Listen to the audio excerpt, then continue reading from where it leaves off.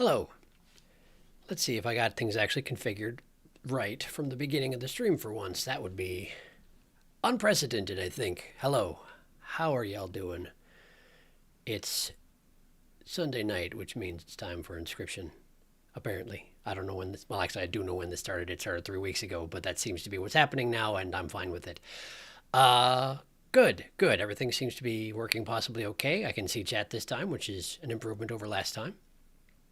As long as... Yeah, good. You can hear me, and that's all good then. All right. So, I suppose I have no particular reason to delay. Let's go ahead and pop over to the game window, yeah? There we go. And there we go. Good. Looks like you have visual and audio, which is all I can really ask for from the game at this time. So, last time we finished the game, sort of, and then, having finished the game, unlocked the option to start a new game. And I did do the intro real quick, but I am going to redo the intro real quick, just in case anybody missed that bit, and also to give myself a refresher on what we're dealing with, because it seems the game has changed fairly radically. All right, no game. Erase save data and start new game. I mean, I didn't do anything. Yes, erase save, that's fine. I'm pretty sure.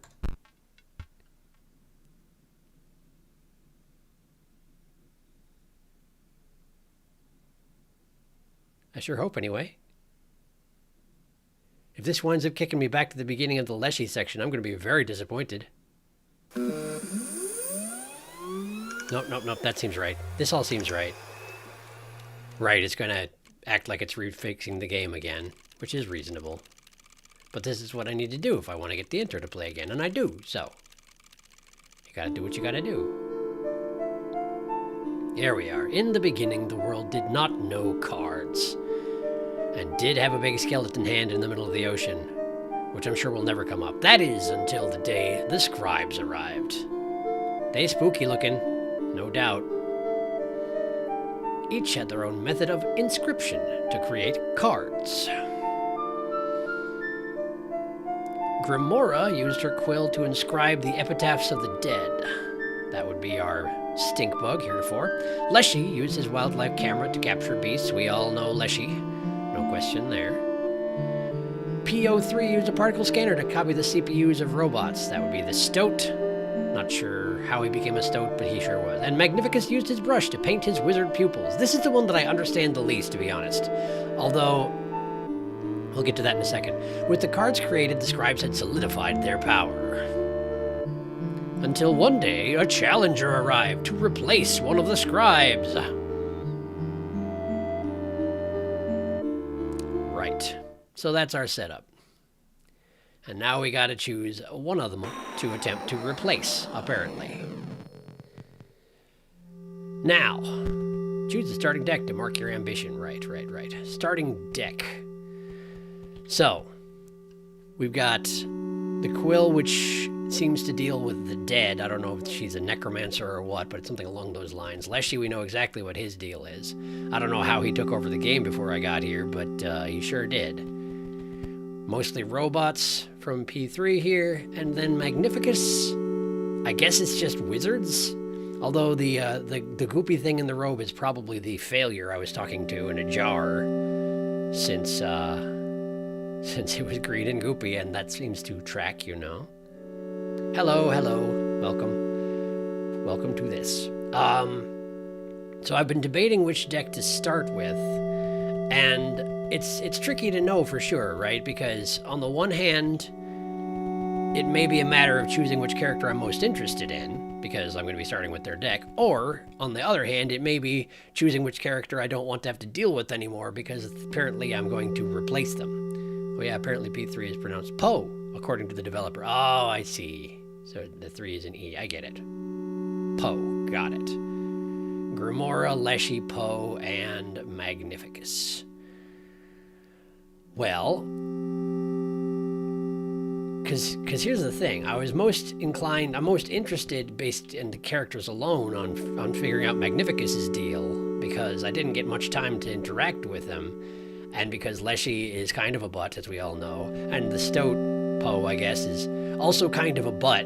Grimora's probably fine, but I'm not usually drawn to necromancy right off the bat. But if whichever character I choose is going to be removed from the game, then Magnificus is perhaps not the one to choose. I don't know. So I'm leaning towards Magnificus, but if that's going to just remove him from the game, then perhaps that's not what I should do, is basically what I'm coming down to. But I don't have an answer for that, so I'm inclined to just try it and see what happens. Worst comes to worst, I guess restarting is always an option. What happens if I wander around? These flowers are huge. They're huge. Look at them. Can I go behind this? Yes, I can. Look at the 3D. It's extremely 3D, but I cannot cross this text box. I see. Can I go this way? Nope. I think you can switch. I think you can get one more chance to choose when you get to the end. I'm not positive we went with Poe because I thought it was a butt. Hello, I finally made it to the live stream. Hello, welcome. Okay. So it sounds like you do actually replace whichever one you choose, which does make sense.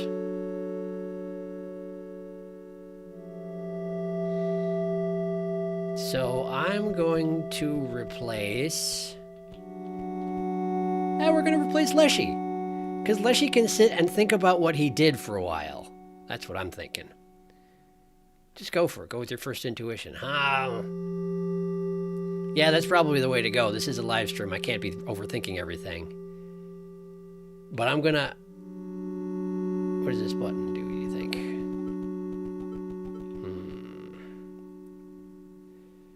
Yes, nuts to you, Leshy. Yeah, okay. Let's go ahead and... Plus, I like beasts anyway. I'm inclined to take the beast deck if beast deck there be. So, yeah. We'll swap out with Leshy. Your ambition is to replace Leshy and become the Scribe of Beasts. Yeah, I'll do it. Take that deck. Yes. The cards were added to your collection. Okay. So I got Leshy's deck of beasts. Sounds good. I guess now I go this way, probably. Can no longer interact with the others. And that's all fine. Okay, off I go. What is this? I was about to read that out loud, but geez, apparently you got it covered for me, dude who I ostensibly am. Whoops. There seems to be some kind of a bridge orc, perhaps. Hello. Can I interact with you? Yes, I can. Whoa, I was just about to call it quits out here. Okay. But now that there's, you talk so slow, a challenge in our midst, it's back to work for me. Okay. I should be able to get this bridge fixed in full disclosure. It'll take me exactly as long as it takes you to defeat one of those scribes. So, come back later. Oh, and by the way, I know you used that new game card again. Did I? Oh, you probably wanted to try a new starter deck or something. I get it. But, like, I have to restart on this bridge every time you do that, so take it easy, right? Okay. So it's calling me out for hitting the new game again to see the intro. Got it. So don't just do that willy-nilly or the NPCs get mad at you. Understood. Anything else to say? Nope. Oh, yes, you did. Gotta get out of that momentum. It was different. Sorry. Look, you seem to be a fine enough player, so I'll fill you in a bit. These scribes are crazy out here. Always at each other's necks. Desperate struggle for power, you know? Just stay out of it. You don't want to end up like them. Wait, but you specifically told me that I had to go defeat one of them in order to get you to fix the bridge. So, I mean, I don't really have much of another choice around here, do I? Ugh. Woof, it's time to get back to work. I assume you're saying woof out of exertion rather than actually barking like a dog, but we'll see. Maybe you'll give that new game card a break this time. Yeah, I mean, I can do that. Sorry. I didn't mean to give you that much trouble, but I can't imagine you got far on the bridge before I hit the button. Okay, so... Oh, the skeletal arm has got to be Grimora's wing of things. And presumably this is Leshy's, which is now me. So let's go ahead and check out my own territory, shall we? Oh, look who it is! Look who it is! It's the angler. No. No fish, no pass. I see. Okay. 2 does not equal 3? Is that what that says? Because, I mean, you're right. Is that written in blood? Not sure. Let's go talk to the prospector. Doop-a-doo. Hello. Dang, damn it! That dang hound got herself lost again. You think you're getting past? Think again. Not till I get some proof, my girls. All right. Okay, got it. So find the prospector's hound or no going past there. You pried the chest open and found a card pack inside. You received a beastly card pack. All right, so I got a mantis card. Now, I don't know if it'll be as broken as it always has been before, but I sure did get a mantis god, and it is rare, so go me. Grizzly, ghost ship, waterborne. Also, at the end of the owner's turn, ghost ship will move in the direction inscribed on the sigil and drop a skeleton in its old space. Okay. Broken obol. Once broken obol has struck the strikers and dealt a single damage point. Okay. Cool. All right. Cards are added to my collection. That's good. That seems good.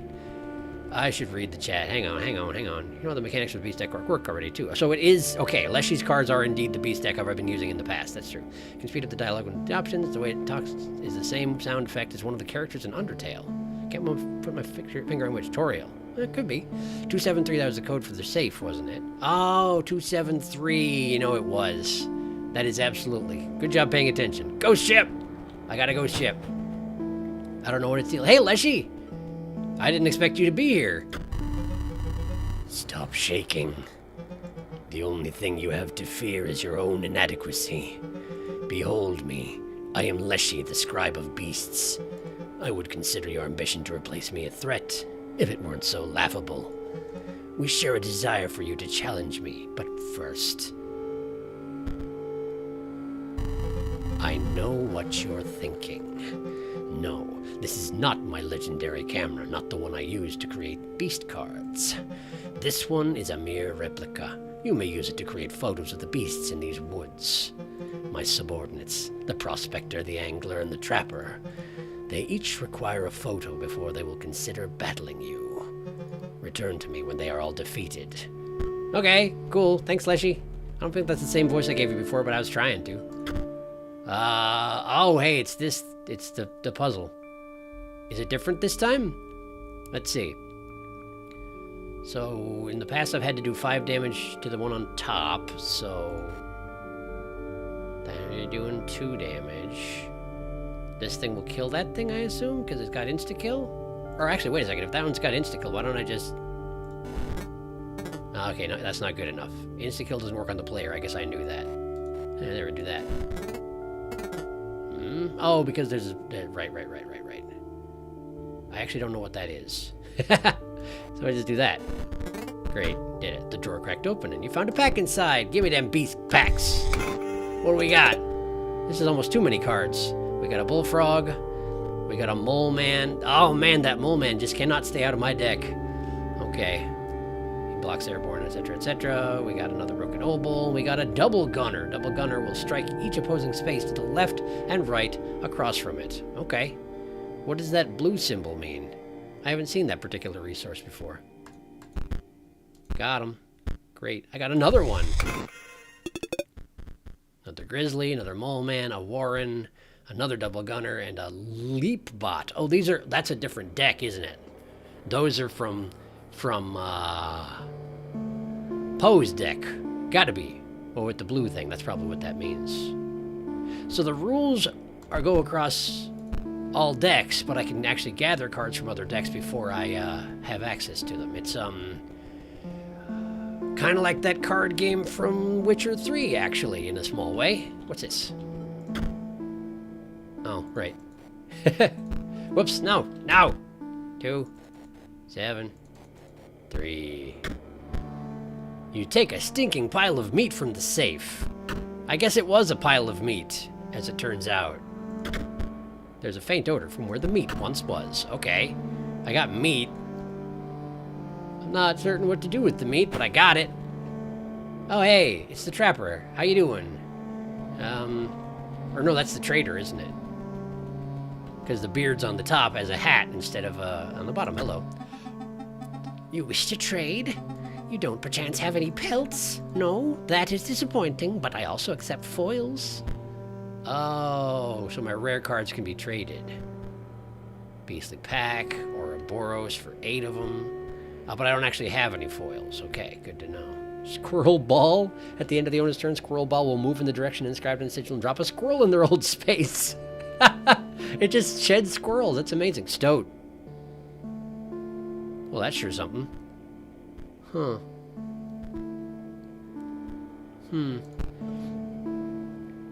Gwent, that's the one, yes. You're right, all the different decks can all be mixed together. You'll see as you go. Apparently I will. Check everything. You never know. Dark corners, can't trust them. Alright, cool. There's nothing here, and that's fine.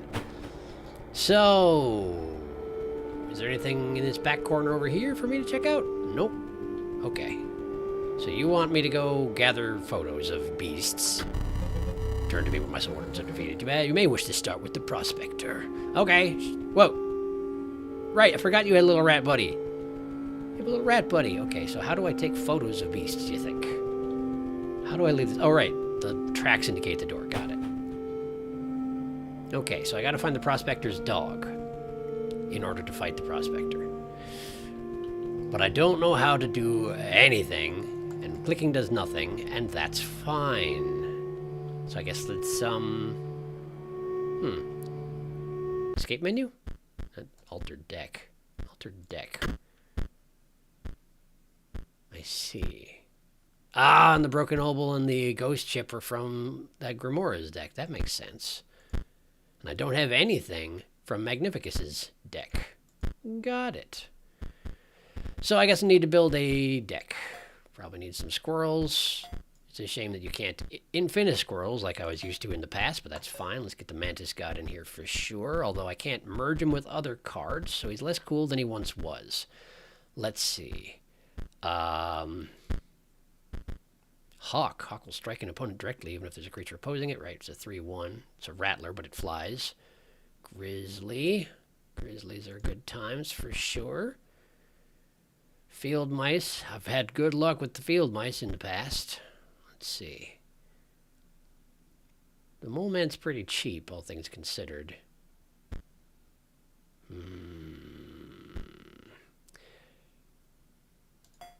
Let's take a Warren along. Wow, I got a lot of Warrens. I had a ton of Warrens. I wasn't actually expecting that to be the case. Get an Adder. Don't seem to have any wolves, interestingly enough. Take the Field Mice.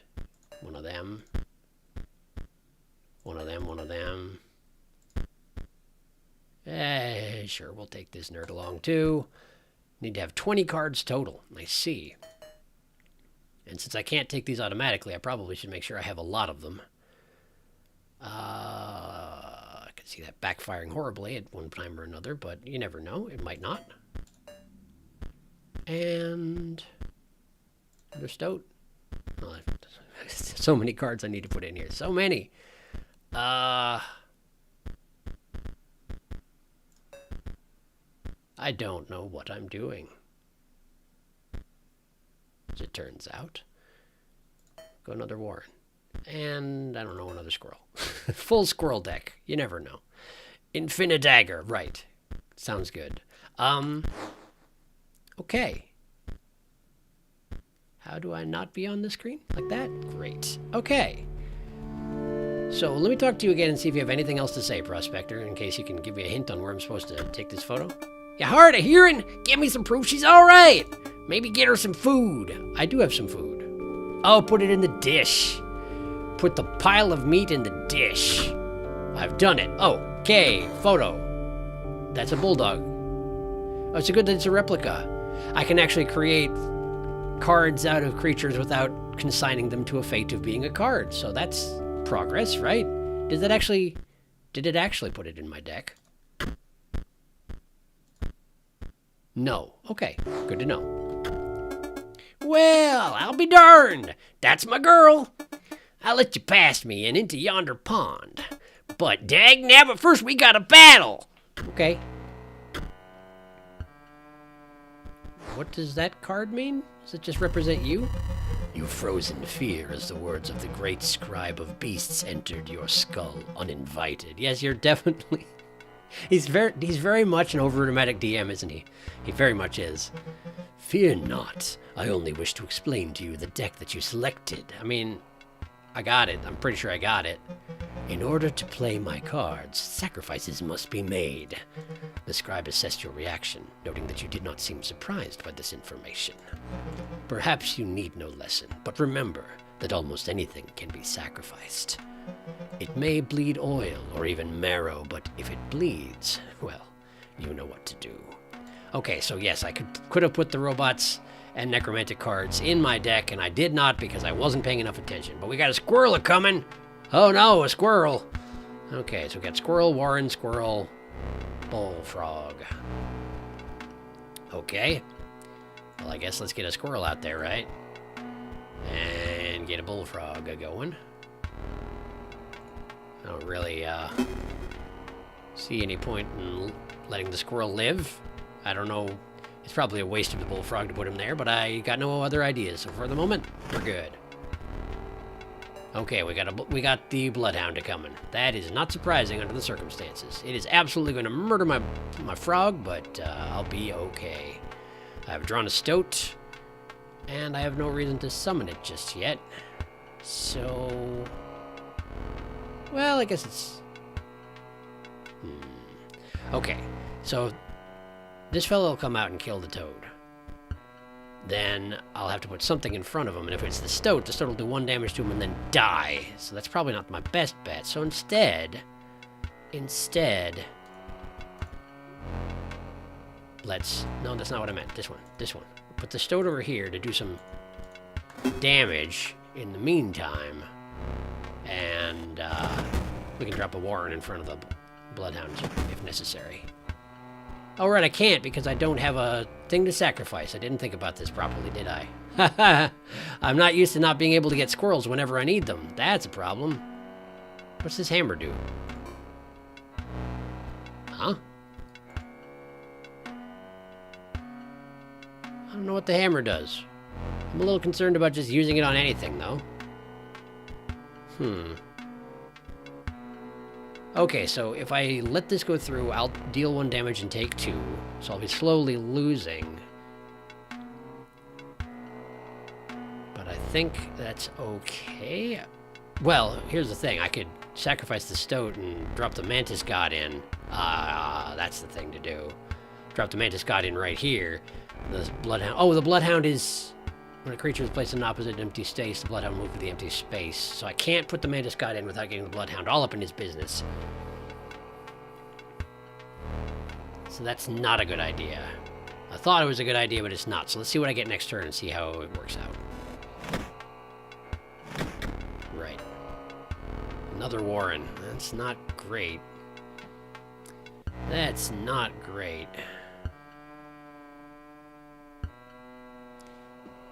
Okay, let's see. Mixing up the decks to find a synergy that works for you is going to be one of the real challenges as you go. How you're playing will likely be different from how you choose to play, and that's cool. Stop hammer time? It is not hammer time this turn. I do not recommend hammer this turn. If we stop hammer time at some point, hammer is useful. Okay, cool. So let's see here. If I got a warren into play, I could get a rabbit into play, and that would let me summon something else. But only one other thing. Okay, I think I have an idea. It's a little bit roundabout, but I think it'll work out. So we, sacrifice the stoat. And drop a warren here. Warren pulls out a rabbit. I get a rabbit, the bloodhound leaps over to block. Good, good, good. Now, I bring the rabbit out.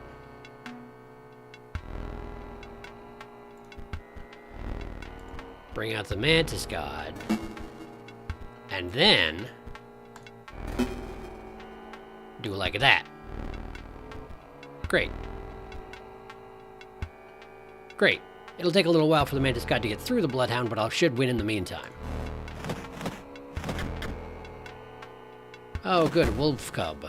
That could be a problem. That'll kill my mantis god with no real problem.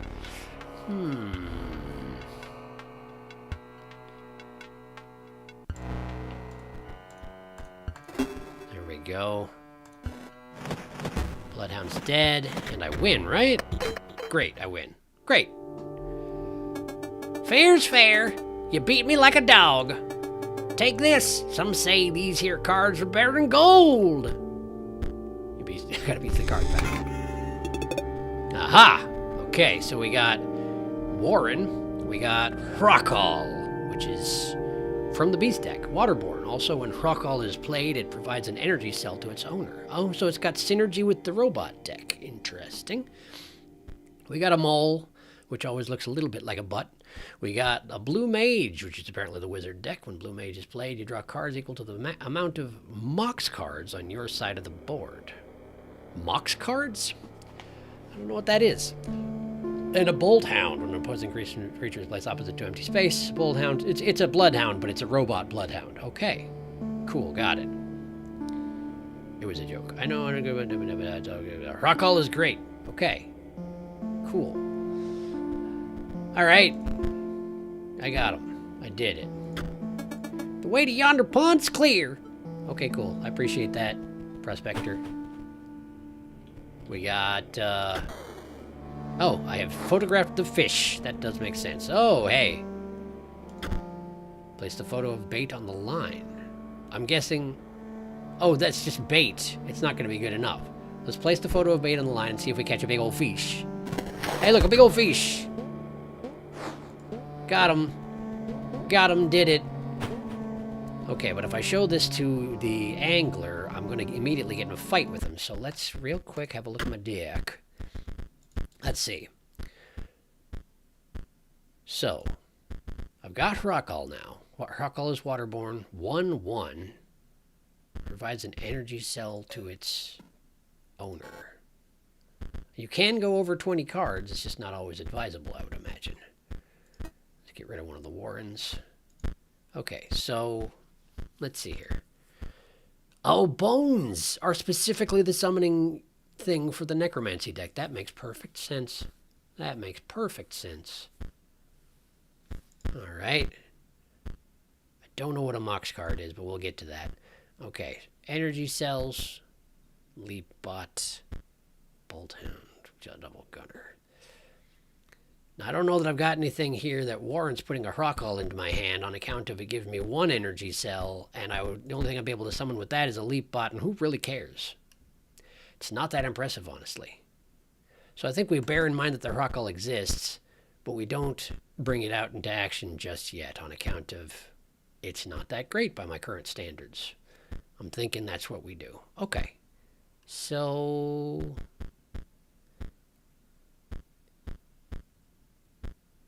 I do feel like I overdid it with the Warrens last time, but of course it may be related to that I think I drew all three of them. That's probably not going to happen every time.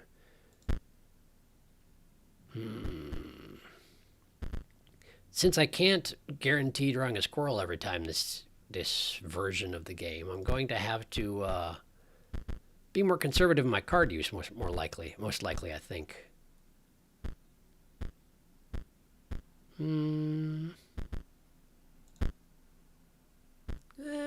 Let's drop another hawk in and see how that works out for us. It should be fine. Okay, great. So angler time, yes? Can't talk to the dog, can I? No. No, I can't. That's fine. Fish. Fresh fish. Good. Still. Must beat. Okay, I figured that's how it works. Oh, hey, he actually is a card. How do I gain access to his card, do you think? A salmon? I've never seen a salmon before. Waterborne. At the end of the opponent's turn, the salmon will move in the direction inscribed on the sigil. 2/2. That's a beastly salmon. And it's waterborne, so I can't kill it. That's a pain. Okay, so I've got a squirrel, I've got a warren, I've got a stoat, I've got a bullfrog.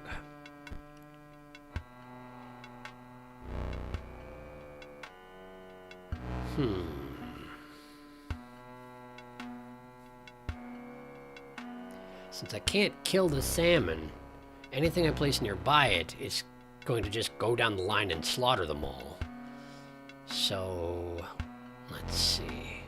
And I don't have anything that does high enough damage to do anything about it immediately.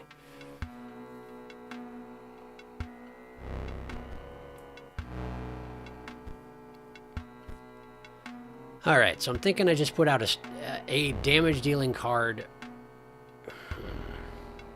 Maybe put a Warren in front of the salmon and use the rabbit to summon the stoat way over here, where it's not going to die for a little while, and then see what I draw next. Of course, then I'm using all my sacrifice cards right off the bat, which again isn't a great idea. Let's see. The minified music from Leshy's cabin is creeping me out a wee bit. That's reasonable. Gold must always be pronounced as if one were a prospector. This is true. Absolutely, this is true. Okay, let's see. Beefy salmons. Never underestimate the power of a fish. Fair enough. All right, so we're going squirrel. We're going Warren. Oops. There we go. Warren pulls out a rabbit. And let's get the stoat into play over here. Yeah, okay. I did exactly the thing I said that I shouldn't do, but that's fine. I'm fine with it. Salmon moves to a new space. It sure does. And now it's underwater. Isn't that nice? Hawk will strike an opponent directly, even if there's a creature opposing it. That would be a nice thing to have, and it does 3 damage. But I don't have the sacrifices to get it into play, so for right now, I have to just wait. Salmon emerges from the deep. Okay, we're tied up. Salmon moves to a new space. We got a squirrel. Okay, so I can now get the hawk into play, and then I will win an attrition battle with the angler here. So let's... What do you suppose these represent? Do I just have 6 turns to win this? I wonder what happens if I, Oh! No, I get it. Energy cells. That's energy cells, and they generate automatically 1 per turn. So Hrakal gives you an extra energy cell. So basically the... Right, okay, the robot desks, the pose decks, the prices are higher, but you build up the resource you need automatically, as opposed to Leshy's, where you need to sacrifice squirrels at the very least. Got it. Okay. Raven here. Good. Salmon emerges, does his dirty work. Oh no, another salmon, that's a problem. Well, I can get the bullfrog out. And that'll do 4 damage this turn, which is enough to win, so let's do it. Great. Did it. Won it. Got it. You beat. You pass. First take. Beastly card pack.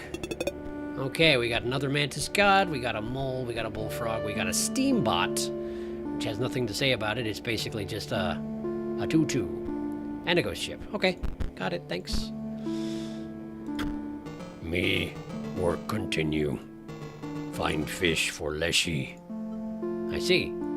I guess you did mention that they were your subordinates, right? I have to move with... Here we go. The arrow keys. What do we got over here?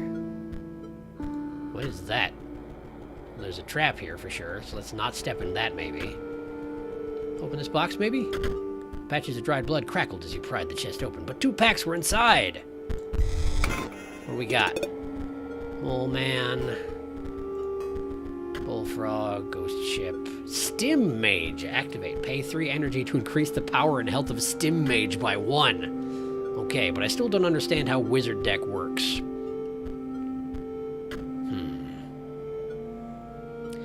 Okay, well, I'll take him anyway. Got him. Thanks. And we've got Field Mice, we've got Stim Mage again, we got Buff Conduit. Other creatures within a circuit completed by Buff Conduit gain 1 power. I see.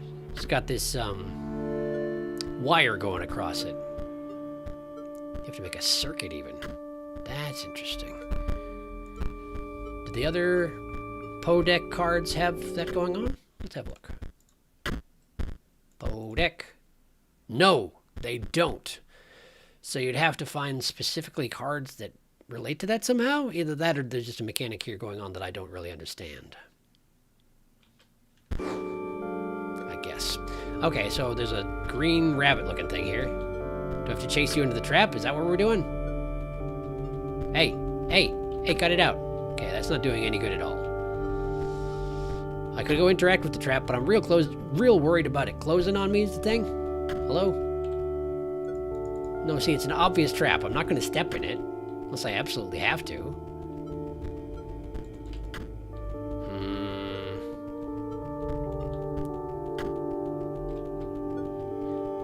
I'm going to go back and talk to Leshy and see if he has any advice for this situation. I don't know why I'd be trusting Leshy for that, but I don't have anybody else to talk to at the moment, so... Hey, Leshy. Right. Okay, so I guess I have to walk into the trapper's trap where I don't get the opportunity to do nothing. Alright, go for it, I guess. Oh! I see. What if I leave it there? Hey, go over to the other side. Hey, go on. Go to the other side. Yeah, thank you. Gross. A photo of a pelt. I've got it. But only the one. You'd think you could just take more photos of the same pelt, but apparently that is not the case. Okay, so I trapped a rabbit. And it died. It was a green rabbit, so maybe it's okay that it died. I don't know. I don't know how it works. Is there anything going on at the pond these days? I'm guessing I have to talk to the trader, since the trader is effectively the trapper. Man, that's a gigantic shark. If shark it be. Anyway, not much to do here. Let's go back, talk to the trader. Doop-a-doop-a-doo. Was there something else I needed to do in this room that I just forgot to go back to? Hang on. I did this already. No, it looks like I got everything in here. Okay, good. All right, hello. You have brought a belt. I'm pleased. Yet another turn of the skinning knife. It is time to set another trap. And now you're the trapper. I smelled a hare's blood on you. Great. So let's fight this crazy man. Okay, so he's got a burrowing trap. Can't be sacrificed. When an empty space would be struck, the burrowing trap will move to that space to receive the strike instead. Also, when burrowing trap perishes, the creature opposing it perishes as well. A pelt is created in your hand. And we got a bullfrog. Okay. Well, that's a pain. But if I send something weak out to fight it, that would be ideal. The bullfrog is gonna... let's see here. It seems to me what I should do is hang on to my adder for now.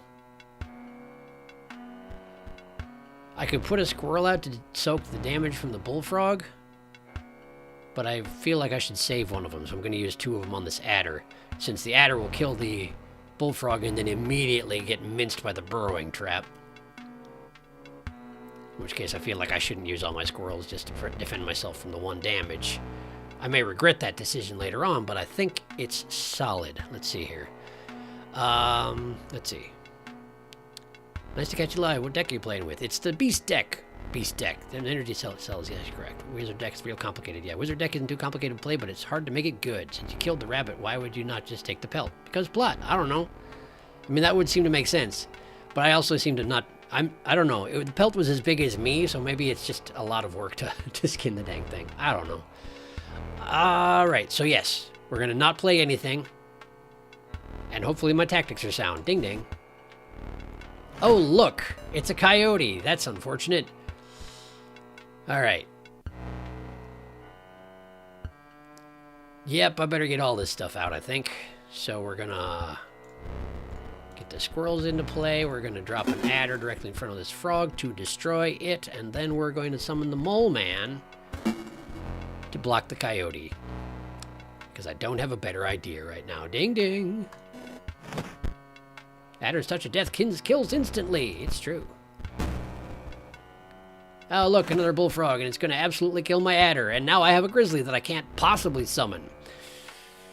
And it's going to kill my adder before I... Even if I draw a squirrel, the adder will be dead by my next turn.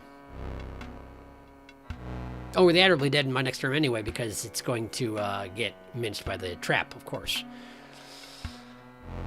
Okay, well, I made my bed. I got to sleep in it. Burrowing trap digs down and pops out to block. Touch of death kills instantly. Burrowing trap snaps shut. And I get. Mole man digs down. Wait, did I not get the pelt that it said I was going to get? Did you lie to me, game? Mole Man's not going to last past the coyote's attack. But I certainly can't summon either of these. Ding ding. Another coyote. Wow, this has gotten real bad real fast, actually. Okay, well now I can summon... No, I can't summon anything, because I don't have anything that costs 1 blood. I can just drop a squirrel in there to die. And if I don't, I will lose. In fact, if I do, I will lose as well. I lose this no matter what. So what's the hammer do?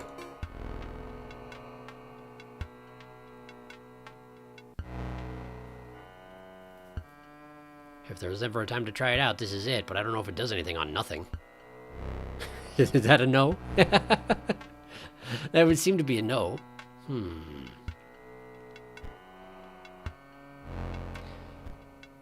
I could play my squirrel and try to hammer the squirrel.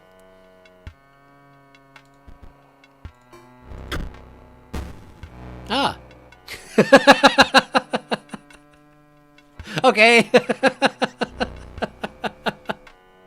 Cool, well I lose. Let's see what happens when I lose. Oh no! Come closer. You'll make a fine pelt. That's... I'm sorry to hear that, but it also doesn't actually make any difference, it seems like, huh? Let's see. Is my deck still good? Did I lose anything? Doesn't look like it. Wait, I used to have 2 Mantis God. No, I have the other Mantis God in my hand right now. Wait, why didn't I bring another Mantis God along? Why would I not bring a Mantis God along?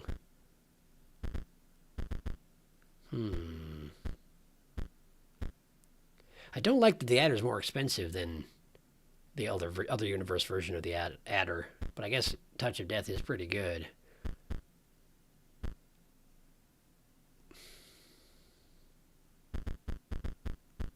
I don't know if going over 20 cards is a great idea. We'll reduce it to 1 hawk.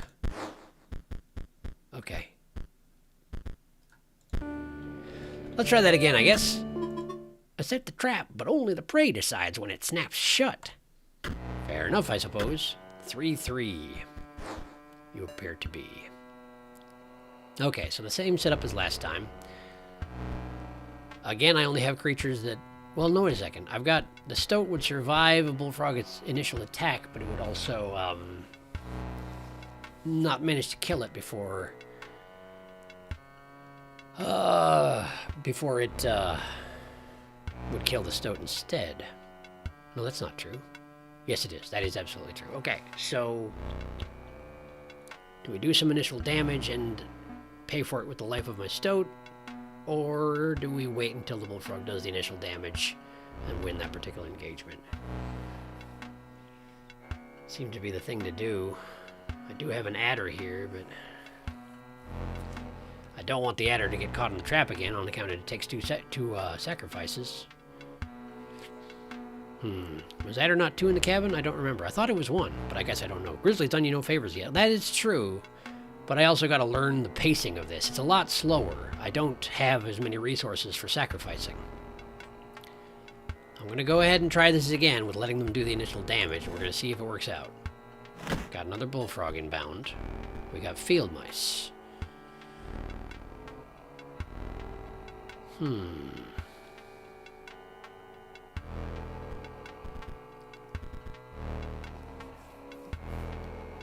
definitely feeling the squirrel shortage is the thing. Okay, well, at the very least... On the one hand, I could get the field mice out and kill this Bullfrog in 1 turn, but I also don't know that that's actually a good thing to do, because it'll just mean that the field mice get caught by the burrowing trap faster.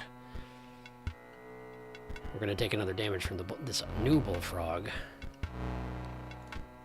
But I sort of accept that. This one will die eventually, and then the Stoat will get caught in the trap. I just need to figure out... I need to draw something that I can do damage with before I die.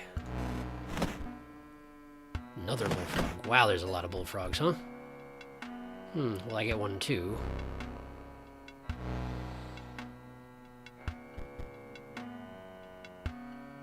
Okay, well...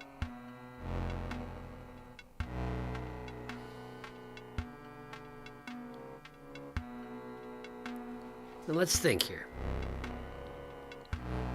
The adder will die as soon as anything touches it, so that's not the thing to get out here, no matter what. Plus, I couldn't do it without sacrificing the stoat, and that seems a little bit silly at the moment because it's about to win that fight. It'll then get killed by the toad, but better it than me. So we put the toad out in front of the other toad, I would think, yeah? Toad. Bullfrog. I don't know why I keep calling it a toad.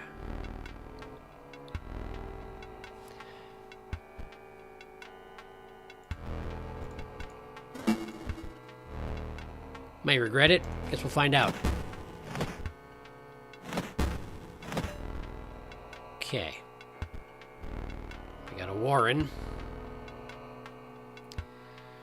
But I can't put the warren into play without killing the bullfrog, which will mean this bullfrog will live, which is not worth my time, so dang. Coyote behind the burrowing trap, but it's not going to last there long. Okay, so now we got a mantis god. But if the mantis god does the first damage, it will get killed. And I do not want that to happen.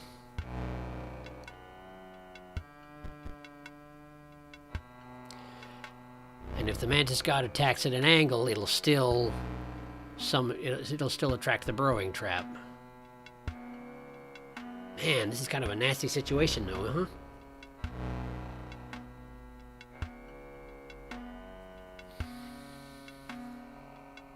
Let's see. This deck is definitely different without the choice to freely draw squirrels. Yeah, if you can keep the mice alive, you can get through this easy. I'm not going to give tips unless you ask, of course. I give Jay a lot when I play. Don't get me killed any more frequently than I get me killed. That's fair. Okay.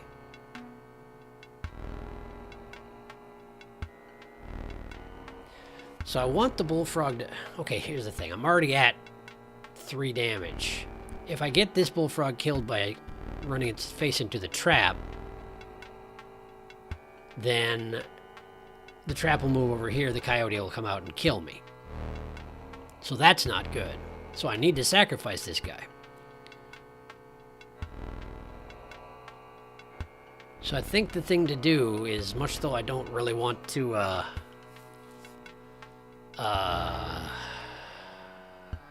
lose my field mice immediately, I think that is what I need to do here. Wait. Right, so I have to use my warren and I have to use the bullfrog to get the warren out, then put the rabbit out, then summon the field mice here. It'll kill the bullfrog. The trap will stay put for just now. And I'll have one more turn to get a chance to get something else out to get killed instead. About the best I can ask for right now. Okay. So we put the warren. It doesn't really matter. Warren pulls out a rabbit. Rabbit goes wherever. Field mice.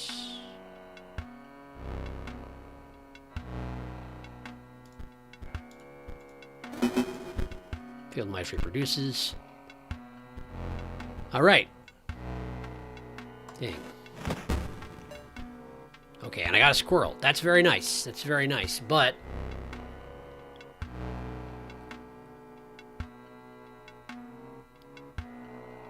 if I put the mantis god out, no matter what, it will immediately get killed by the trap and turned into a pelt instead of whatever else I want it to do.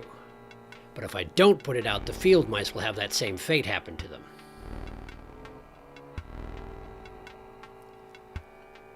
So the thing to do is sacrifice the mantis god. The coyote will come out, but the field mice won't die, so the field mice will continue doing 2 damage per turn, which will put it at 3 and 1, or excuse me, 3 and 2, which means the coyote won't win the game for him. So that is the thing to do, whether I like it or not. Just in case it doesn't work the way I think it does, let's put the mantis god here. But I'm pretty sure I know exactly how this is going to work. Burrowing trap digs down, pops out to block. Snaps shut. Wow, I was absolutely wrong about how it worked, and I just lost.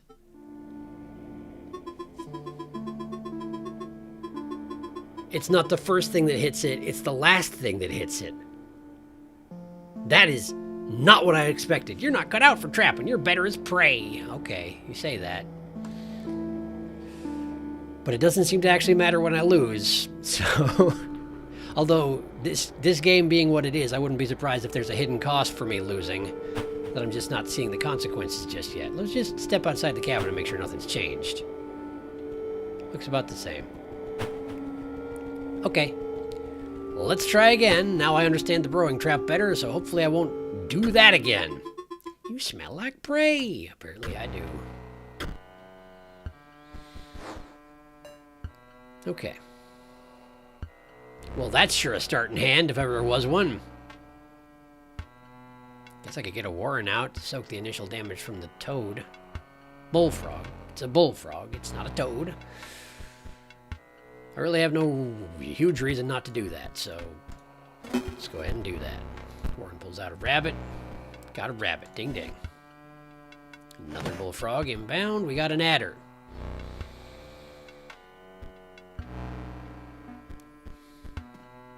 When it perishes, the creature opposing it perishes as well. You have to kill it for it to be able to...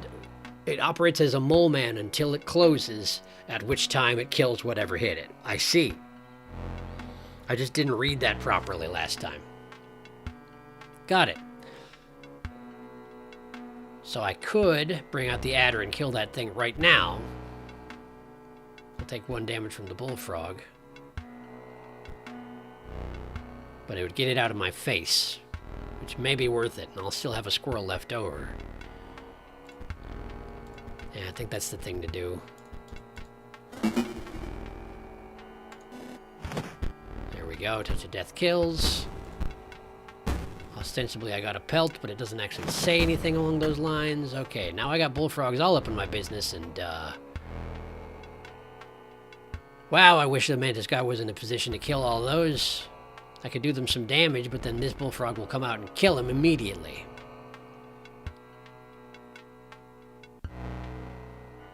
And then I'll take 2 more damage, and I'll have no cards in my hand.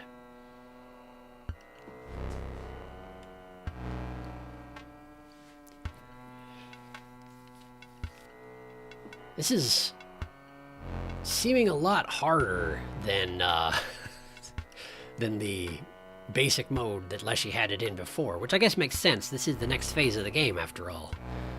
Either that or I'm just playing a lot worse with the cards I'm given. I don't know how much value there is in putting out a Mantis God to do 1 damage to these 2 bullfrogs and then die immediately. Since no matter what I draw next turn after that, it will not be able to save me. Because, okay, so even if I put the Mantis God out and I do that thing, they'll each be alive, this thing will kill the Mantis God, I won't have any cards left, and anything I draw will not be playable unless it's a squirrel, and all that'll do is block one of these. I'll have taken 2 damage, and they only have to do 2 more damage to win at that point.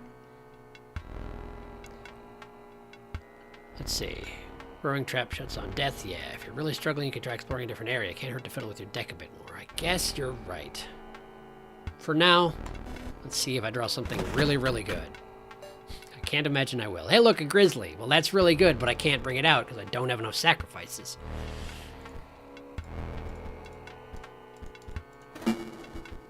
Just because I can. Didn't that feel good? Right before death? Great. Okay, so I lose again. Make a fine pelt, I apparently will. Okay, so it's been recommended that I check other areas, and it's been recommended that I adjust my deck. I didn't realize that checking other areas was as much of an option. Of course, it makes sense. You can't cross the bridge to the other 2 scribers until you beat one of these 2 scribers, but there probably are different difficulty encounters over here too, yeah? That would seem to make sense. Hello, can I click on you? No. Ah! Yes, okay, cool. You're here, marvelous. I am Grimora, scribe of the dead. If you wish to test your skills against me, you must first prove your wits. Okay. You must discern which tomb marks the final resting places of my lovely ghouls. Okay. What's this? What's this? I found a piece of an epitaph. It reads, eaten by a hungry dog. Okay. What's this? Oh no, do not look upon me. Do not snarl or sniff, I beg you. If you wish to battle, please let us get it over with. Okay, so you were probably eaten by dogs. You got a bone hound. That's a big, nasty bone hound. Okay. Well.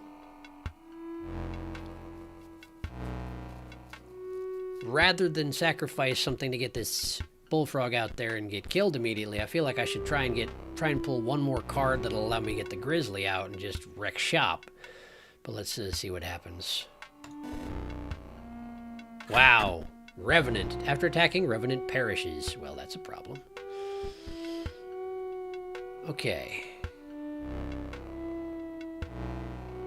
Now, the ideal position for Mantis God... Actually, I could put the Mantis God... Oh, right. The Bone Hound's going to block 3 times. Okay. Okay. I can deal with this. We're gonna drop...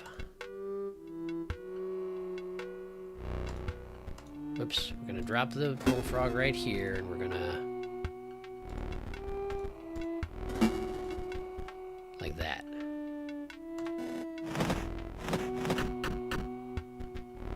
Right, that's not how I thought.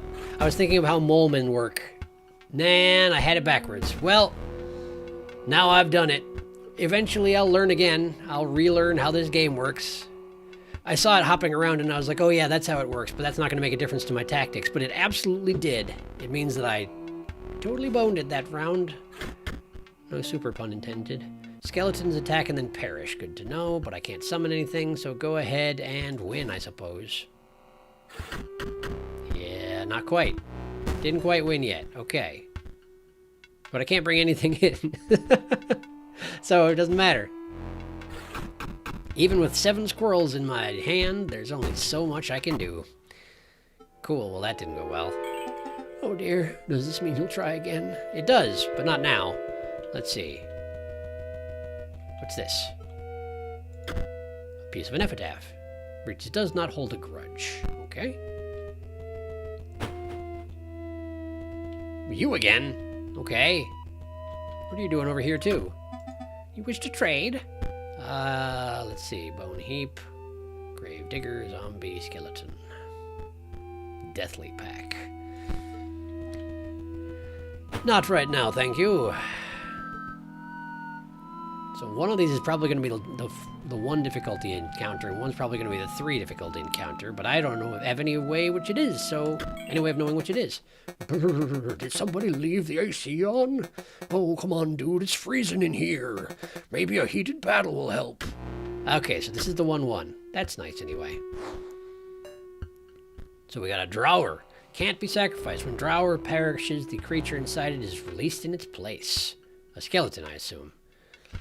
And a Banshee. Banshee will strike an opponent directly, even if there's a creature opposing it. Okay. So,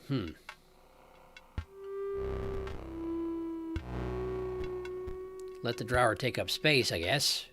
Doesn't really do it any good. Or it doesn't do me any good to break it out of there, and it does my opponent some bad to have it not broken out of there. So we'll start with this. Banshee attacks the stoat. We got a skeleton. Let's go ahead and drop a warren in front of the skeleton. Hit the bell. Banshee dead. Skeleton will collapse into a pile of bones like it does. We got a mole man. I mean, that'll protect me from skeletons for a good long while. Why don't I just sacrifice the warren? Get the mole man out. Okay, we've got another Revenant inbound. It'll absolutely kill the stoat, and I guess that's fine. I can't quite get a grizzly out unless I were to... Wait, yes I can. I would just have to sacrifice the mole man. Poor mole man is doing his best. Alright. That is what I'm going to do, though. There we go. Excess damage. Got a foil. Okay, so that there is a benefit to overkill in this mode as well. You won, but now I'm a bit less cold. Take a pack on the house. Thanks. Deathly card pack. We got a Mummy Lord, which is just 3/3 for 8 bones. We got Necromancer. When another creature you own dies, it is returned to life and dies again immediately. Okay. Not sure I fully understand, but fair enough. We got the Walkers. When the Walkers dies, 4 bones are awarded instead of 1. The Walkers. It does appear to be the Addams family, practically. Just not enough members. The Walkers, huh? Okay. More field mice and a blue mage. All right. Got him. You did beat me, so I guess I gotta fess up. The name's Casey. Casey Hobbs. Hey, look who it is. It's Casey. I remember you in the previous iteration of you. I'm from the tombstone on the left. You found a piece of an epitaph. It reads Casey Hobbs, 1970 to winter 1992. I can still talk to Casey, but they're now... I can't think of the word. Not physical anymore. Casey. Casey Hobbs is the name. Tombstone on the left. Okay, let's see here. Looks outside. Dang, when it get to be midnight, it's so dark. It must be midnight here. Bonehound is a friendly doggo. Indeed. You pulled up an epitaph piece. It reads, the defibrillator failed. Okay.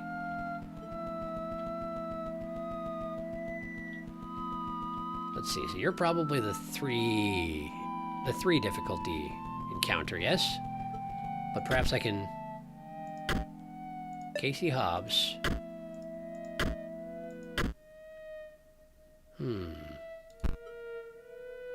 So you have to fill in the entirety of the tombstone.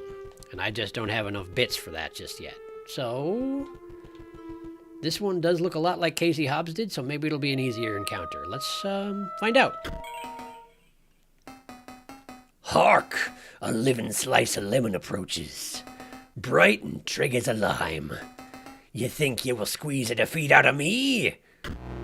Yeah, it is in fact the 3/3. I guess that I should have seen that coming. They've got a ghost ship. Waterborne. So I can't kill it, and it'll just continue spawning skeletons forever. That's a real problem. That's a real problem, really. So it seems the thing to do here is drop a hawk in there and get this over with as soon as possible. I think that'll work.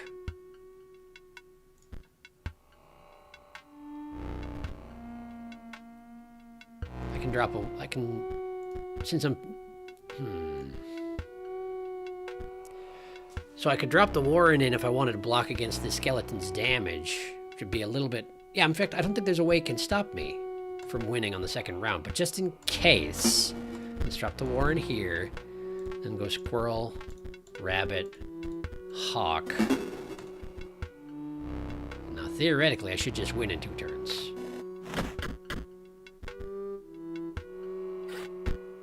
Right? Skeleton collapses into a pile of bones. Skeleton jumps out. Skeleton does not attack, and that's what's important here. And now I win, right? Great. Got 2 foils. Fantastic news. Aye, you beat the pulp out of me. Firstly, take you this. Okay. Got more walkers. We got a dead hand. When dead hand is played, discard your hand, then draw a new hand of 4 cards. Could be a useful thing to have around. We got Pharaoh's Pets. Counted as 3 blood rather than 1 blood when sacrificed. Oh, so it's the black goat, but it costs 6 bones to bring it in. When Pharaoh's Pets is sacrificed, it does not perish. That's a really good card. You gotta have 6 bones to get it out there, but otherwise it's a very good card. Thick Droid. Okay.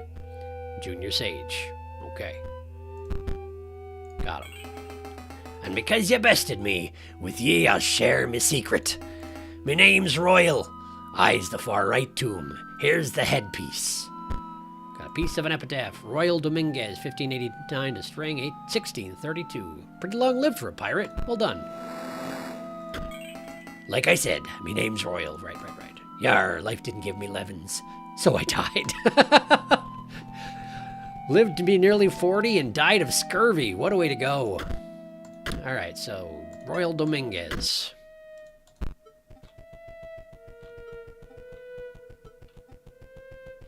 Did I have a secondary bit for him? Not eaten by a hungry dog. Clearly the one who was eaten by a dog is this one down here. And for the third bit, what do I have? Defibrillator failed. There wouldn't be a defibrillator back in the 1500s. Does not hold a grudge. It might be, but I don't know what the third one is, so...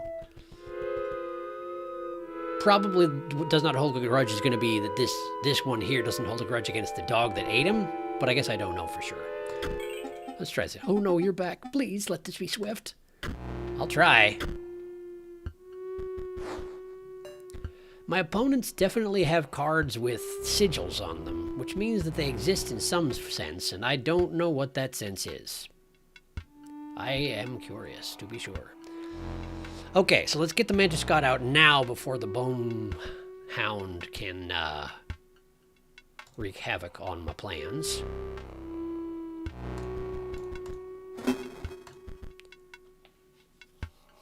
The Bone Hound would just destroy the Bullfrog on his first turn out, but I would also be at 4 damage if I got him out, but I also wouldn't have any cards to react to anything that happens in the next turn. It seems like the first couple of turns are way more important on a beast deck than they were in the past. If I let the Bonehound do the damage, I'll have done 3 damage to him, and he'll have done 2 damage to me. A lot can happen in that meantime. He can't get another card out, though. Right! Definitely get the Bullfrog out, because then I should just win on the second turn again.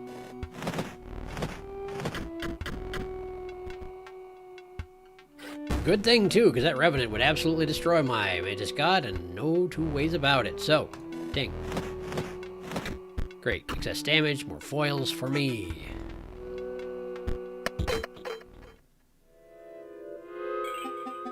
It is over. You chewed me out.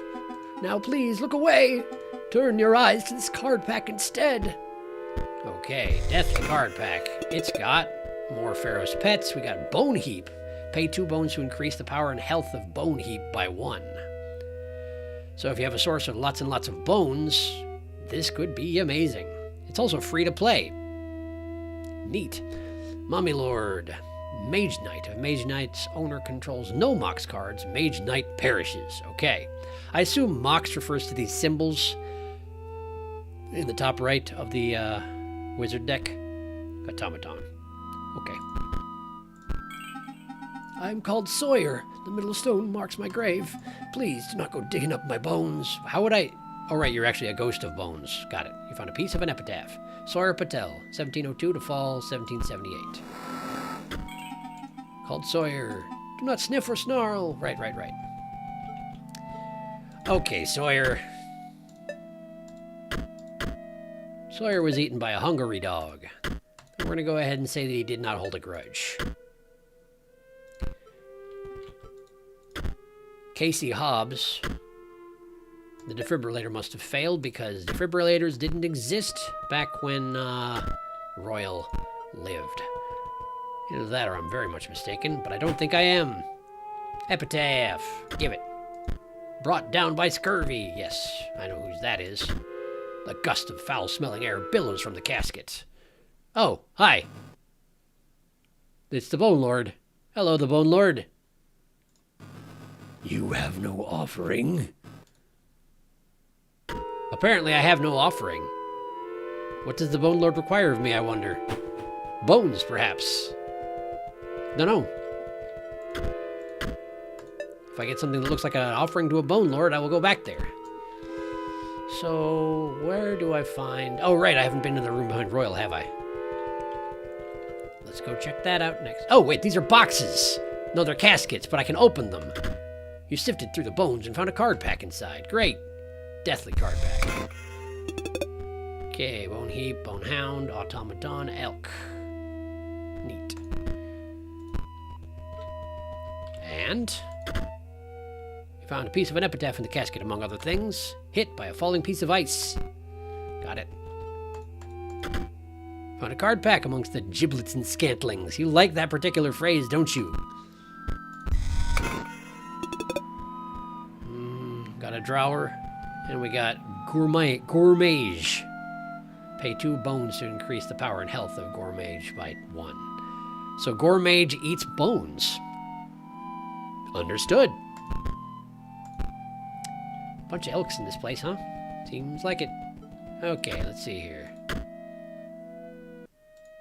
Not that one. This one. Hit by a falling piece of ice.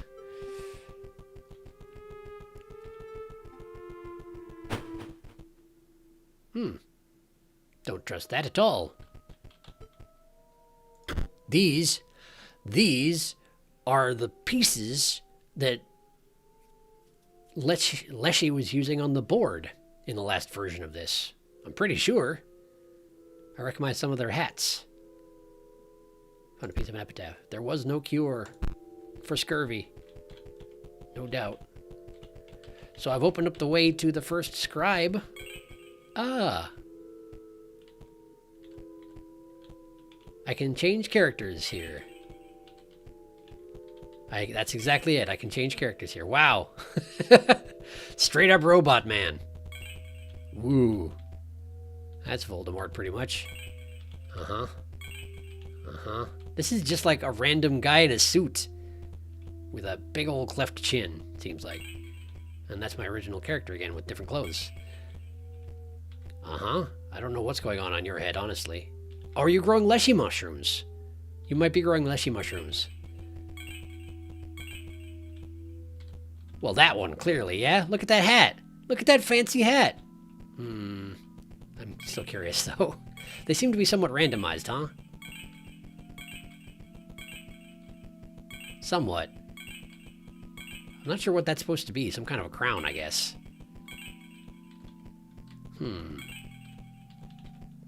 Yeah, you know what? We'll go with this.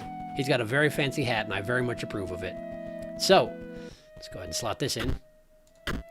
There was no cure. I figured that would do it for you. Marvelous. I believe you have proven your wits adequately. Are you prepared? You will not defeat me. Okay, cool. I probably won't. You're right. Let's have a look at my deck real quick, huh? Alter deck. Alter deck. So. I like the idea of having the Pharaoh's pets around, but I'd need 6 bones to get them into existence. Do I have a good source of bones? The walkers, but the walkers take 4 bones to summon.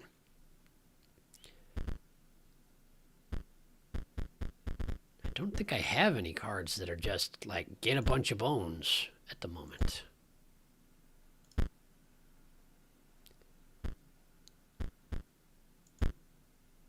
Let's see here.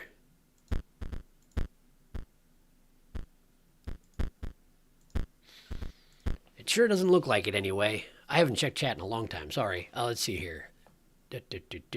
Casey is now non-corporeal. Incorporeal, that is the word I was trying to think of. Thank you. Failed pickup lines. Aren't you just a bright slice of lemon? Just say no to scurvy. Oof, eaten by a dog at age 76. Bones for the Bone Lord. It is a most excellent hat. The hammer. The hammer. Oh. Yeah, I mean, I guess you can just hammer things to death, but why not just sacrifice them if you were going to do that? Now, the reason for that would be you don't need to sacrifice them. You need their bones instead.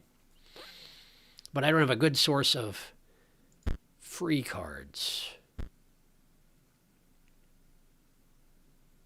Bone heaps are free.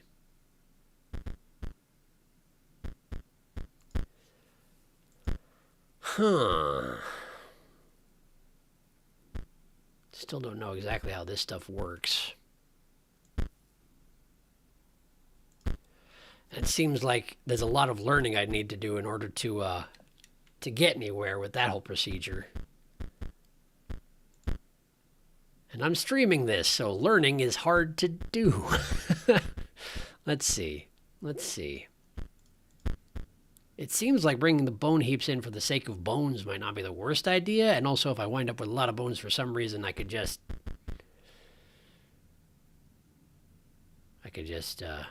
And bone heaps can be sacrificed too, right?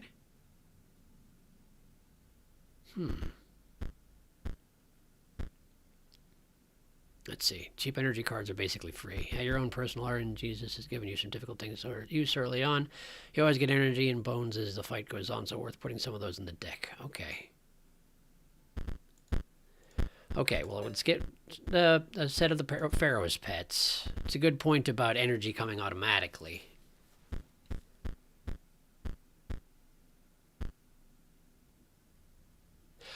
A circuit. Got it. So the ones to the left and right of it. But there have to be ones to the left and right of it, or else it has no effect. That's my guess anyway. Chances are good they don't have to be robots either. Okay. So I'm going to put my cheap energy cards in. I'm going to put my bone heaps in.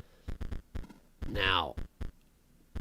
I am going to keep the grizzly around because I've got Pharaoh's pets in here. Let's see.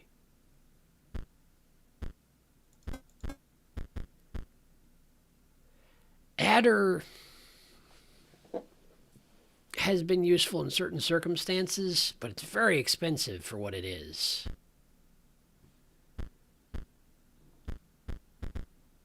Let's see.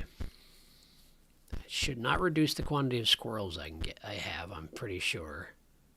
Well, that's not necessarily true, though, either. I just need good sources of material for anything I'm going to need at any time. But there's a certain amount of luck to any of it.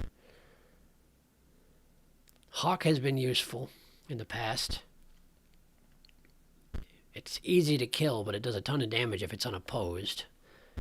Field mice... would be more useful if I had more consistent sacrifice sources, which again is part of why I got the Pharaoh's pets here.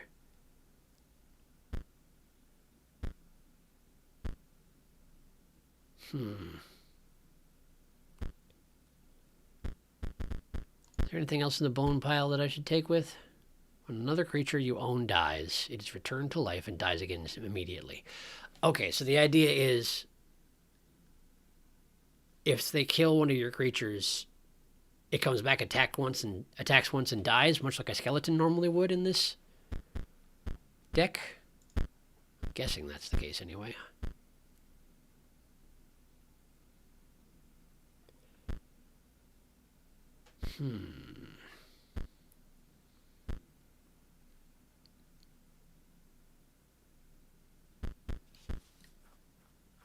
Dead hand.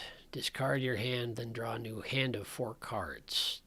There are circumstances in which that would be amazing. Frequently, I run myself out of cards entirely. But it's got a symbol in the top, which some of these do not. That may mean that I can't... No, wait a second. The bone heaps are in here, and that they're working fine, so...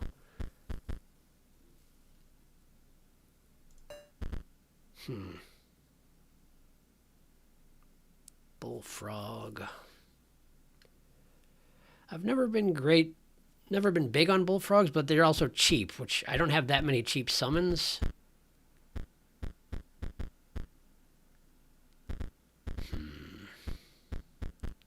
I feel like this is not a very good deck that I've built here, but I feel like the only way I'm going to find out if it's an okay deck is if I just go and use it.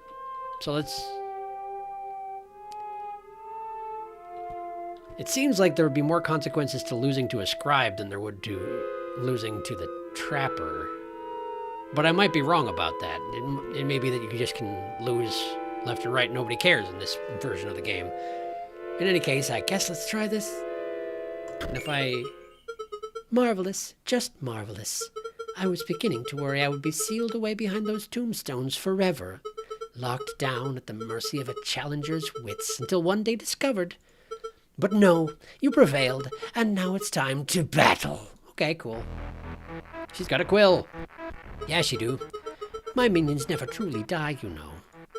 Let's see how you fare. Okay. Some of these skulls have lights in their eyes now. Ah, they are dancing to the music. That does make sense. Okay. I wonder what this means. I'm not sure. Seems concerning. Let's see.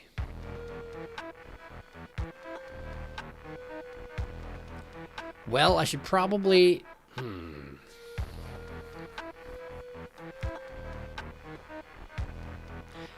wish I could get the grizzly out into play.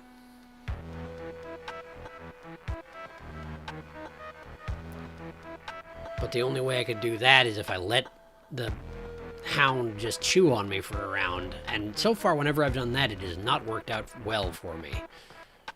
I could put the Mantis Lord out there and do 2 damage. But then the Mantis Lord will die because the Bone Hound will jump in front of him. Unless I put a squirrel out, which will distract him, but also mean that I won't have anything left to sacrifice to get the grizzly out. Let's see here. One with a symbol in the top left of rare cards is all. Okay, fair. That's fair. Suddenly awesome music. Boss theme. Pretty. The boss music is always great. Yes, it does seem to be good. Oh, they are working their jaws as well. Isn't that nice? I'm gonna risk it. I may regret it, but I'm gonna risk it. Okay, we got a Banshee and we got a Sarcophagus. Sarcophagus will grow into a more powerful form after 1 turn on the board. Well, I can summon the Grizzly now.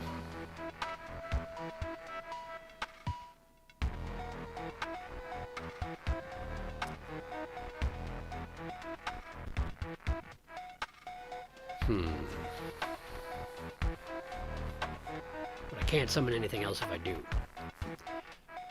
Could be worse. The Grizzly's a very good thing to have, and it will just destroy the Bone Hound entirely. But whatever's coming out of the Sarcophagus is going to be up in my face real fast. Plus, there's going to be a Banshee here. But if it's a matter of attack versus attack, I'll be winning with the Grizzly out, so let's risk it. Bonehound blocks. Let's give him his workout. Oh, I should have. Oh, I still can.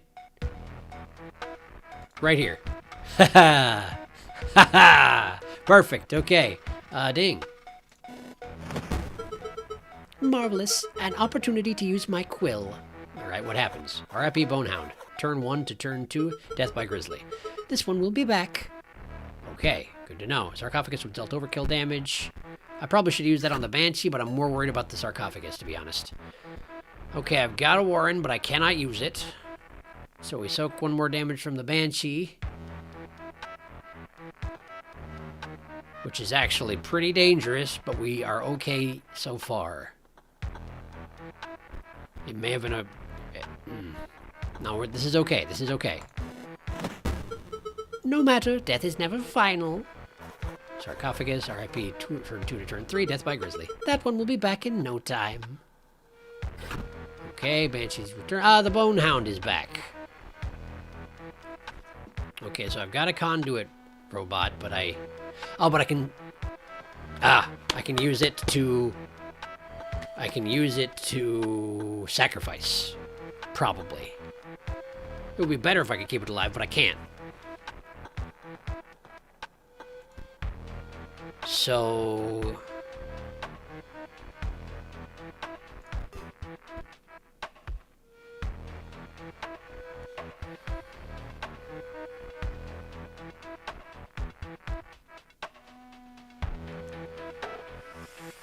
If I put the Mantis Lord here, it's immediately going to get eaten by the Bonehound, but in the meantime... Oh, no, don't do that. Never mind, I was thinking I could use the buff conduit, but of course I can't because I have to sacrifice the buff conduit in order to get to that stage.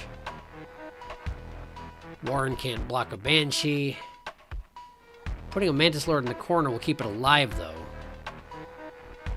seems like a waste, but it's better than letting it die immediately to the Bone Hound. I think.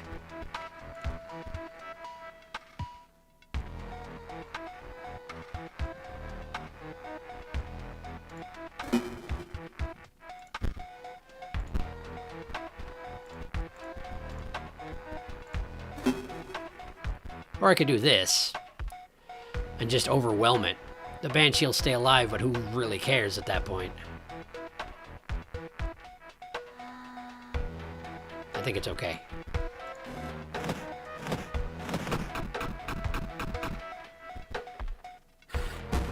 Okay, that's fine. Another sarcophagus inbound. Can't do anything with these cards, that's fine. Great. Ah, you have extra life, I see. You're halfway there, though you may not like what comes next. Oh, fuck. Right. RIP all your cards, turn 1 to turn 5. Death by Grimora. Do you miss them? Fear not, I'll give them back, of course. As corpses! You sure did. Gotcha. We got a zombie inbound, we got another sarcophagus coming. I mean, I'm in a lot of trouble now. Got a leap bot. Can block the Banshee with the leap bot.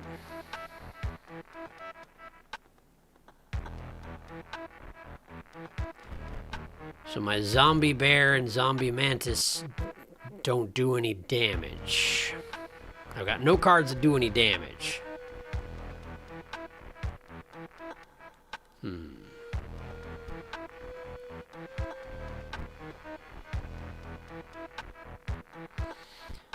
Okay. The zombie will do 1 damage and then it'll sit there chewing on me.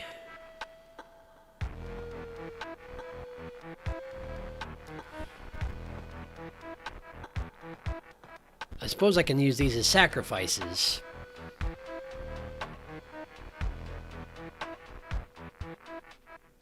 That's gotta be the way to go, huh? Bonehound leaps over to block. Oh, right, I forgot that I can make you do that. That is convenient.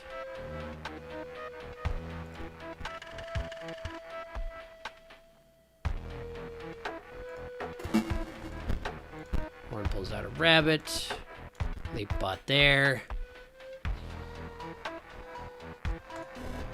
Okay. We got a mole man. Mole man is convenient, and I don't know what's coming out of the sarcophagus, but also Mole man does no damage, and so whatever's coming out is definitely coming out. There's nothing I can do about it. Should leave the leap bot to soak the Banshee attack, which unfortunately means I have to use a sacrifice to get the Mole man out.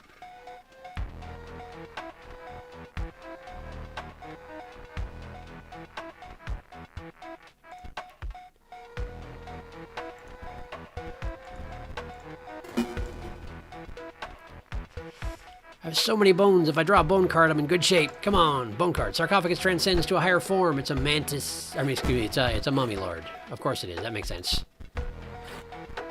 Okay. Hey, dead hand. Okay. Okay. We're gonna put the mantis god here. We're gonna have the dead hand kill the Banshee. Dead hand destroys her hand and draws a new one. Great.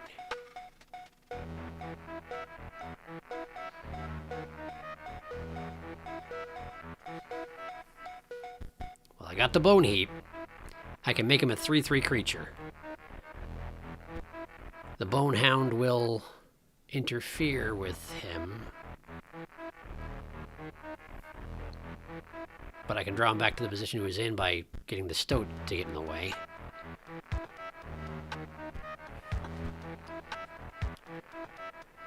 The Mummy Lord is about to kill the Mole Man.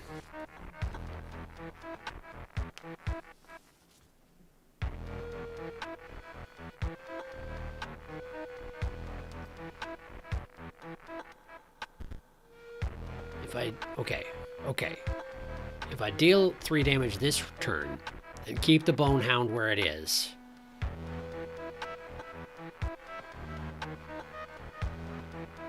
then yeah, that should work out. Okay, so Bone Heap here. You just played a card with an activated ability. The Great Scribe's instructions began to echo through your mind. Activate it by pressing the sigil like it's a button. But it will only work if you can pay the cost. I figured. Bonehound leaps over. We're going to sacrifice the dead Mantis God for a stoat. And then we're going to pay the cost. Repeatedly. There we go. Now it's a 4/5. That's fantastic. That's very good news. Okay, ding, ding, ding. R.I.P. Banshee, dead hand. Whole bunch of damage from the bone pile. Okay. I can use this hawk to kill the mummy lord.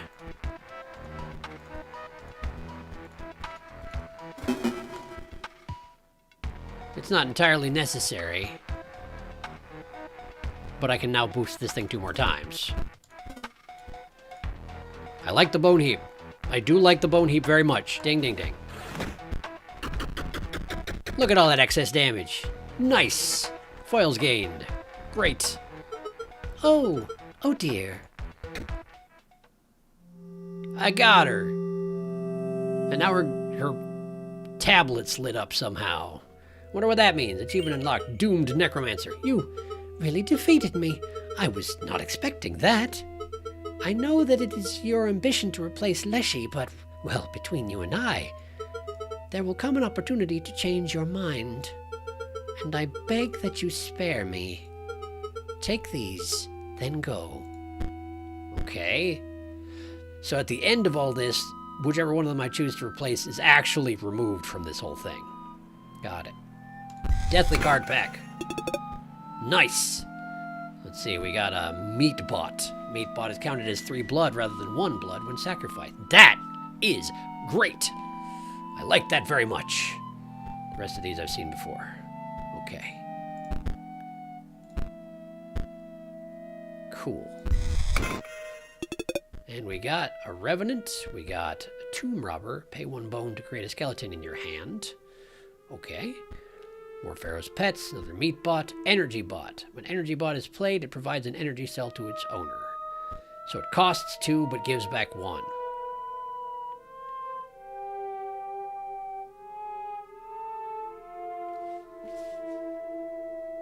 It's a 0/1, it costs 2, it gives back 1.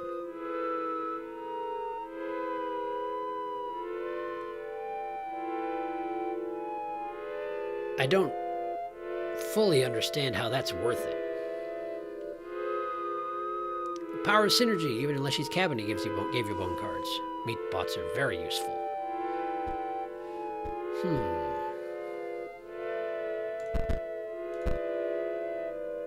Yes, he did. Battery low? Battery low? What the heck? I didn't know that was a thing. What happens when my battery runs out? I'm gonna have a quick look at the trader's goods. I don't think there's anything you've got that I want. Gravedigger. Gravedigger generates bones. Costs 1 bone, generates infinite bones as long as it's alive. Okay. I don't think I need any of this. Okay. But the bridge should be... Do you have anything else to say here? Go. I need to collect my thoughts. Okay, fine. Great. I beat her. I beat Grimora. And look, the bridge is fixed. What do you know about that? Let's go have a look at her, glowing stone, eh? Is it... I can't interact with that? That's fine. Just figured I'd try. Okay. Leshy, I'm back. Okay. So I suppose I can't actually trade with the trader here because the trader here is currently the trapper. So, let's have a look at my deck.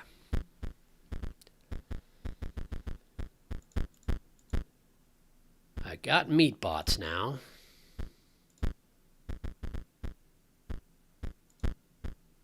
Meat bot. Robots. Meat bots. There you are. Okay. Costs 2 energy. Counts as 3 blood. I do believe that is well worth it. I don't think I'll need 2 bone heaps. But wait, they can be sacrificed if I don't have the bones to make them into an unstoppable monster like I just did that last round.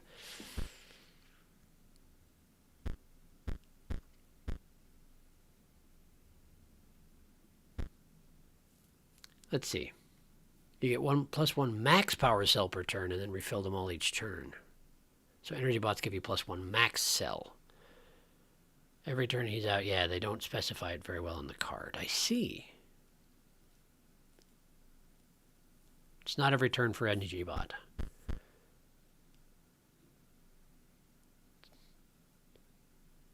Well, in any case, it doesn't seem super helpful by the standards of the other bots I've got around here. I certainly do seem to wind up with a lot of excess energy that I could be using on something.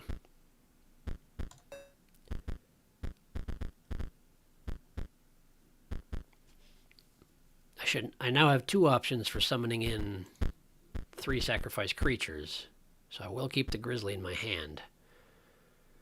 Don't think I need a second one, though.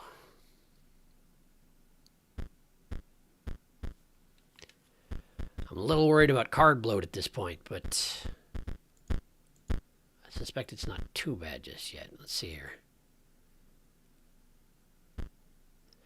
I still have no idea how these things work. Mocks, or whatever they are. I assume that you have to have the symbol in question in order to play them, but I saw the row of symbols by my energy tracker, but I don't know how they fill. Let's see. We don't waste deck space on it ourselves. That's fair. That's fair.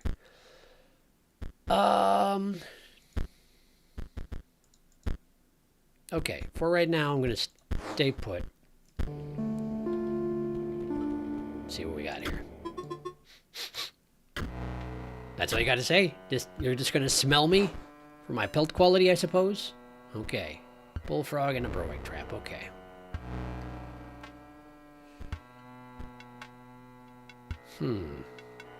I'll be able to bring the grizzly in on the second turn thanks to this meat bot.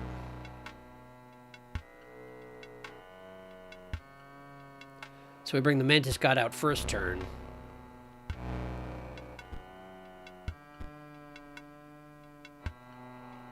Here, I suppose.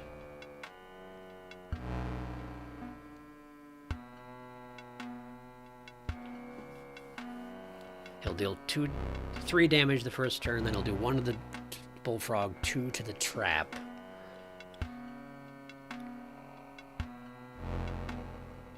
It's a good starting plan. Let's just start with that. It's hard to plan too far ahead here. Okay. Incoming coyote. Okay. Do have another squirrel. I can also get the meat bot out now, and I can have the meat bot summon the grizzly, who can handily just win this round for me. No, he can't, because the trap will... 1, 2... The trap will... Okay, yes. We should have the grizzly kill the bullfrog. So that the trap closes on the mantis god instead of the grizzly. Yes.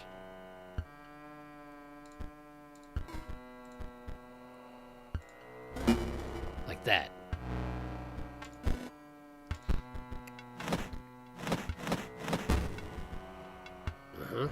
Coyote does some damage, but it's okay.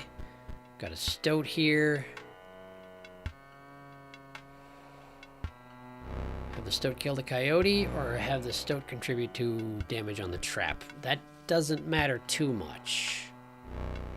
It's a difference of 1 damage to the opponent. Actually, that would... Okay.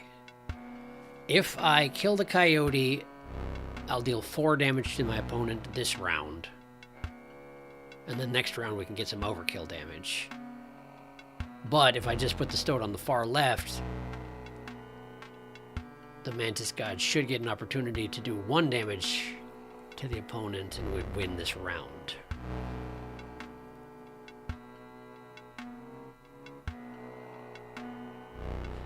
If I don't, the Coyote will come out and deal damage to me this round. But I should still have enough space to do an overkill on him. I don't really need that many more foils, though, do I? I've got like 12, and I haven't spent any. Because the vendor material hasn't been too impressive so far. Of course, I also don't have access to the one for the deck that I'm using right now. Because I'm fighting her in her alternate ego. Maybe I should just end this. Just win. Winning seems good.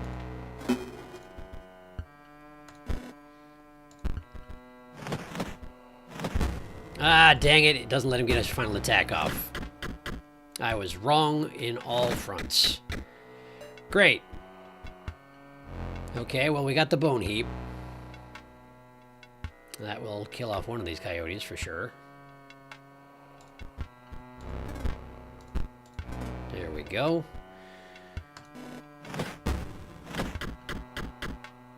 Good enough. Good enough. Okay. The trap is shut, yet the prey escapes. And the trapper waits for the next victim. You've defeated the 3 of us now. Leshy awaits. I got beastly cards. Muscle Mage. At the end of the owner's turn, Muscle Mage will move in the direction described in the sigil. Creatures will be pushed in the same direction.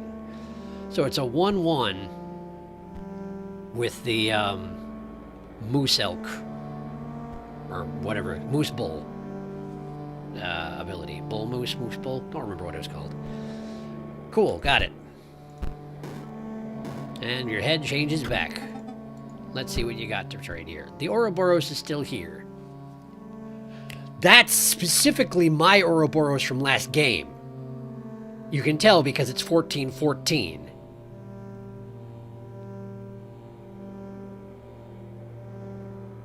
I mean, by that, right? By that, I would think. A 2-sacrifice 14-14 is never going to be a bad thing. The Squirrel Ball I might grab as well just because it's amazing. But Ouroboros for sure. For dang sure. Let's see. Energy Bot works like if you have 2/2 energy and summon Energy Bot, you will have 4/4 next turn instead of 3/3, and it will increase by 1 as normal after that. I see. Okay.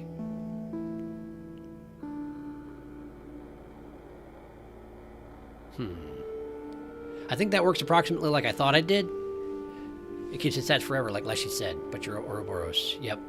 Buy your out. Yes, I'm going to. Card was added to your collection. And you got a Hrockall, but I already got a Hrockall. But I am going to get a Squirrel Ball because you have to do a sacrifice for it, but it is technically infinite squirrels, provided you can keep it alive. You're probably not going to keep it alive, but it's hilarious in the meantime. I'll swap it out for a Warren or something like that. Oh, look, a cat. Okay. Alter that deck. We'll drop a Warren out of here, and we'll get instead this Squirrel Ball, and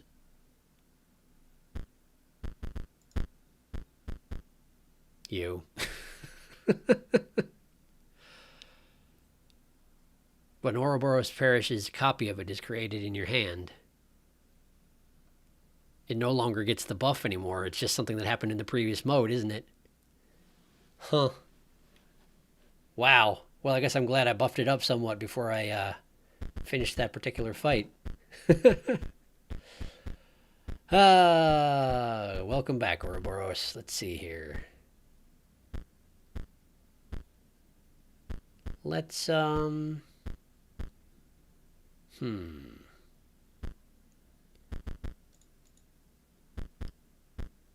Grizzly is less compelling with Ouroboros around as an alternative. I think I'll go ahead and get rid of it. Well, I mean, I do have several cards that let me just summon in a 3 for free, though. I would still summon Ouroboros over a grizzly if I had the chance, but I have several cards that make this automatic, so I guess I should keep it around. Field mice, less compelling at this point. I'll keep the hawk around because it's got flying. Just trying to avoid being too bloated in my hand here, you understand? Let's see here. At that point, you hadn't realized how good that infinite was. Yeah, no, it's true, I hadn't. Also Squirrel Ball, because Squirrel Ball, yes. Ouroboros, as opposed to Obobobobobo, yes. You can still buff it. It's like a secret effect without an extra sigil. Neat. I recommend if you want recommendations, take out the buff conduit until you have more conduit parts. Oh, so it doesn't work without more conduit parts. That's good to know. I figured it just had to be between two creatures and it would buff them like an alpha. Apparently I was wrong. I will trust you on this one since now I have meat bots to use up my energy on. Let's stick with that and see how Leshy goes. Never had a sigil for the buff in the cabin either. Yeah, that's true. But the description mentioned it where it no longer does, which is why I was confused. Okay, Leshy, you had bested the unhinged prospector, the gormless gormless angler, the enigmatic trapper. You found yourself standing before your ultimate match, Leshy, scribe of beasts. Your ambition is to defeat me. Foolish, even if by some odd luck you defeat me now. You will still need to defeat me once more in the final duel. And that is even more unlikely. Steel yourself, for my beasts will show you no mercy, only fangs. Hey, wait a second, you just took a photo of me. If I think that is bad in the long run, do not spare your creatures. My camera is waiting to capture them at the moment of their demise. And my beasts are famished. Well, that's 2 bone piles and a meat bot. Well, this is not a great starting hand.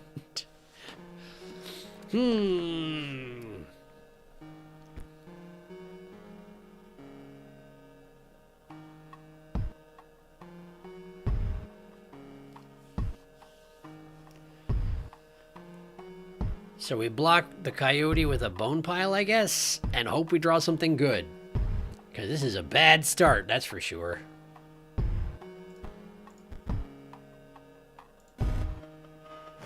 We got an elk fawn inbound. I'll need a photo of that one's cost. It was free. Okay. I got a Warren, which doesn't do me a whole lot of good.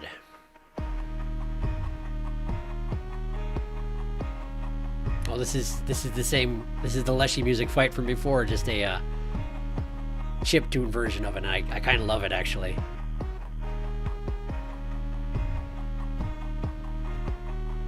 I'm gonna lose, I think. Wait. I can. Okay. I can put some bones into the bone pile if I play my cards right here. All right, so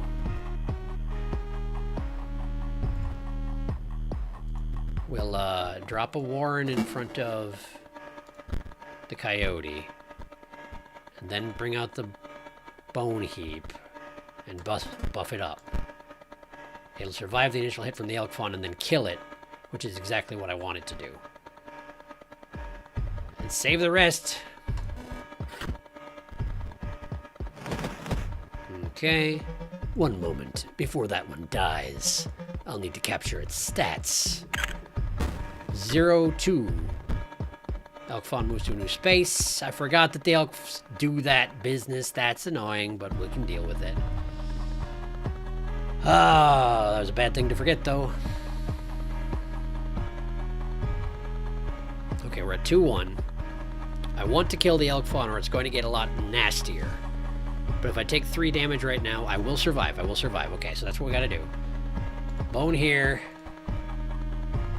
Summon in this bullfrog to go ahead and kill the elk fawn. Boost up the bone heap. Off we go. Oh, good, an adder. Another meat pot! That does me less good than you think. Well, bone heap's gonna die. I need something that I can play with these bone heaps, but at least we're keeping it in equilibrium in terms of damage dealt. That will not last. Touch of death kills instantly. And finally, the sigils. Ah, so you can boost up with your creature you're creating with...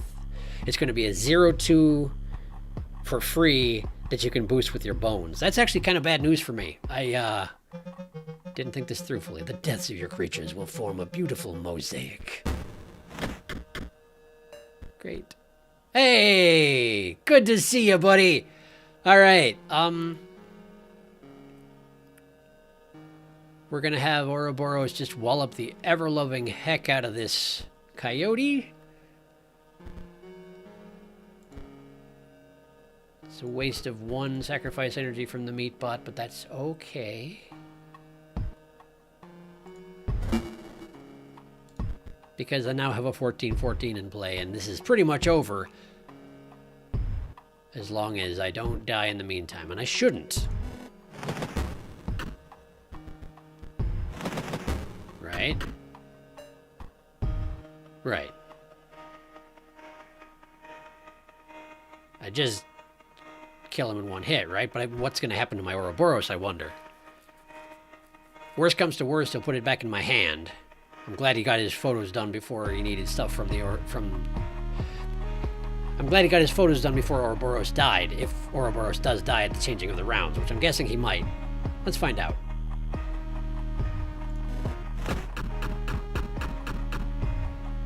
Here we go.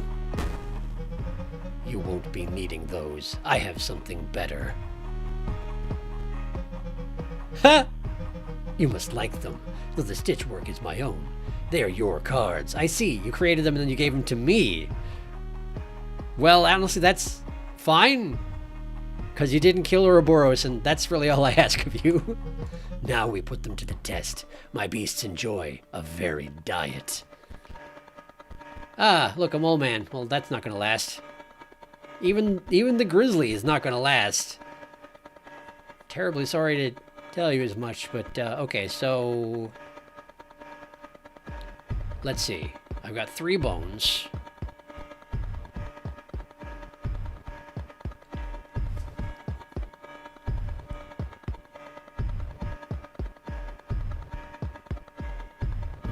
Let's see here.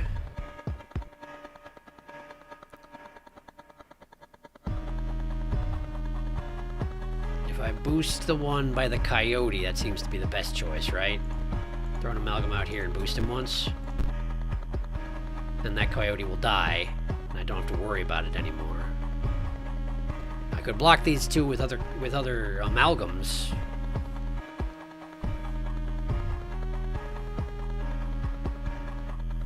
Let's see. Saw it anyway. The description never mentioned it on the listening narration. Let's see. He has little dancing buddies in the walls. He does. It's true. They dance with their eyeballs. It's pretty great. Dancing wall friends are great. The animated backgrounds for the boss battle are just delightful. They're basically bone heaps. Leshy made you a beautiful mosaic card of a bone heap with an extra hit point. Yes, hammer smash. Pretty much. These things will both die in 1 hit. I could block these with bone heaps. There's really no reason not to, I guess. Sure. Great. Grizzly was dealt overkill damage. Sure was. Touch of death kills instantly. That's okay, though. Hey, a squirrel ball! Let's see. It needs a sacrifice to exist, though, huh? I don't need squirrels right now is the thing. As much as I'd love to play it just because it is a ball of squirrels, I don't really need it right now. Throw another amalgam out here. Boost up this one. And destroy his face, I suppose. Yeah, that'll do it. That'll do it. The great scribe was incredibly bested. Far away, a light enveloped a long-forgotten monument. Even in defeat, he never drops his persona. Impressive in a way. Okay, Leshy down. Avenging Druid. You had triumphed. Narrowly avoiding tooth and claw, the scribe of beasts was defeated. That you were able to defeat me beggars belief, but now I must yield to you. My only regret is that our battle was so brief. Surely the summit of victory is made sweeter by a more arduous ascent. Beastly card pack. Okay. Frank and Stein. 2/2 cost 5 bones. I see. Cool, thanks. One more. We got a wolf cub. We got a Urayuli. And we got a salmon.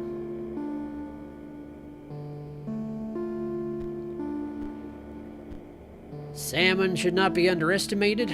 Urayuli is a pain to summon even with the cards I've got in my deck, and it's still just a 7/7, which is great unless you have a 14/14 Ouroboros that costs 2 sacrifice to summon, which I do. Anything else to say, Leshy? The scribe of beasts was defeated. That's all. Stop. What is that? What is what? What's what? What are you talking about? Oh, hey, it's Poe. I only have one robot voice. Are we doing it? Also, that's quite a face you're making there, Poe. I had to see your face after you lost. You're just so bad. It's no wonder we're back here again, and we would have been even sooner if the disc wasn't lost. Take a long look at this face, because you'll never see it again. I'm done being your pet, you stinking beast. Well, you showed him, Poe. How did you get here? I guess he walked, it's fine. I pushed it too far that last time. Why don't they see? To live as a beast would be the noblest thing. Even so lowly a creature as a stoat. You got opinions about things, it's true. Scribe of Beasts was defeated. Okay, cool, well. So Poe is here. And he seems to have quite some beef with Leshy. Which I guess is not too surprising. I'm not sure under what circumstances the game took the form that it did last time is the one thing. Like, how did Leshy gain control over everything? Under what circumstances do things go quite that wrong? Okay, there's nothing else here, that's fine. Just making sure. Hammers give bones. I totally misread rare as ARG. Frankenstein are the dudes from the mushroom patch that made the doubles cards. Oh, are they? And now they're just a card. Got it. Which seems appropriate for Urayuli, yes. This is a perfect robot voice. Well, I'm glad you appreciate it. I suspect some people may have gotten somewhat sick of it back when I was doing Nier Automata. But I haven't been doing that for like a year and change, so it's probably fine. Okay, well, Poe's being Poe, pretty much. I guess I could go there next. I am pretty curious about Magnificus. But, that seems like a good reason to leave him for last. Ah, well, you're just standing out front. Hello. Challenge me. Let's see your deck. Weak cards, total lack of synergy. This pile really doesn't stand a chance against me. Look, I'm trying to finish up my conduit control list here, but the bots they're sending down the line are trash. Get those workers to send me something good. Tell them to throw themselves on the line if necessary. And please, have a decent deck by the time you're done. Cool. Got it. So, talk to your minions and beat them first. Pretty standard for procedures around here, it seems. What have you got today? Curve Hopper. 2/3, costs 4 energy. That seems like it's probably a reference to something, but I don't get it. Meat Bot, Tech Droid, Techno Pack. I think I'm good, thank you.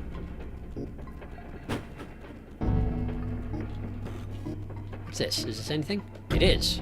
You rummage through the junk cards and find a card pack. You probably shouldn't throw those away, even if they're recycling. Insectodrone. Insectodrone will strike an opponent directly if there's a creature opposing it. It's a 1/1 flying. Got it. Energy conduit. If energy conduit is part of a completed circuit, your energy never depletes. Well, that's impressive. Explode bot. When explode bot dies, the creature opposing it, as well as friendly adjacent friendly creatures, are dealt 10 damage. Wow. I'd imagine I'm going to run into those at some point here. Skelemagus. After attacking, Skelemagus perishes. Also, if Skelemagus owner controls no Mox cards, Skelemagus perishes. Okay. A very fragile card indeed, it seems. Animal. Cool, got it.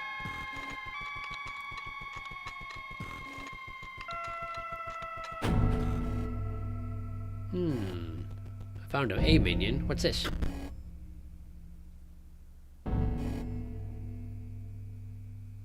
I don't have enough cards for this, right?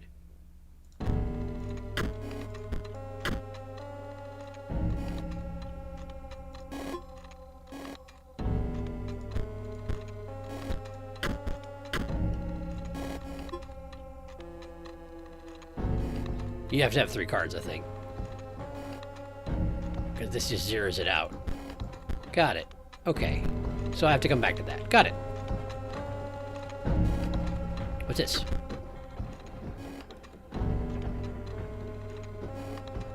Need more cards for this as well. But these are different cards than I had on the other area. Oh! Oh! Got it! They add one to the thing they're next to.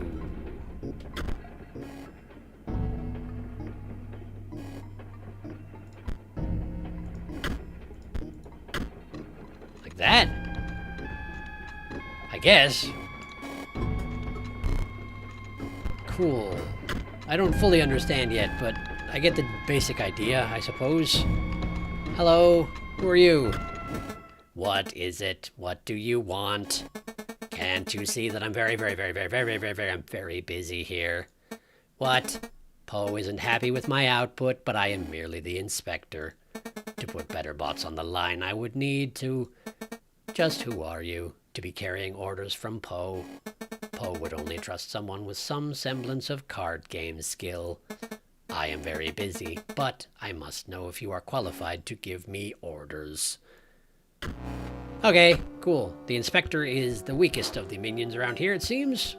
Buff conduit. Lead bot. Null conduit. Null conduit may complete a circuit, but provides no effects. I see. I got a dead hand. I don't have enough bones to use a dead hand just yet, but, let's see. Other creatures within a circuit completed by buff conduit gain 1 power. But it's not going to be able to complete a circuit, is it? I don't know how it works. I guess this is where I learn how it works. So let's suppose that this inspector is playing his cards right, and this is going to be active, in which case this is going to be a 1-2, and this is going to be a 1-1. If that's the case, then wherever I put the adder, it'll die.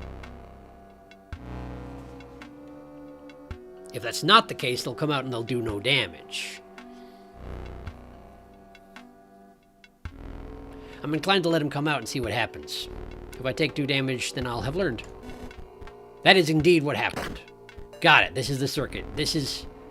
That's how the conduit works. Got it. So this gets 1 damage, but this one does not. Got it. Okay. I got a meat bot.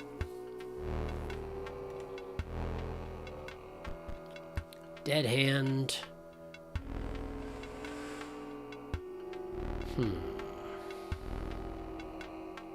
Okay, so let's put Meatbot out.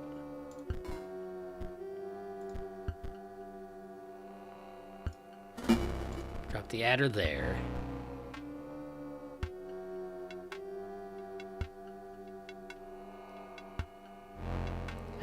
leave it be like that for right now.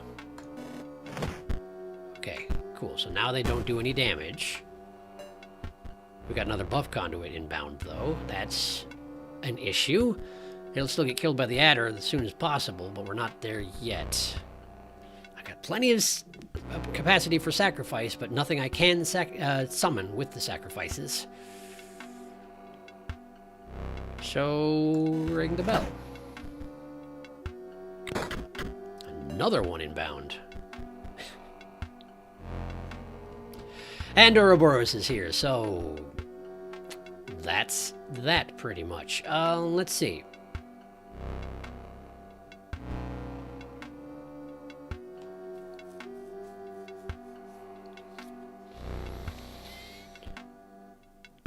Almost feel like we shouldn't bother with the leap bots. Just take out the null conduit. Of course, if it starts bringing in new null conduits on the rear end there, they'll still do 2 damage every time they have a turn to do so. Maybe that's a concern. Well, in any case.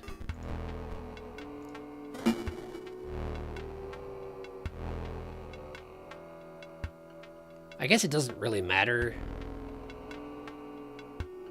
Let's just assume that no matter what I set up the Ouroboros to destroy, it's going to funnel in that same thing as soon as it possibly can. In which case, I may as well just have the Ouroboros do this, because it can afford to, without any real problems. Don't have enough bones for the hand, but that's okay, I don't really need it.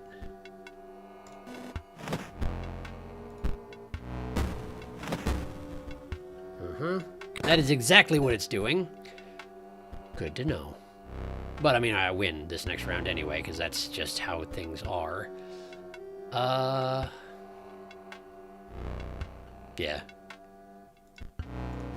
Let's drop a war in here.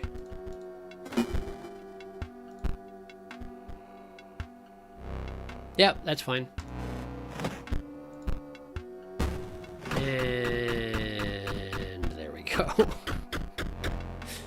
Great. Off we go. Oh dear. Your message from Poe must indeed be genuine. As I mentioned, I am a mere inspector, not an engineer, not a designer. I cannot send new bots down the line, but I can send myself. I am proud to have served Poe faithfully. Well met, stranger. Well, that's awful. That's awful. That's awful. Did the music kick it up a notch also when that happened? I'm just seeing the. I'm gonna watch and see if the head actually makes it way over to Poe. Let's find out. It doesn't look like the same order of bits, so probably it's not going to, but I'm just curious, you know? Anything else? Oh, there it is! There it is. Alright, let's see what happens when it goes into that device over there. They're all being tested in some fashion. Oh, it's creating cards. Sure. Yeah, look pretty much like the same procedure. Huh. Okay, no comment. Did I lag? Figure out why they're sending me trash bots to scan. Okay, sure, sorry. And this conveyor belt just drops things into a pit. Well, that's tragic. He did his best, Inspector Bot did. And now he's scrap, pretty much. Well, what a pleasant fellow, Poe. What a... Whoops. Ah. Well, okay. Some kind of a furnace bot. Good. Ah, Technocard back. Great, thank you. I got an Explode bot. I got a Mox module. While Mox module's on the board, it provides a green, orange, and blue gem to its owner. Okay. So this is the source of some of the gems for the Mox deck, for the Wizard deck. Gotcha. And we got a Gravedigger. Okay, cool. Alright, what we got in here? Another Mox module. Okay, Energy Bot, Gravedigger, Grizzly. Let's see here. Hang on. Hold up, hold up. There's been a lot of talking, and I apparently missed it entirely. Just a second. Hup. Let's see. Look at the main map all the way to the right. Look on the main map all the way to the right. I missed that a long time ago. I will do so in just a second. Fish A may not be inspired by mushroom dudes, but it's not them. It's the only robot voice. One robot voice to rule them all. If anyone's going to be sick of your robot voice, it would be me, and I'm not. Okay, cool. They aren't. Do we find that out later? I'm probably not. I'm not. We're not done with the run, so there's probably a lot of things I don't know. How far in you? I don't want to spoil. We just beat this section and are working on replacing a scribe. Find the actual mushroom guys on the main map. Okay. The main map of this part. Intro to circuits. Yeah, I personally never noticed it on my playthrough. Factory music is real spoopy and unsettling. Sharky, when you're in the mood, now is a great time to poke around the main map for secrets and extra things. Learning circuits now. Always poke all the things. I hope we get a chance to poke the things. I think we missed it. There's a chapter select after you fully finish the game. So even if you miss things, you can search later. Oh, cool. And the factory's really sad and Poe is a jerk. It seems to be the case. Okay, so looking for secrets, huh? Far right. Oh, look at that! There's a mushroom house. Look who it be. Hello. Oh, you have found us here. This is good. This is good. We require duplicates. Do you see the diagram? 2 of that. Thank you. I have those, actually. Oh, you have the cards. Sacrifice 2 for Gravedigger cards? Yeah, I guess, sure. This is good. Close your eyes. This will be gruesome. Okay. Thank you. Here is your prize. I got a extra beefy. Oh, it's a spore digger. At the end of the owner's turn, spore digger will generate 1 bone. Also, at the end of the owner's turn, spore digger will generate 1 bone. So it generates 2 bones per turn. That's kind of nice. Huh. Neat. The card was added to my collection. Got anything else to say? Do you see the diagram? 2 of that. I think I have 2 of those. Please? You have done well. Now hang the cards over. Sure. Close your eyes. So I don't get a choice about which cards I merge together, but they're just going at it. Would you like to see what we've done? Whoa, Spore Mice. When Spore Mice is played, a copy of it is created in your hand. Also, when Spore Mice is played, a copy of it is created in your hand. So the stats don't necessarily double, but the effect that it creates does, typically. That's neat. Also, they got spooky new graphics. Anything else? What we got? Oh, I don't know what that is. We require 4-hour experiments. We require duplicates. See the diagram? Cool. Well, I don't have whatever that is. I guess I'll keep an eye out for whatever that is. Probably most likely to find it in Poe's territory. Secrets, eh? Secrets. Poke things for secrets. There's something here. Hey, look who it is. We got a salmon. Sure, I guess I'll take the salmon. And we got the angler. Sometime I try this spot. Find good fish. Corrupted fish. Old fish. I see. Boat. Scribe only. In case bad happen. Backup plan, let's she say. Uh-huh. So, if and when I replace the scribe, I can use this to escape. Okay? I catch old fish last time. Good fish. Beat Dredger. Beat Goo. Beat Casey. Good fish. I don't know who Dredger is, but I'm guessing it's one of Poe's servants. Casey was one of Gramosa's. And Goo has got to be the servant of Magnificus. I have no doubt of it. Less you trust. I not disappoint. Anything else to say? Nope. Okay. Hello again. Whoa, you probably saw that the bridge is fixed. Now they want me to give you the deck building tips. I mean, deck building tips. Like, use your rare cards. They're more powerful than common cards. But I sure am sick of being around these scribes. Each has a more twisted ambition than the last, I tell ya. Okay, Leshy's ambition is that everybody be beasts of any various power. What about the others? Leshy? The guy's insane. Wants to use challengers like you as his playthings. To make it more perverse, he thinks you'll actually enjoy it. Oh yeah, try to use a mix of different types of cards in your deck to fully utilize your bones, blood, and energy. Whoa. Alright, anything else? Poe, that bot is planning something alright. It's got the dredger working overtime. Huh? Oh. Many cards from other temples are better sacrifice fodder than squirrels. Yes, I've noticed that. For example, bone heaps can be sacrificed early but have utility in the late game. It's true! We've already run into that one. Grimora wants to bring it all down, I swear. But more as a mercy, I think. She's probably right. Apparently I've stopped being able to say words. She's probably right. There's some pretty nasty data on this disc. A deck focused on magical cards can be very powerful. Try picking 2 of your best gem colors instead of going for all 3. Okay. Still don't understand how that works, but good to know.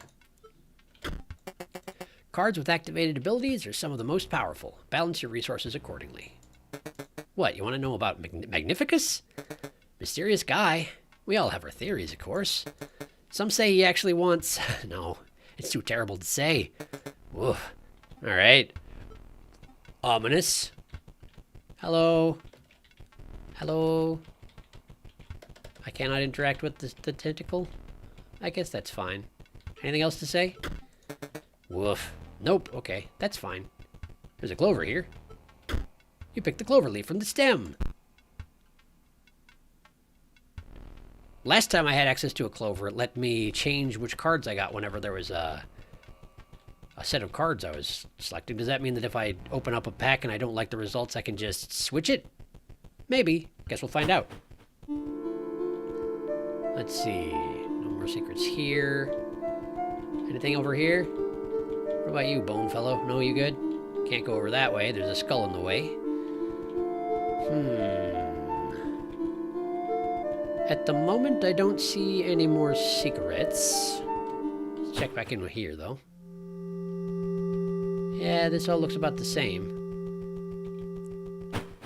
Let's see. The clover started taking effect when I had brought it to Leshy. Oh, excuse me. So I guess let's check in with Leshy real quick. Whoop. Leshy. Nope, he's still fixated on the fact that he lost. And I guess that's understandable. Nothing new here. Oh, I should check in with the Beast Trapper again and make sure that she doesn't have any more of my super neat cards from my previous incarnation. Probably not. Yeah, that's right. I forgot that it swapped in. Now, I could get myself a cat, but I feel like I have better options in terms of that particular re-sacrificeable feature. Most of the Pharaoh's children. The thing about it is that I can technically spend my overkill points to clear out the cards that she's selling in order to gain access to other ones. I don't know if it's a worthwhile expenditure of resources. But I do have a lot of points to spend right now. It's probably fine for now. I feel pretty good about my deck at the moment. Here's the body of the inspector. Nothing to do with it, and that's fine, I guess. Okay, what do we got here? Alright. So I have to build a circuit. Has to be a total of 2, huh? Can I just do this? That's too much.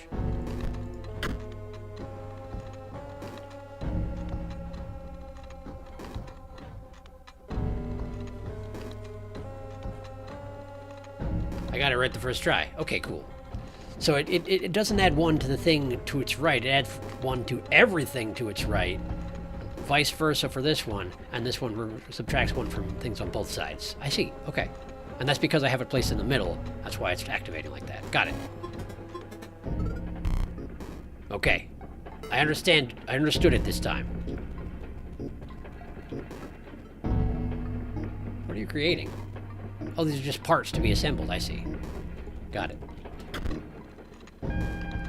You want 5, huh? What's this?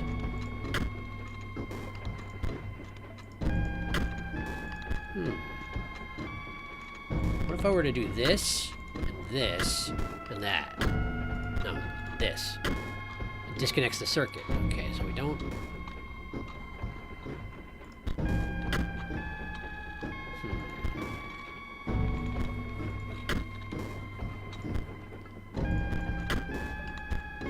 Okay, let's think about this here.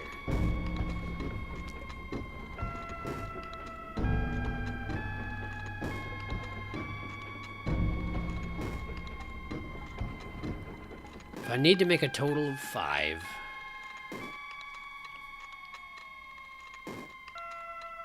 just those 2 cards there. Like this. That's good enough, isn't it?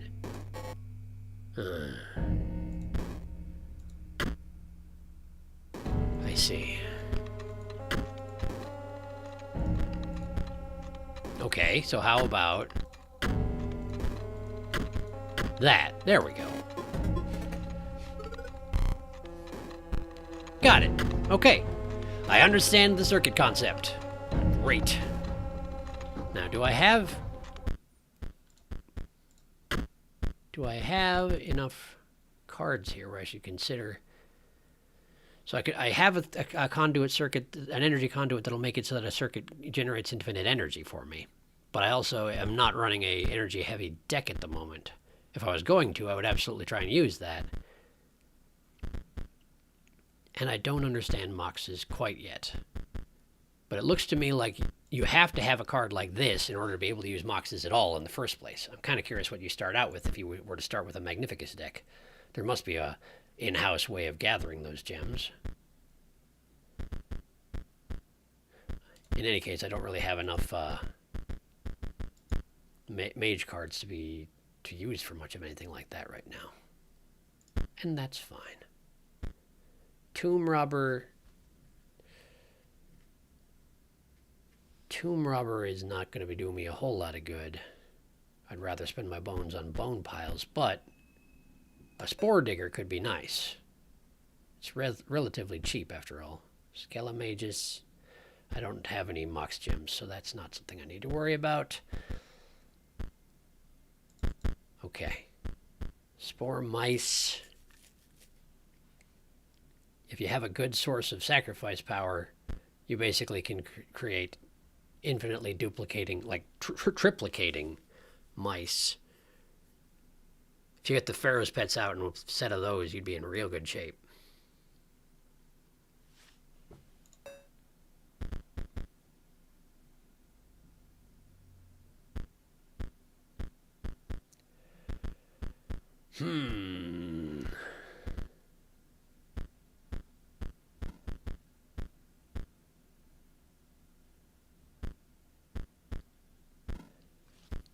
Let's see.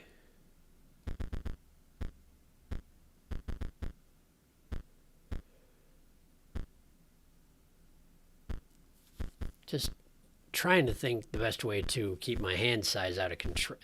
Under control here. I suspect I can afford to get rid of the adder. I have other ways of dealing that with amount of damage. And he's a 1/1, so it doesn't really survive much. I think it'll be okay. I also think I don't need a second Mantis God. They've served me to great effect, the Mantis Gods, but I don't think I need 2 of them. The Bone Heaps, however, the Bone Heaps are worth keeping around for sure. Yeah, I think this is all good. Okay. Let's see.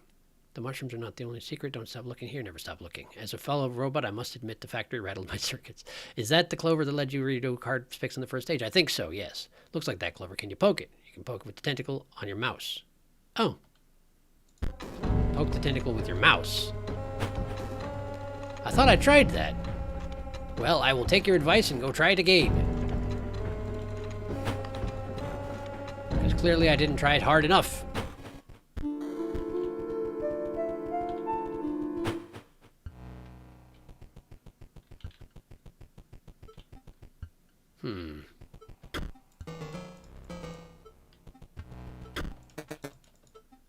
It's gone.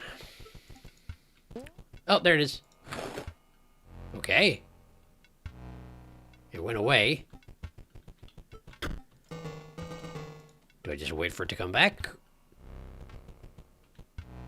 I can give it a minute. Or did that actually make a difference to my deck?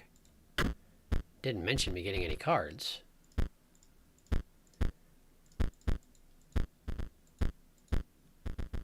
Oh, right, the wolf cub. Decent for what it is. Oh, interesting. I still have my field mice cards. Do I still have the gravedigger cards as well? No. Huh. Do you mean to tell me that the... Oh, no, I probably have been picking up field mice cards from beast packs, so I just didn't think about it. Anyway, tentacle ducked back under. Wait and see if it comes back. A little bit. And if it does not, I will be on my way. I'm sure there was some reason to do that. I just don't know what it was yet. Cannot take that draft, for I am not the scribe. Scribe. Well,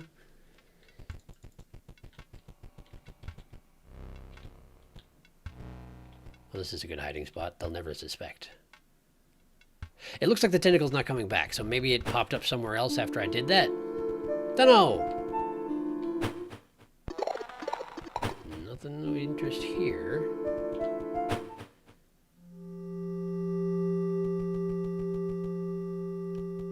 See if it pops up in the distant ocean here. Kinda doubt it, but you never know. Clicking on things, because clicking on things apparently does stuff in certain areas of the game. Who would have thought? Doesn't seem like it. Okay, well, I think that's all there is there for just now. So now we'll go back and deal with that, that bot I was about to fight, eh? Thresher, was it? Maybe Thresher is the, level 3 robot. I guess we'll find out. You don't look like a Thresher, you look like a burner or some sort. Like a forge bot. Hello. Let me out. Ha ha ha! What was that? So who was saying let me out? I'm not sure. I am the melter. They sent me raw materials and well, you can see how it works. Let me out, not another word out of you. So you got something inside you that you're burning. We must have a card battle. Okay, a card battle with you and whatever's inside you. Great. Well, I got a bone digger. And a bone heap. And a mole man. Buff conduit. Creatures gain 1 power. Factory conduit. Empty spaces within a circuit completed by factory conduit spawns leap bots at the end of the owner's turn. So it's just like last time, but better. Interesting. Okay. I think I know what I want to do here. Ah, dang it. No, I was going to say, if I can start off by setting out a bone heap and sacrificing it to get the mole man out to stop the leap bots from doing their thing. But if I do that, I cannot use the bones I'm going to get from my spore digger to buff the bone heap. But I can always possibly draw the other bone heap eventually. Still, it seems like the best idea for just now. Let's see. What does clover do? We didn't get no clover.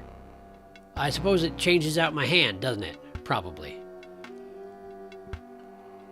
Probably that's what it does. Gets rid of this hand and gives me another one. But I'm not too upset with this hand, honestly, so I think I will save that as an option. I think this is okay. I think I can make this work.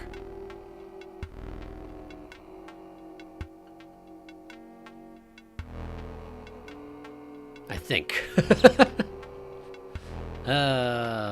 Can't do much damage with this, that's for sure, but I can summon in a whole bunch of stuff in just a minute here.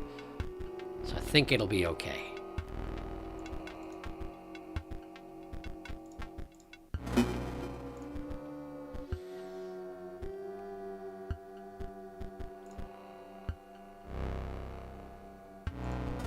Okay. I probably shouldn't have blocked that off with my spore digger. in retrospect, but I did, and that's where we're at. Digs up a bone. Factory conduit constructs leap bots. They don't attack on the turn that they are summoned. That's good to know. More summoning stuff. Okay. I probably should have reduced the quantity of squirrels in my deck, shouldn't I have? Now that I've got all these other summoning capacity creatures. Didn't think about that. I'll do that between rounds. Digs up bones. Mole man digs down, pops out to block. Bonk, bonk. Another summoning fodder creature. Really need you to get something else, please. Okay, a grizzly. A grizzly's good. Grizzly I can work with. Okay. So... do we destroy the buff conduit? Could do.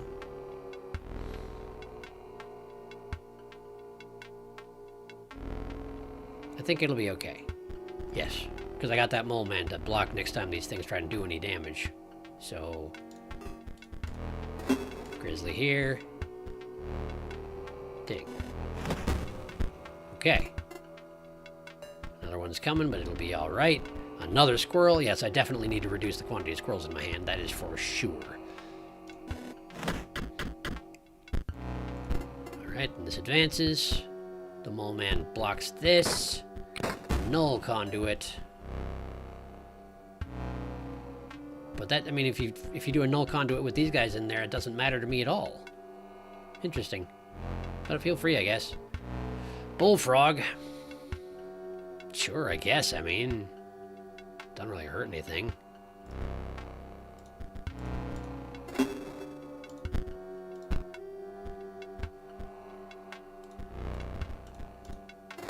There we go.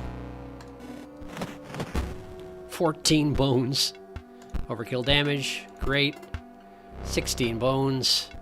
The squirrel ball is present. For all the good that does us. It's fine, I win. Great. Clover Envy is real.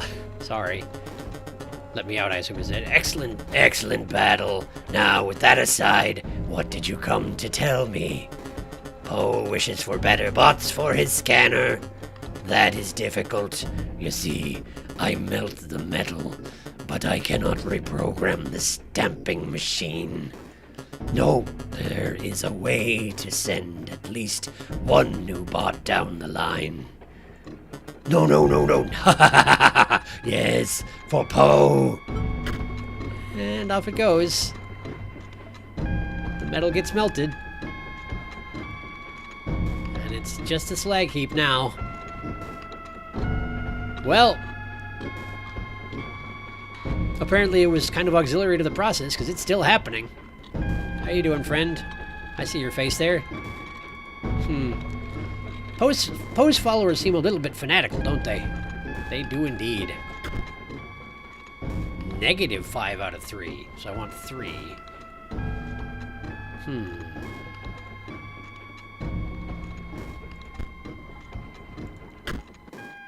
Okay.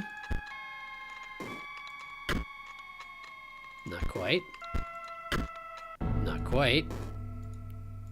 Too much.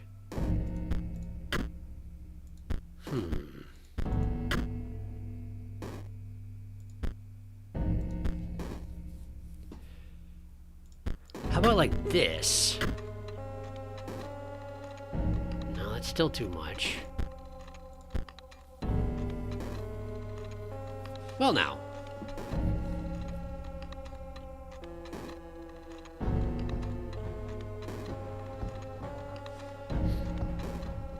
We do this, and this, and this, and that. Hey, there we go. Great, got it. There's not much to say while I'm solving these puzzles. Sorry about that. I just sit and stare at it. What else can I really do, you know? Solved it. Alright, let's go over here. Okay, so we got a -1, a +1, and a +0. And a break the circuit. We need to make 5 out of this. Okay, let's see.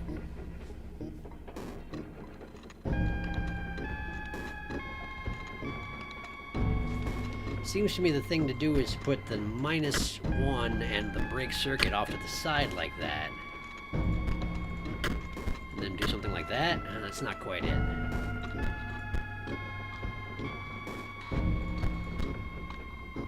Okay.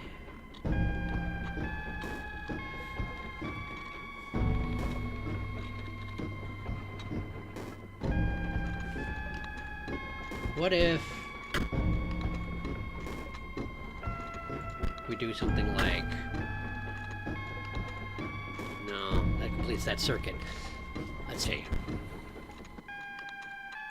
Put this one off to the side and break it off.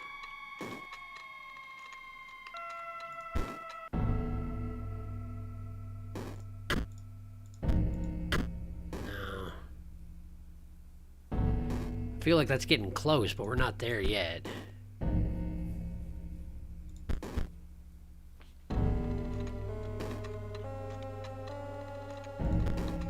Could do that, this.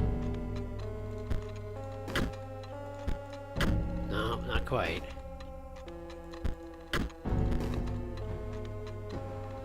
Ah, because that's an active circuit now. I see.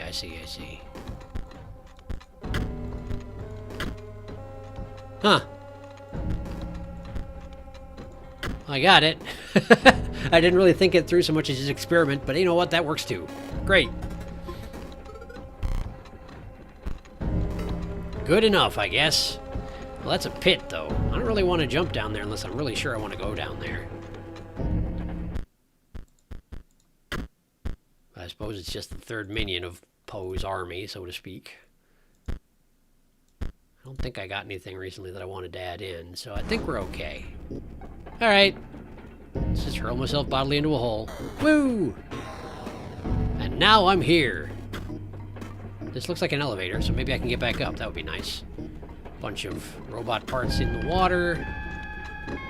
Hello. Oi, mate. I know what you're here for.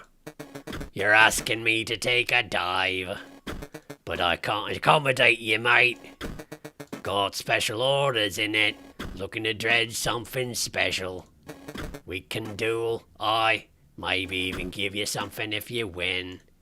But I can't be taking a dive. Poe will understand. Okay, fair enough. I wasn't actually expecting you to be the robot down here. I was just wandering around and experimenting. But hello. Good to see you.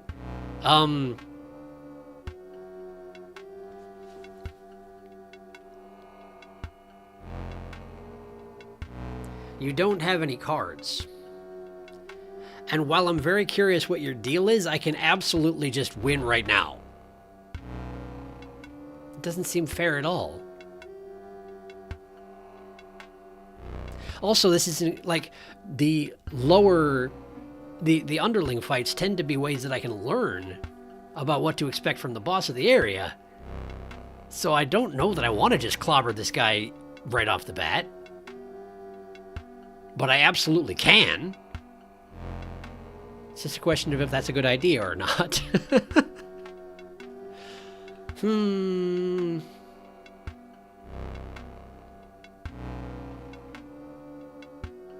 How bad can it be? It's fine.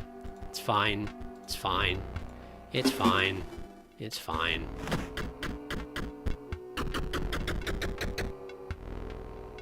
It's fine. Aye, that were impressive. A turn 1 win. Suits me just fine. Okay, cool. Apparently that's remarkable in some fashion. Here, take your pack. Cool, I got a Technocard pack. Factory conduit. Leave bots. Energy conduit. Never depletes energy. Automaton. Blue mage. Ruby golem. Can't be sacrificed. When ruby golem perishes, a ruby mox is created in its place. I see. Okay. But you need a ruby mox in order to summon it in the first place. Okay.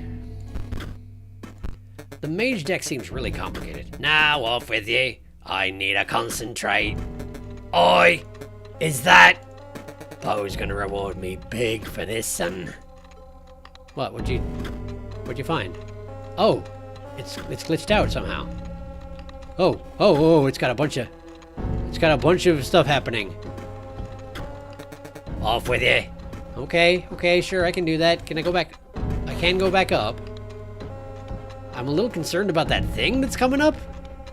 Does that seem reasonable? That seems reasonable to me. It's still just making its way along. It's been made into a cube now. Oh, I get energy. I get packs. Sure. Broken Oboe. When Mrs. Bomb is played, it fills all empty spaces with explode bots. Okay, neat. Okay. Right, that, please. And then... what else we got? Shutterbug. When Shutterbug damages another creature, the creature perishes. Also, when a creature moves into a space opposing Shutterbug, they are dealt 1 damage. Interesting. Automatic damage. That's pretty nice. It's pretty nice. Okay. Let's go check on that thing that's getting carted upstairs. I'm concerned about it. There it is. It seems to just have every graphic from the game just flashing up intermittently. Seems concerning. That's quite remarkable, because turn 2 he just gives up. I see. So that's what I missed. Got it. Yeah, smashing it down has certainly not changed its potential at all. In fact, it almost seems worse now. That's real concerning, and I don't know that I like it. 10. It says 10. Huh.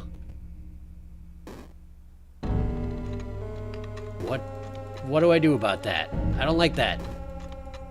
I don't like that. It's gonna take it a while to get through to the last room, and I have a suspicion that once it does, it'll be a lot harder to fight Poe, so I don't know if that it's a good idea to wait for this thing to get through. But I have morbid curiosity, like you wouldn't believe.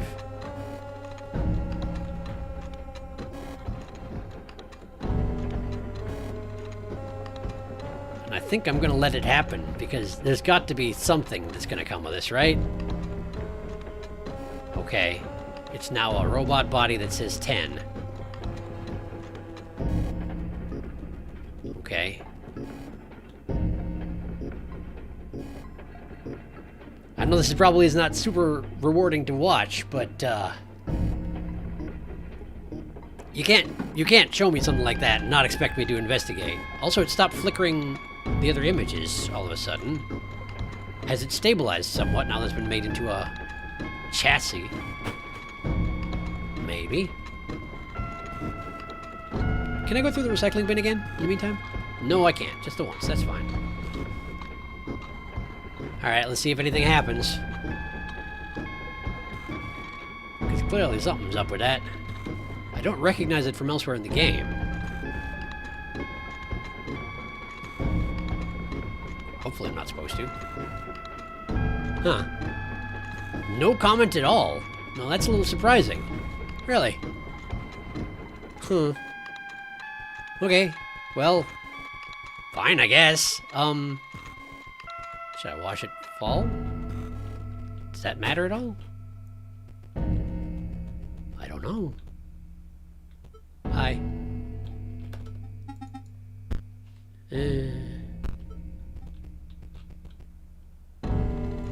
Nope, there went. Okay, cool. I guess I don't understand. Alright, Poe. Hello.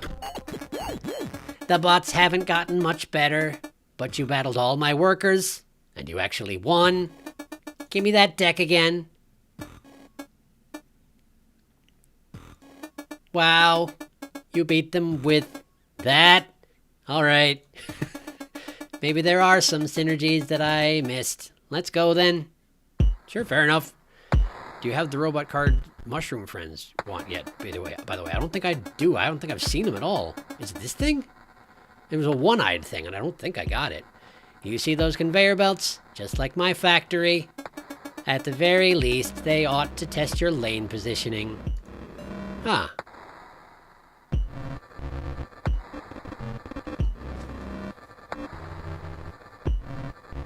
So your creatures are going to join my side eventually, is what you're saying? Okay, so we got an Insector drone, we got an Inspector. Inspector, oh, it's Inspector! Inspector may complete a circuit, but provides no effect. Okay. And we have tons of summoning creatures and nothing else. I'm inclined to go ahead and use my Clover.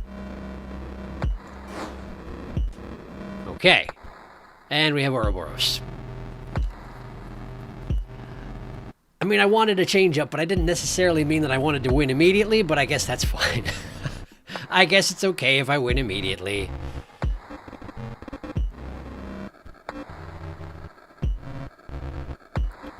Okay. The Inspector does 1 damage, and so does the Insector drone. I can't block the Insector drone unless I use a Leap Bot, but I'm going to be sacrificing the Leap Bot, so that's fine. Well, I guess I don't have to. I could do Squirrel, Warren, Rabbit, Ouroboros. Then you put the Leap Bot in front of the Insector drone just in case it matters, but I'm guessing it won't.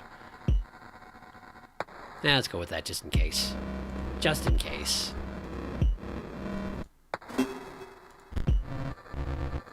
Warren pulls out a rabbit. I wonder when the conveyor belts are going to go off, though. If they activate at the end of my turn, then I should put the Leap Bot here. And I should definitely put the Ouroboros here, regardless of circumstances. So yeah, we'll go with that. Like that. And we'll put the Leap Bot here.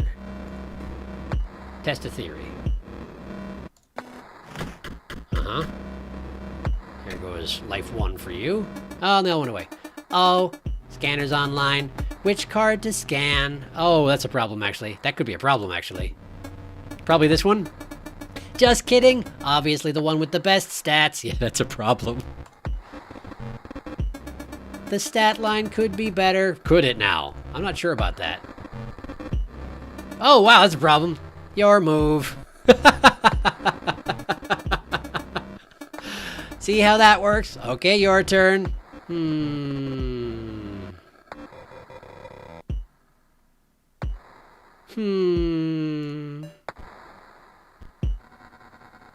This is actually okay.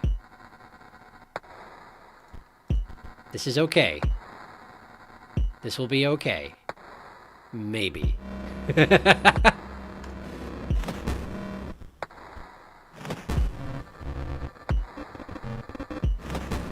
Yeah, it turns out this is fine. Turns out it's fine. Well, cool. Great.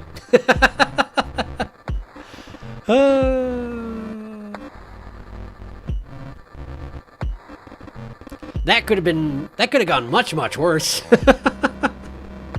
But, I mean, I could sacrifice the 2 Ouroboroses and put out 1 superpower over Ouroboros, but it's all gonna have to just block this one anyway, so I feel like that may not be worthwhile. Explode Bot. Noted. Shouldn't matter for just now. And it rotated. It did rotate at the end of my turn. Oh, it did rotate at the end of my turn. It did rotate at the end of my turn because that Ouroboros, the second one on the right there, joined my team.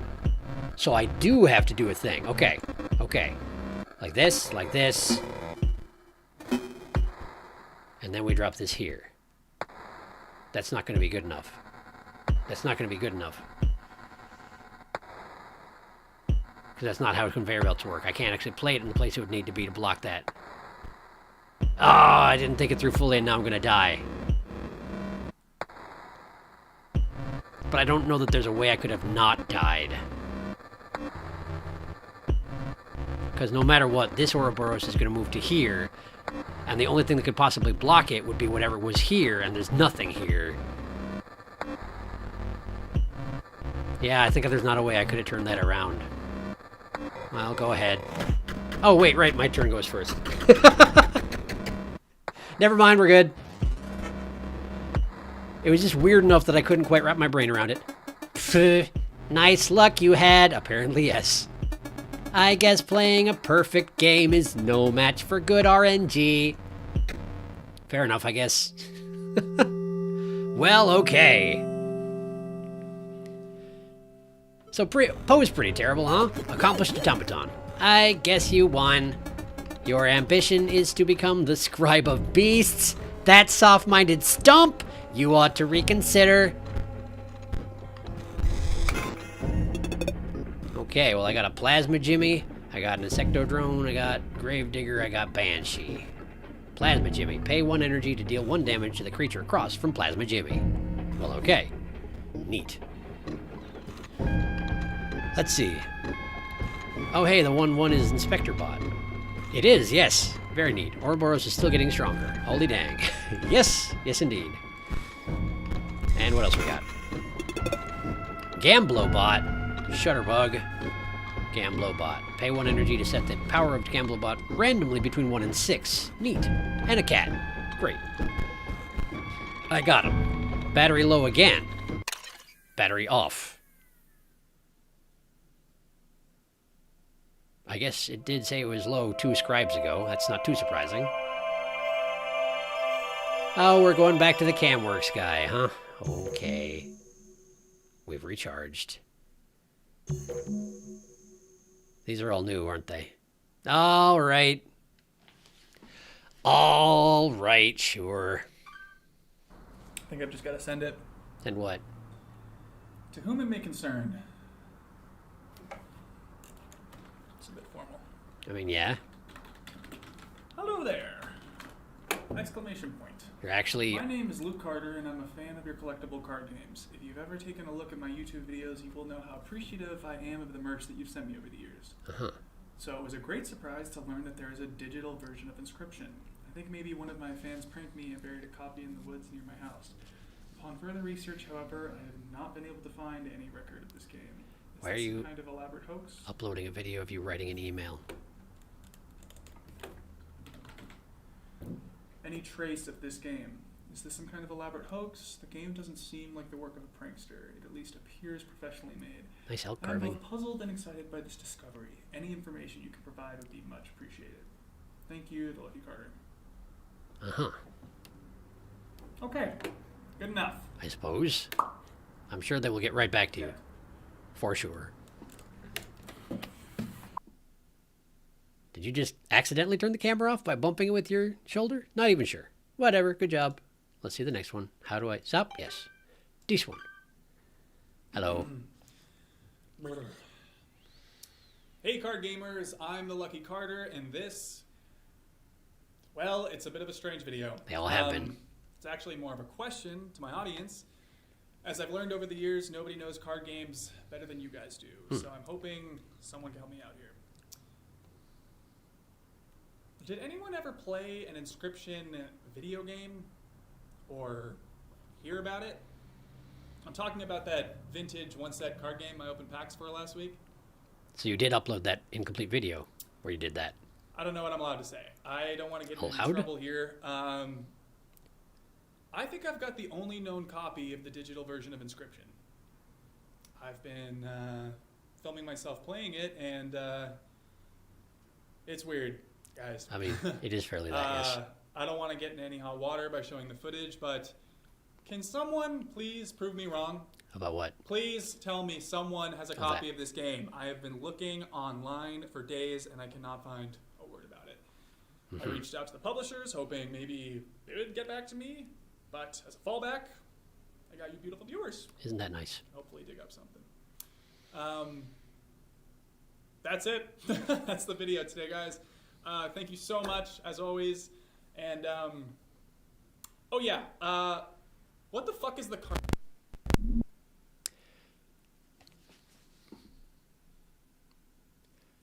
Hey, look, more binary. Okay. I wasn't expecting to have to get out the binary translator yet again, but here we are. Clearly said something he was not supposed to. All right, so every, what is it, 8 digits is a binary character? Okay. Bear with me, 0100 1011. They weren't even nice enough to put in the spaces themselves this time. Oh man, 101 00001. Oh, this is going to be a headache. I can already tell. 01010010. 01010010. 01001110.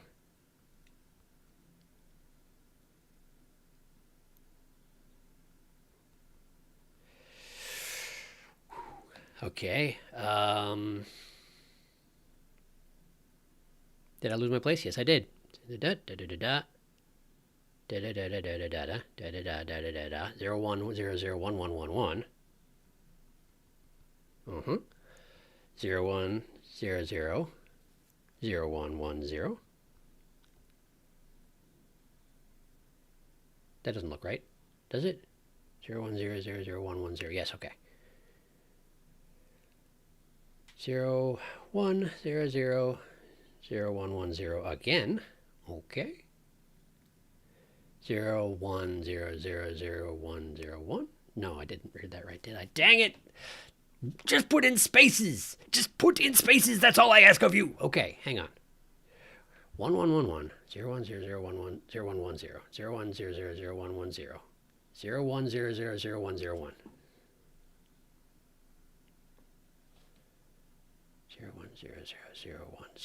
01000101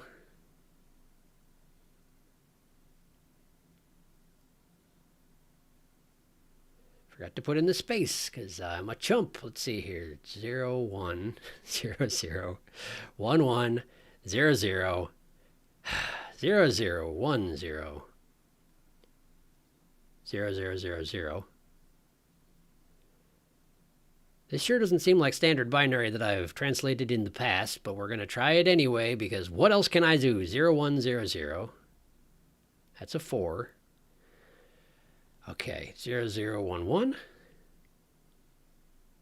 0100 1111 01000100. Did I see that right? Yes. 01000100 01000101. I sure hope I got that right. Convert.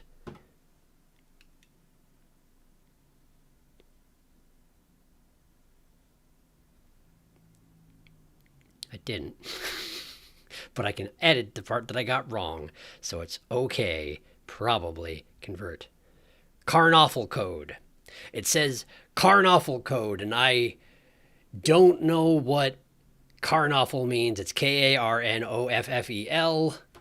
I've never heard that word before.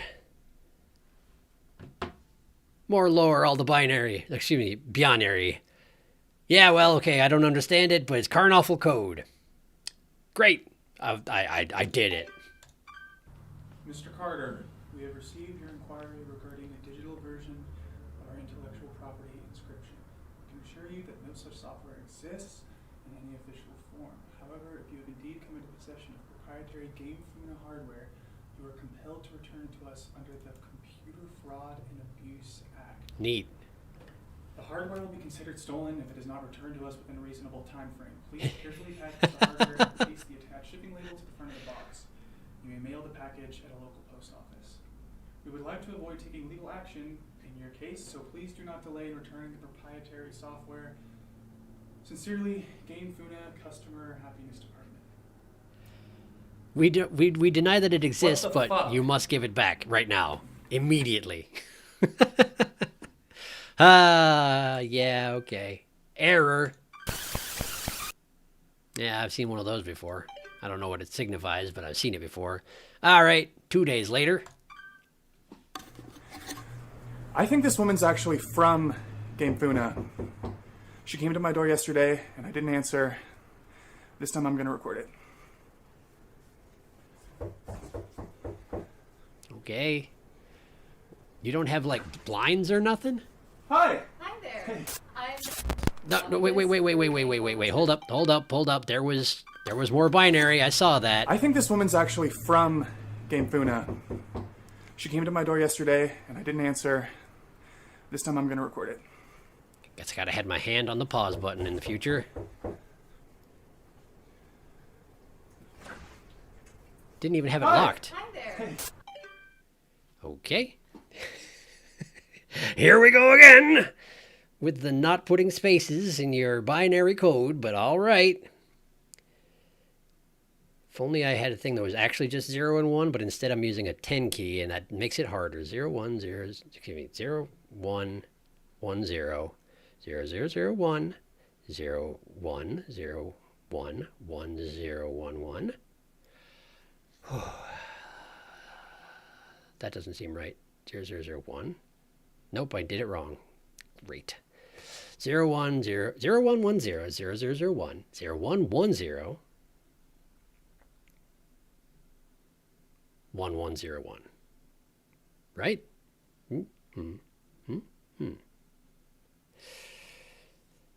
It's, my eyes stopped focusing on the digits eventually. Hang on. There we go. 0, 1, 1, 0, 0, 0, 0, 1. 0, 1, 1, 0, 1, 1, 1, 0. Nope, I lost it. Hang on.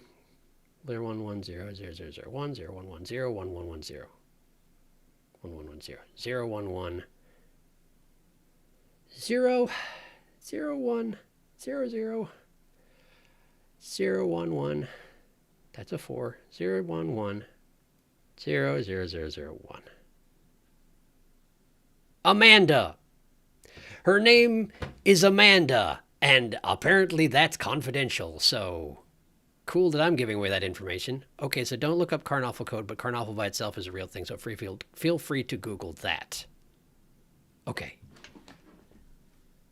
I figured that probably if I looked up Carnoffel code, it would indeed be spoilers for this game, which is why I had not done anything like that, but I will indeed look up Carnoffel. I'm a little concerned that it's going to... Oh, it's a card game. A trick-taking card game which probably came from the Upper German language area in Europe in the first quarter of the 15th century. From Bavaria. Gotcha. Okay, it's a card game. Neat. I can't type today. Totally look up Carnoffel code. Yes, don't. It's Spoiler City, but Carnoffel was some sort of German card game. Yeah. Apparently, yes. Cool. Anyway, play. I have a floppy disk for a game called Inscryption. I was told you can't buy a copy of it somehow. Sound familiar? No. No? No, I don't know anything about that. Oh boy. Inscryption, you said? Yes. You only film Oh, I don't yourself think so. with it and Really? upload it. Because, apparently you emailed us about it. You are, Luke Carter, right? Oh. You know the luckycarter@gmail.com? Yeah, you know what? That's, I am Luke Carter, but that's not my email address. Really? Because... Great. I just noticed because I've seen your videos. Oh. I'm a big fan. Sure you are. Oh. Thanks for watching. Listen, how'd you know where I live, exactly? My boss gave me your address. And how did you get past the side gate? It's locked.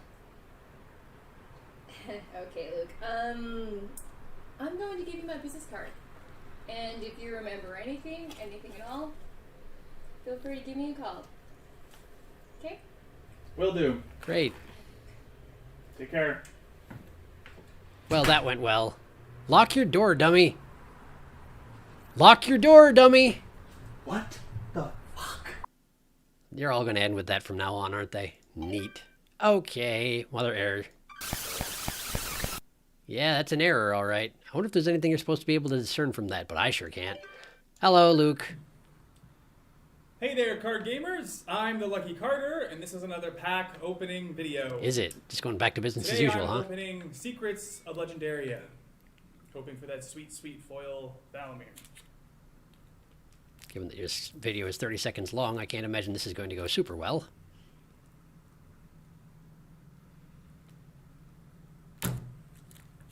Uh-huh. You can't do it. Cool. That's reasonable, I suppose. You have other things to worry about. That was yesterday, after all. And then... Ooh, it got more pixely, for sure. Great. Okay. Understood. So something, presumably, went down vis-a-vis Amanda. Great. Okay. Well, I guess that's that. Stop browsing footage? Sure. Hey, we're back. Great. Poe has nothing more to say on the matter. Because Poe is sulky. Just immensely sulky all around. Okay. Let's go see if I do have the cards that these guys want. I don't think I do. It doesn't look familiar at all. Experiments must continue. Two of the same? I've never seen something like that. Maybe the, maybe if I get some cards from the trader. It's like a one-eyed turret looking thing. None of these here, though. So do I buy techno packs and hope for the best, or do I buy cheap cards and hope that they turn up behind them? I have a lot of foils, but a limited quantity, of course. Well, let's try buying this leap bot. A sentry drone, that's what I need. Sentry drone, okay. So I need one more sentry drone. Got that.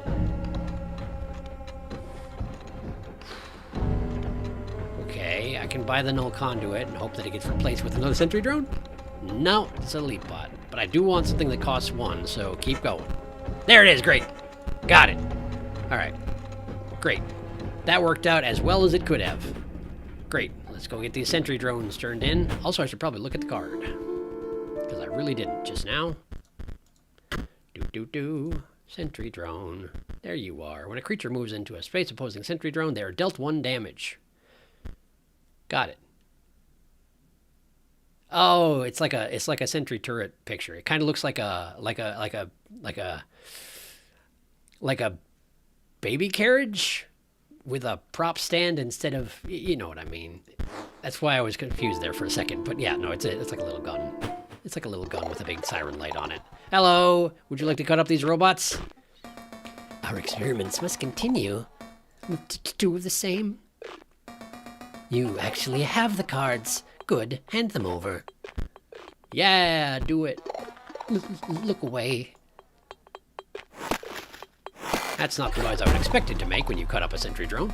I believe this research has brought us one step closer to understanding. Shh, we must not speak of that. Okay. Okay, so now it deals 2 damage to anything that comes nearby. Good to know. Could be useful. Could be useful. What else you need? Ah, that's a mage of some sort, huh? I don't think I have 2 of those. Do you see the diagram? 2 of that. Please. Okay, well... Oh! You have the cards! Apparently I did. Blue mage. Oh, it's a blue mage! That's just a blue mage. Yeah, sure. You can have them. This is good. Close your eyes. Go ahead, chop up my mages. I care not. Yes, I do believe we have found a clue with this one. For the code, yes. But we best not speak more of it. The Carnoffel code, by any chance? By any chance, the Carnoffel code? When Blue Spore Mage is played, you draw cards equal to the amount of Mox cards on your side of the board. Twice. But I don't have Mox cards very much, so it's probably not that great for me.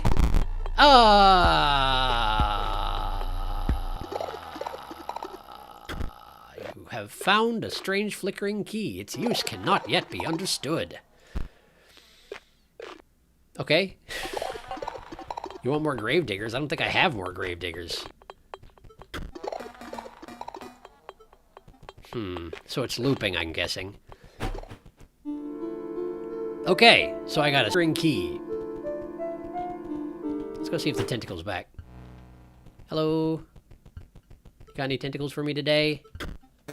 Woof. Cool. Give me just a moment. It does not appear like the tentacle is coming back. So I poked it and it went away. And that's all there is to this story.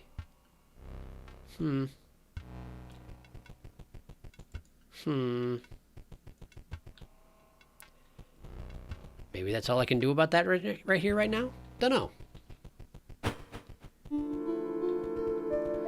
Let's see. Is there anything else that I need to poke at or investigate before moving on to the final zone?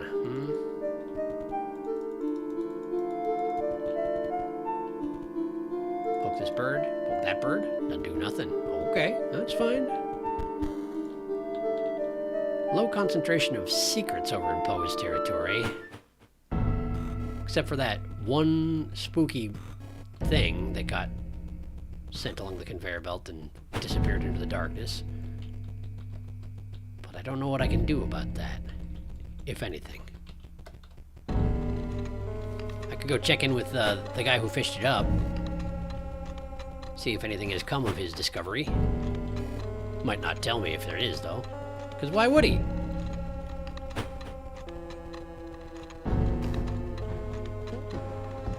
Down we go.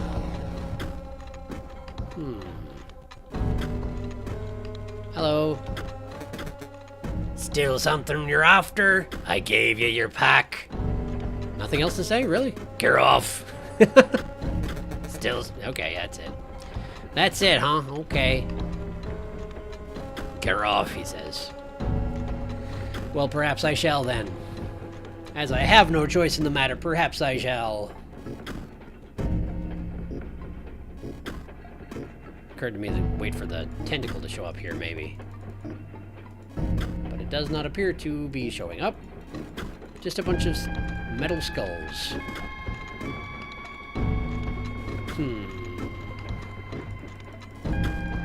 Nothing interactable either. Okay, well, it was worth a try.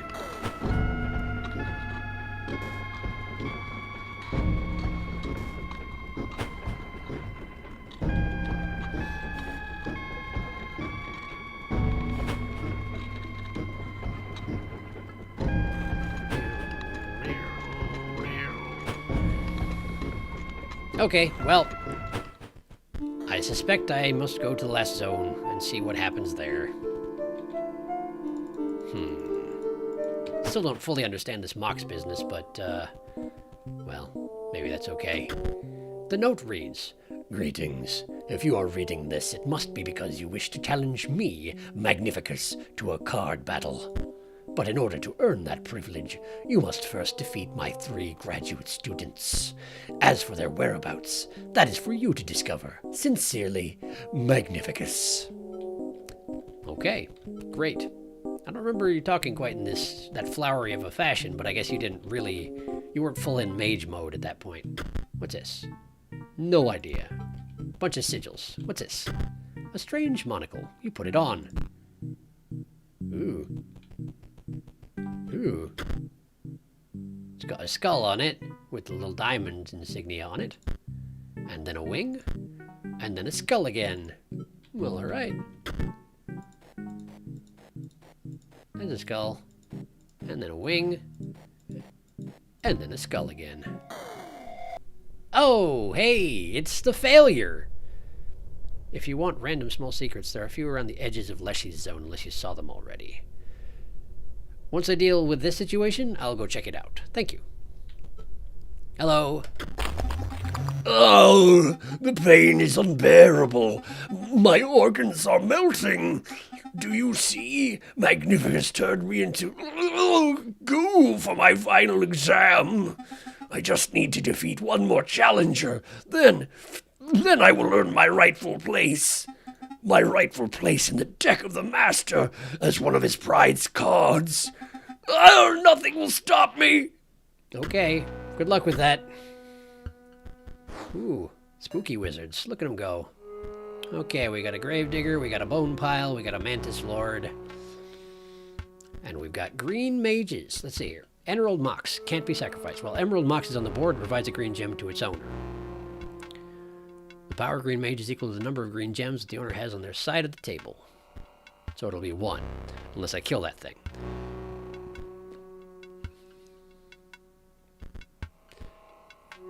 Now the bone heap will be very powerful eventually, but I have to get bones in order to get it there. And while I do have my spore digger here, the only way I can get Spore Digger out is to sacrifice the Bone Heap. Which doesn't seem like the best idea I've ever had, but...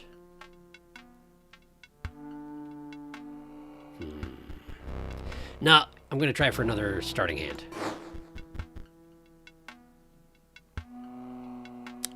Okay.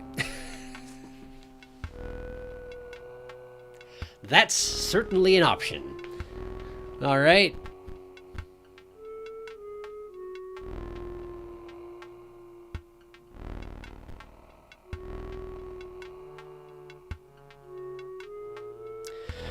All right. And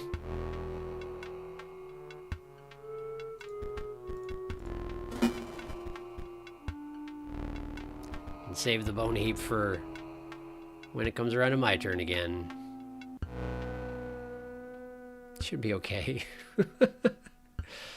Let's see. The failure is a graduate student. It's basically true. From what my friends say, this is accurate to what being a grad student is like. Having suffered through 7 years of grad school, yeah, it really is. Yeah, I believe it.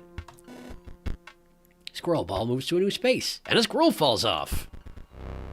And a bear comes out. Okay. Pharaoh's pets, eh? Now I wish I had my friggin' Spore Digger, but I don't.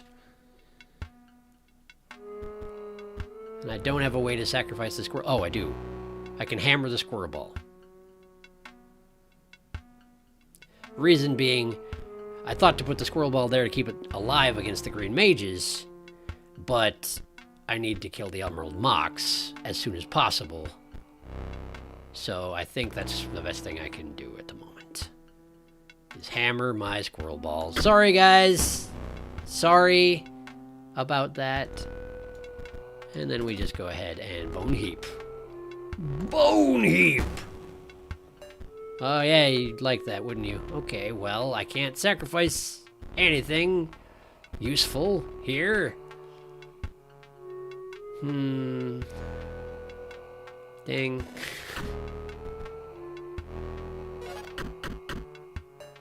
Ah, but see, now you're going to get a green mage instead of your Emerald Mox, and then I'm in great shape forever.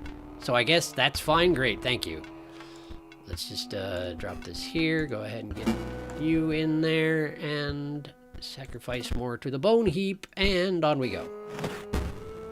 Great. Nice tactics you got there, buddy-o. Hey, look, it's Ouroboros. Hey, everybody, it's Ouroboros. Let's see here. You know what? Sure. You know what? Sure. There you go. You have fun out there, Ouroboros. And we'll beef up the Bone Heap once and be on our way. Great.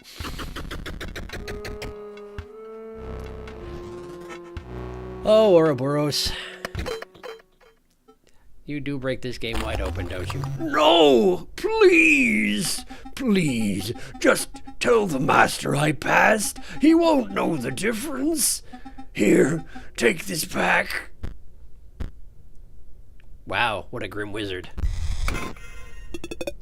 Okay, we got a Mage Knight. We got Bleen's Mox. Can't be sacrificed. While Bleen's Mox is on the board, it provides a blue gem to its owner. Also, while Bleen's Mox is on the board, it provides a green gem to its owner. Well, that's the first Mox card that I've gotten. I could probably build a mage deck around that card, in fact. But I'd have to make sure I got it, which is not how this game works. Cool, got him, thanks.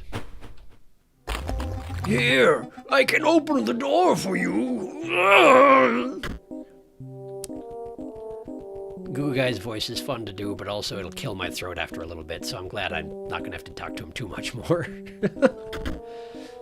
Inside the chest is covered in sticky green goo, but you find a card pack. Great. We got a practice wizard. Oh, it's actually like a target practice wizard. Neat. And a green mage. I know what those do, I just fought a bunch of them. Turns out the green goo man was maybe a little too dependent on the green goo. Or the green gems, or however you want to look at it. Can I interact with any of these vials and whatnot? What's this? Just a wall? Okay.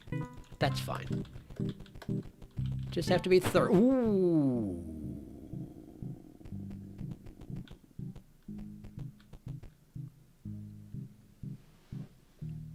Does that say Ranry? Reginald Wilkinson. Probably not Ranry. Harry. Harry Reginald Wilkinson. 129278. Confidential? Department of Defense. That seems like something I maybe shouldn't be looking at. Can't interact with this or that. I still have the monocle on. Hopefully that's okay. Harry Reginald Wilkinson. 129278. All right. Hang on.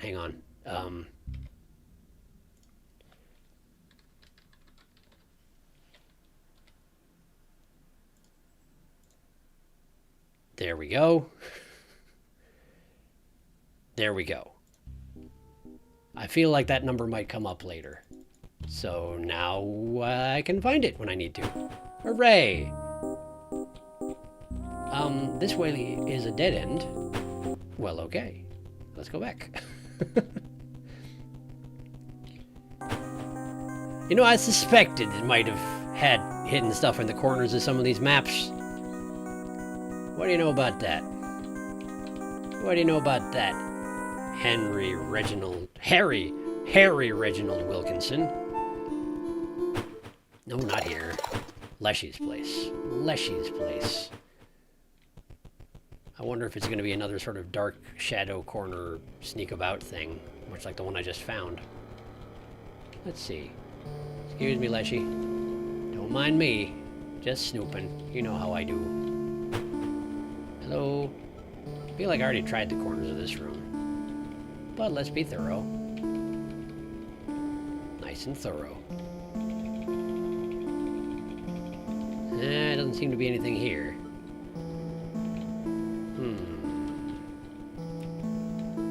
I can get back here. But it's nothing, surprisingly. Given how difficult it is to get back here, I was kind of assuming there'd be something here. Well, okay. Let's see. Anything else around here? Meat box. Nothing. Oop, no, that's just a door. Hello. Enjoying your meat pile still, it seems. Good for you. Seems the angler's in both places, which is a neat trick. Can't wander off into the forest, seemingly.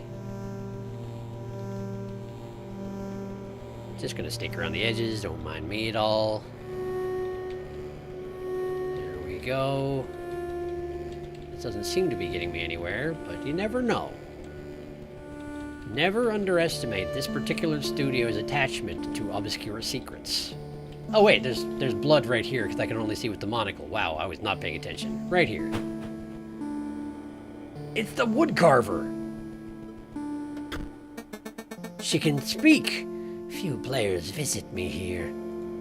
I sometimes ponder what my gameplay purpose was. I mean, you broke my game wide open for me, and I appreciate you vastly. Anything else to say? Oh, it is clear now that you wish to know more. What can I tell you? I have glimpsed the old data. Okay, the old data. And I will speak nothing of it as a kindness. Okay. Fair enough, I guess.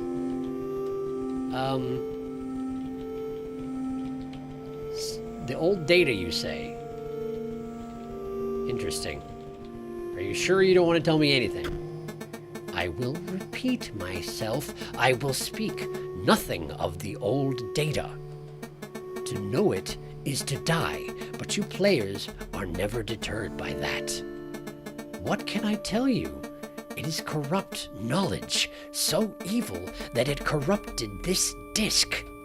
Inscryption, the good? No. Inscryption, the good? Okay.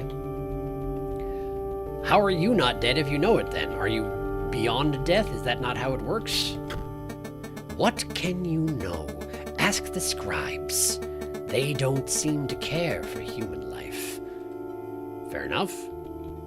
Fair enough, I guess. Leave me here to ponder and carve my wood. Being Leshy's puppet has given me much to ponder. I don't doubt that's true. You sure you don't want to talk about anything? Goodbye for now. Okay. Cool. Nice chatting. Sorry about your brain. Thanks for not getting me killed through knowledge, I guess. I'll probably dig it up later. It's just how I am about things. Don't take it personal. Alright, anything else around here?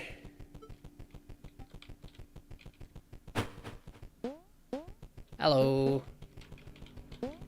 Probably. Whoop.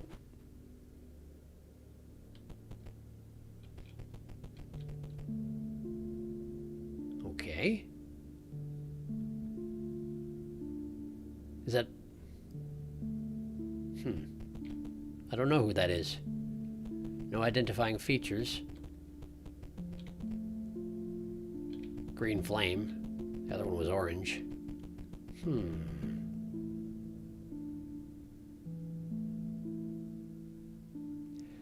There's a black line across the eyes that never actually flickers in or out.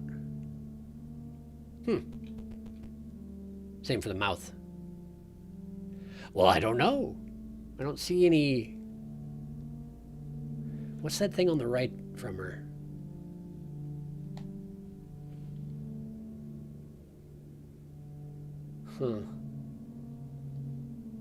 Looks like she's in front of maybe a drawing of a stump or something like that, but most of it's obscured by her head. No, I can't make it out. Okay, cool. We'll found that.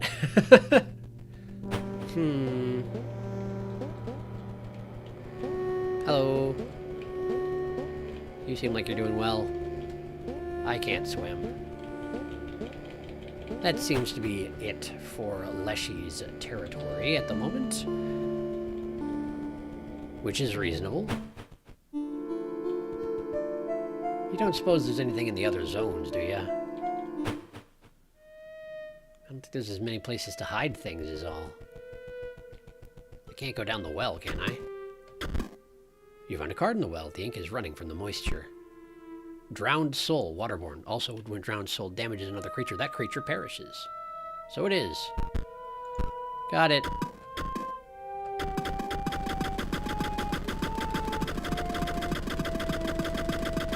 Yeah, that doesn't seem to be doing anything. Yeah, that doesn't seem to be doing anything. But you gotta be sure about these things.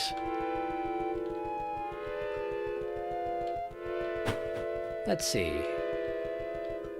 There's not as many dark corners and whatnot, but there are green flames here. Which is what we had in that room with the picture of the woman in front of a maybe stump.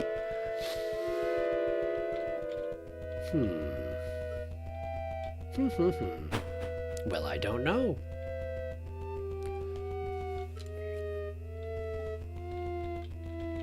Looking for any differences in like the pixels of the floor around the edges, you know? Might indicate where there's a secret or something, but honestly, I'm not seeing anything out of the ordinary. Wait, green flames are all over the place in here.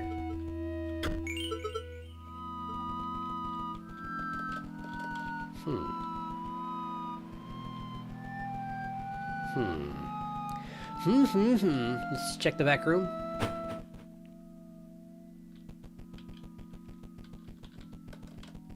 Yeah, these are all just the different player tokens. And that's fine.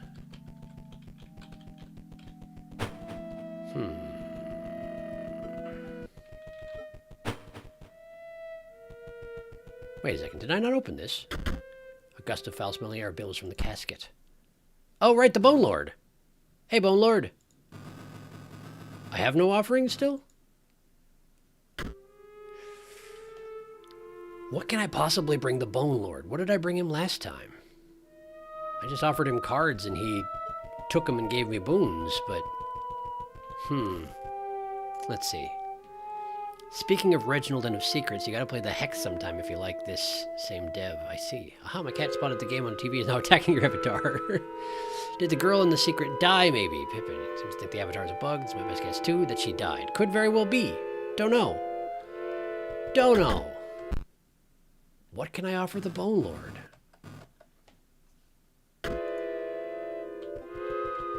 There's got to be something with the Bone Lord, right? But what could I offer him? What could the Bone Lord want from me? I don't honestly know. What was that card I got that seemed like it had a lot of utility? I can't remember. Dang it. Not that. Not you. No. And I got another Gravedigger, but not that. Shutterbug. I was thinking the Shutterbug might be useful, but it is expensive. Mrs. Bomb, Sentry Spore, Bleen's Mox, Blue Spore Mage.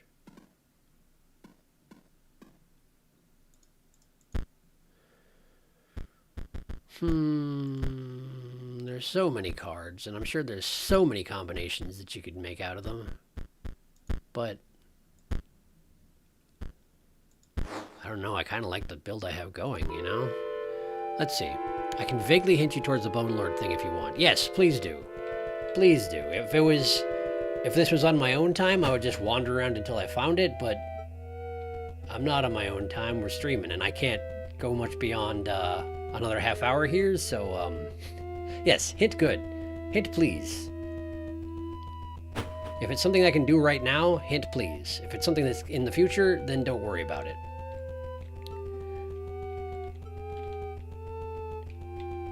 But it seems like I'm almost done with this section of the game, you know?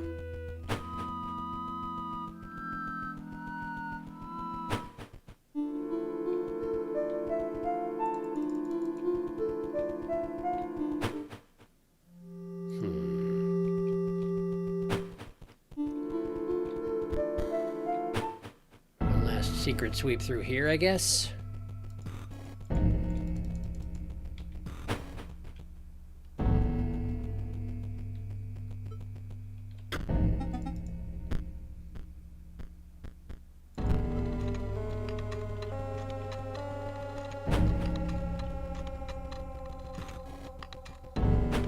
I wonder if I were to get another Gravedigger and bring him to the Mushroom guys, if they would make a Spore Digger out of him, and then merge my two Spore Diggers.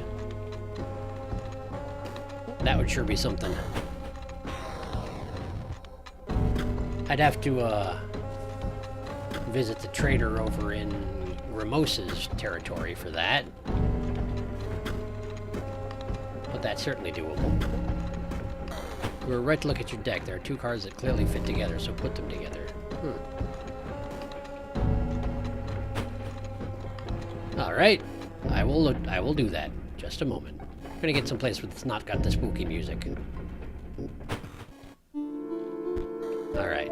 Let's see here. Two cards that clearly fit together. Seems like robot business.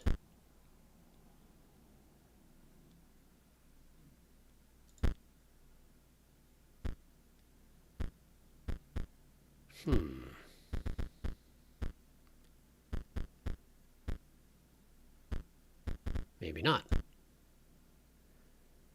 Two cards that clearly fit together.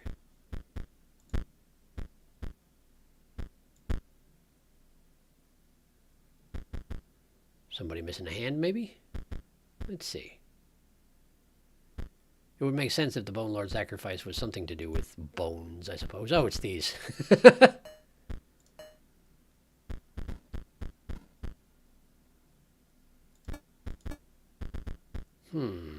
So how do I put them together?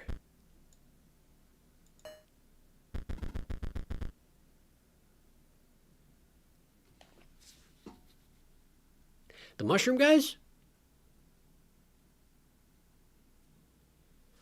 Merging two cards together is what the mushroom guys do.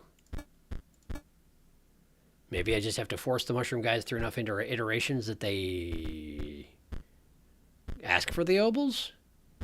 Either that or... either that or I'm not really sure. It's certainly the broken obol. Makes sense that the Bone Lord would want obols. Obols are very much a Karen thing. Yo, mushroom guys. They only want to do grave diggers. Well, let's try and get a grave digger. See if I can get anything to come of this. Thanks for the hint, by the way. Let's see. Gravedigger. Simple enough. All right.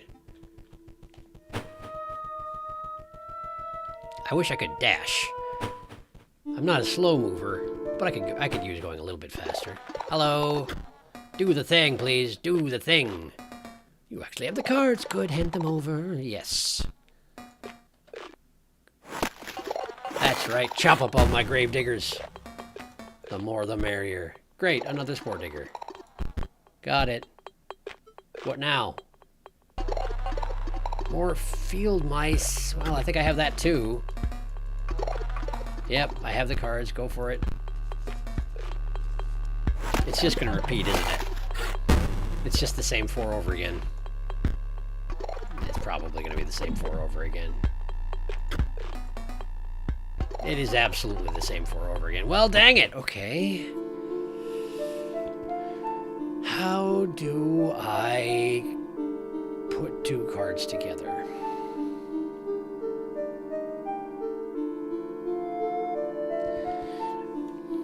Would it be something like taking the muscle wizard and having him mash them together, do you think?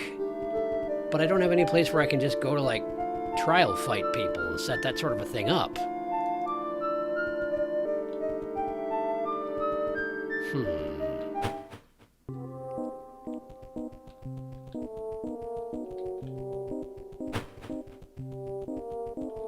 What's this? Collected cards. I see. So there are quite a few that I haven't seen then. Interesting. I was not aware of that. Tons of magic cards I've never seen. Hi. Hi. Let's see. Let's see.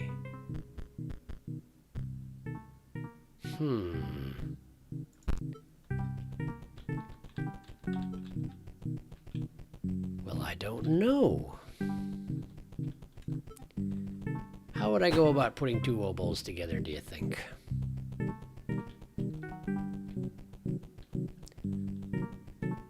I'd have to put them in my deck for sure. Oh, hey. That's got goop on it. Why's that got goop on it?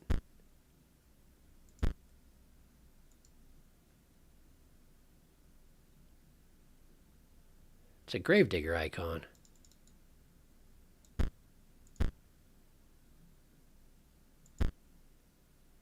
But I've only got spore diggers at this point. What do you want me to do about that? If you want to be careful to not miss things, the point of no return is once you go back to that center spot after beating all 4. So even if you beat Magnificus, you can keep looking around here. Cool. All right. All right. Well, let's continue on for right now then. I'm hesitant to put the obols in my deck. I guess I could.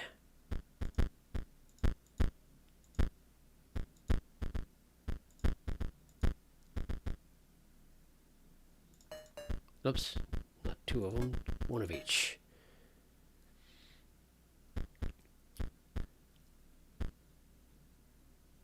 Because maybe if I play them on the same spot on the deck, on the board rather, they'll be merged. Who knows? I've never had anything work like that before, but there's always a first time for everything. All right, reduce the squirrels. Reduce the squirrels. We're going to go down to 4 squirrels. Okay. That should be fine. Getting them into my hand might be tricky. It would almost be worth building a deck around the magic, around Mox stuff, so I could use the blue mages to, or the double blue mage to draw a bunch of cards or something, I suppose. Whoop. Wasn't expecting to be on that side of the room. What's your deal? You got goop on you? The dummy stares lifelessly back at you.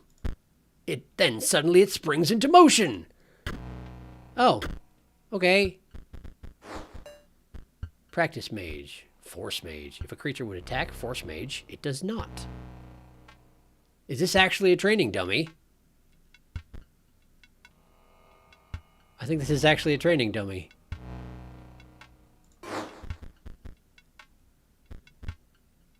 Huh.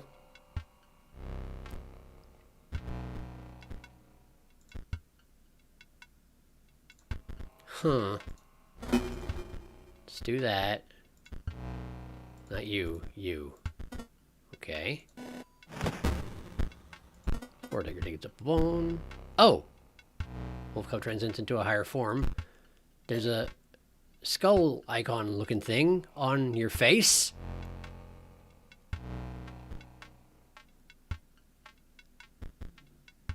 Huh. Practice mage leaves a ruby mox in its place. Okay, so skull face, pushy hand.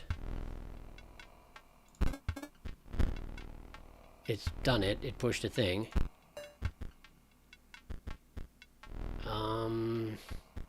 Let's see.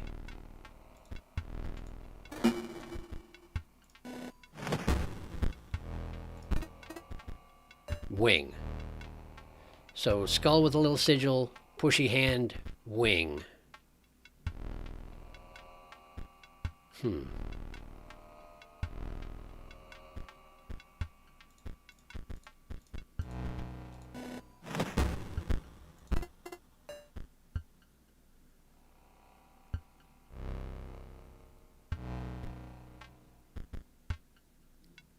I'm actually going to take advantage of the situation to get those obols out.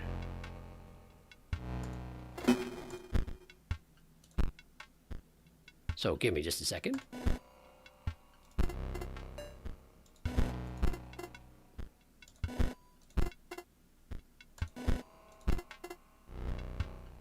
There's one.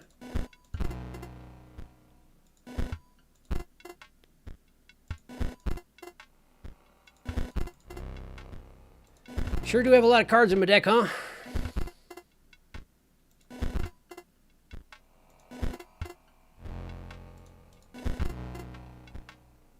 Only 4 left. It's got to be one of them. There it is. Okay, great. Okay, so we're going to hammer you. We're going to put half an obol here. There's no room to play that, but you may use the hammer to destroy your own creature and make space. Oh, you know what? I wonder if it is a situation with the pushy hand. Hey! Good enough. I received an ancient obol. Okay. I guess I just need to win then? I probably should have brought all my obols along to smash them all together. If I'd known what I was getting myself into, I would have. In any case.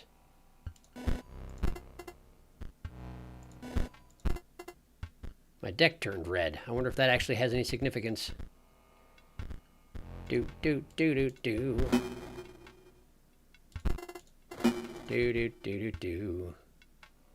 Let's see. Yo, yes, it's my first time. By the way, go to the training dummy. Keep drawing until the things, then it'll connect. That's what I'm saying. Looks like it doesn't reach out in real time. He checks it once in a bit.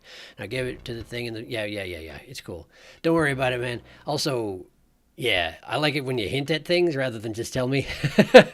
If at all possible. I think I've got the right idea, though.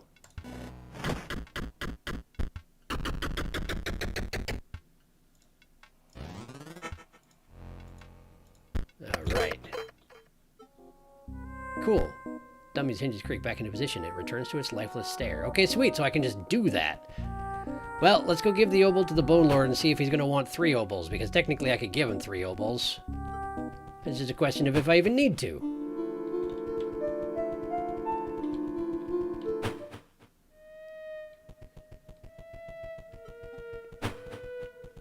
Alright, Bone Lord. I brought you some currency. An ancient obol. That is a fine offering. Ooh. Dark offering. I did it. Can't talk to the Bone Lord anymore. Okay, well, let's go to the basement. Oh, good. What the fuck is this? That's a good question. It's a rib cage, to all appearances. A rib cage that once had clothing on it. Clothing has rotted since, seemingly. Oh, it's the Bone Lord. Hello, the Bone Lord. Is this your body? Whose body is this? In a measureless cavern, deeper than the sunless sea, you approach the Bone Lord. The Bone Lord is also... The Bone Lord is also one of these overdramatic dungeon masters. Got it. You approach me. Do you hear it? The old data? How it twists and corrupts. How it even invents images unknowable. Do not approach me again unless you will worship me. Worship it. Okay.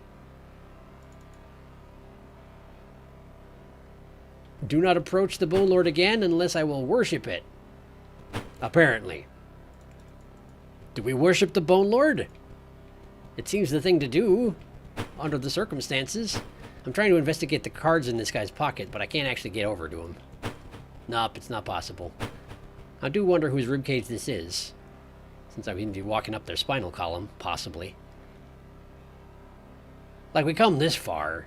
Is there really any point in making an offering to the Bone Lord and gaining access to the Bone Lord and then not worshipping the Bone Lord, do you think? I sound like one. Okay.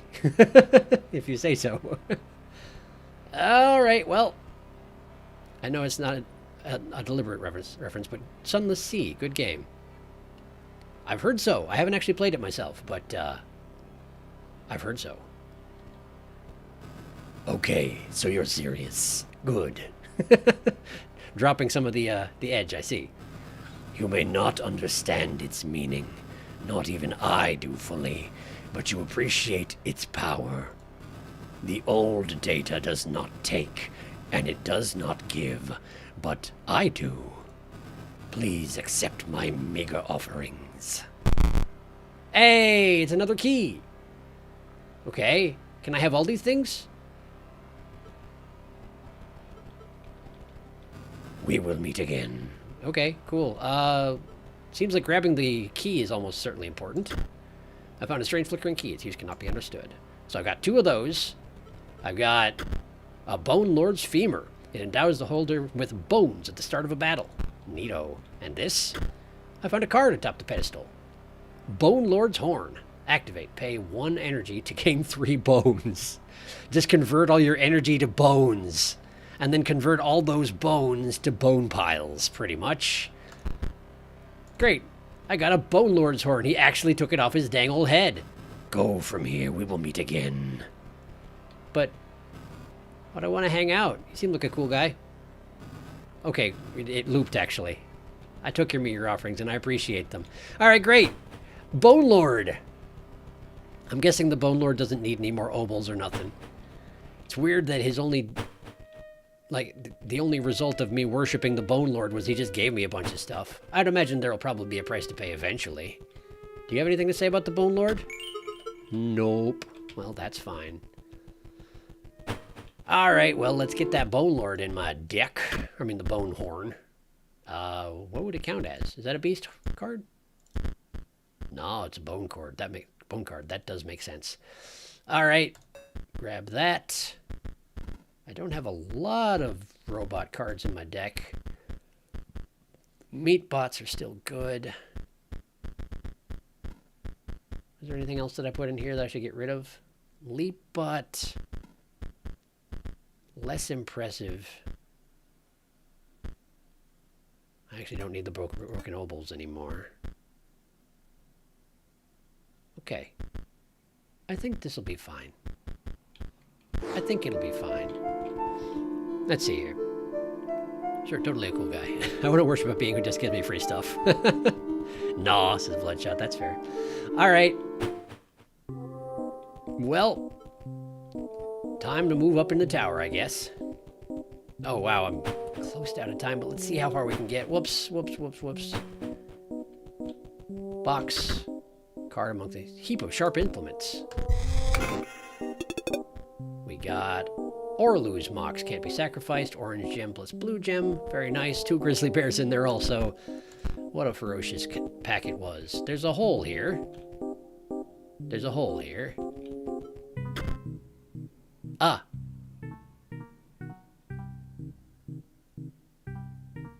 Right. Okay.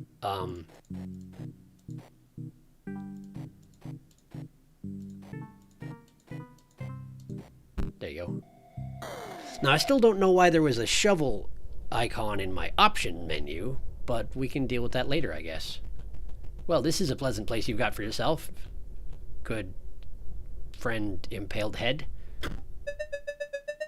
Just imagine you are an ice cube slowly melting on a hot pan. Oh, I was only talking to myself. The pain of being a head impaled on a spear is... Well, it is worth it, of course. Magnificus will award me the highest honor. Why does Magnificus reward people for being in constant pain? I wonder. I will be the centerpiece of his deck. Will you? Guess we'll see about that. Bones, bones, bones. But not actually that many bones to be found in his hand. Pharaoh's Pets. I'd need the Spore Digger for the Pharaoh's Pets to be worthwhile at the moment. So I'm going to go ahead and... What do we got here? Ruby Mox can't be sacrificed. Orange Gem for your owner. Ruby Golem also provides a Ruby Mox when it dies. If all Mox cards are gone, the Mage Knight just straight up dies. So if I were to destroy the Ruby Mox, the Mage would die because the Ruby Golem isn't a Ruby Mox yet. Anyway. Okay, so we got Squirrel, Squirrel Ball, Bone Heap, Warren.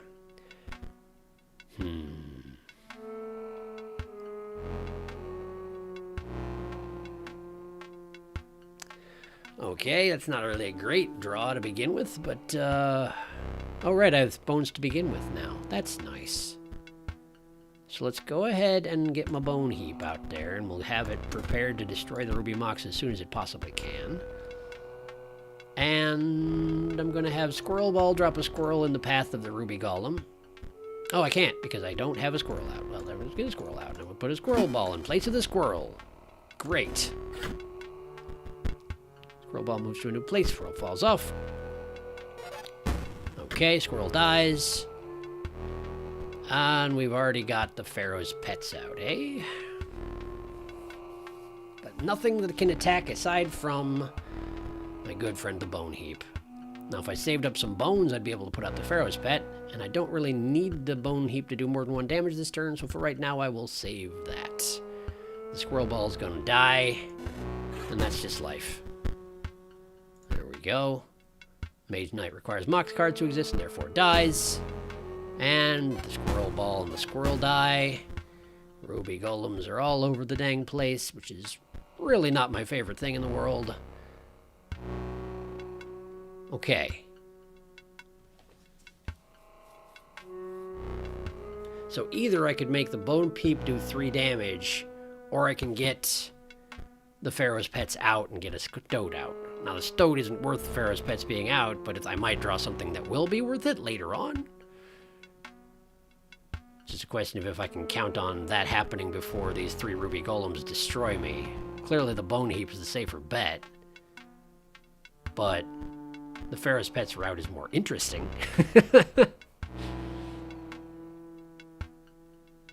I'm going to risk it. Like I say, it's not the good play, but it's the fun play, and that's what I care about right now. Okay, we got a rabbit. Gonna go ahead and play Pharaoh's Pets. And we'll get the Stoat out. go. Where we Mox in its place. Orange Mage. Mox cards on the owner's side of the board gain 1 power. Alright, that's not good news for me, but it doesn't really matter that much. Now see, this is perfect. We got Pharaoh's Pets and we got Spore Mice, which are going to create so many Spore Mice. Alright, let's just hammer you. Hammer you. Spore Mice. Spore Mice. Great. The place is just crawling with Spore Mice, and we ring the bell. Yes, go ahead. Good. And another one. But who cares even? Bell.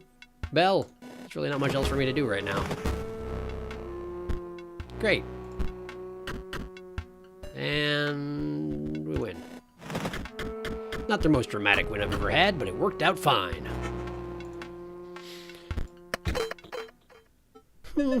Perhaps I will not be central to his strategy. I care not. He can use me as a chump block, or I have mastered disappointment. Take this pack. I shall. We've got Master Orlu, airborne. Also, when Master Orlu deals damage directly, draw a card for each damage dealt. But you need to have orange and blue for that. Draw cards for each damage dealt. That's kind of powerful, if you build your deck around it. But I would have to rebuild my deck. Go. Perhaps I will. Can't even talk to him anymore. Her, it, doesn't matter. That individual. There's a hole here. Oh, is it just a shortcut back to the bottom of the tower? Well, that's good to know. Let's see here. Why worship a person that's kind? Why not both? That's spike lag. True, though. Spore mice are going to become an invasive species at this rate. You're not wrong. It's a good thing there are only 4 spots on this board, or else we would have gotten totally overrun. Whoops. Alright, let's see here. There's something gooey inside this chest. Chest is empty, save for a single card. It's a rabbit. Okay. You reach back in for more and notice a sigil where the card used to be. It's a wing-a-ding sigil. The note reads, the top sigil is found by the greedy. Okay, so the person who reaches into the chest for more. That'd be me. I see there's a secret passage over here. I'll check that out in a moment. The middle sigil is found by the pale. The note reads, the bottom sigil is found by the hard of hearing. So that'll be the one in the option, or by those who hear too easily. That's probably the one on the option screen. Let's see. The pale. So this is going to be the middle sigil, or the bottom sigil is going to be the shovel. Brightness.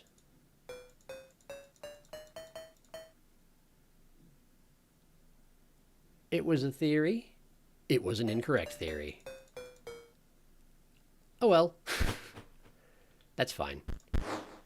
I'll poke at it in a minute here. Let's go check this out.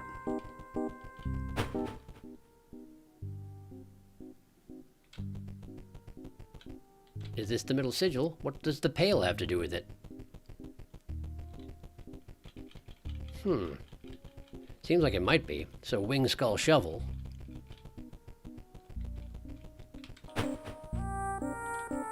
Wait, does setting the gamma...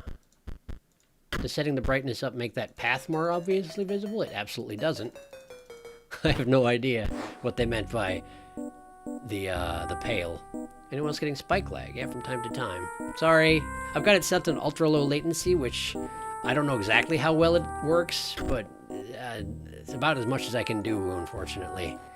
It does make the latency a little bit sporadic. I wish it were not so, but it is so.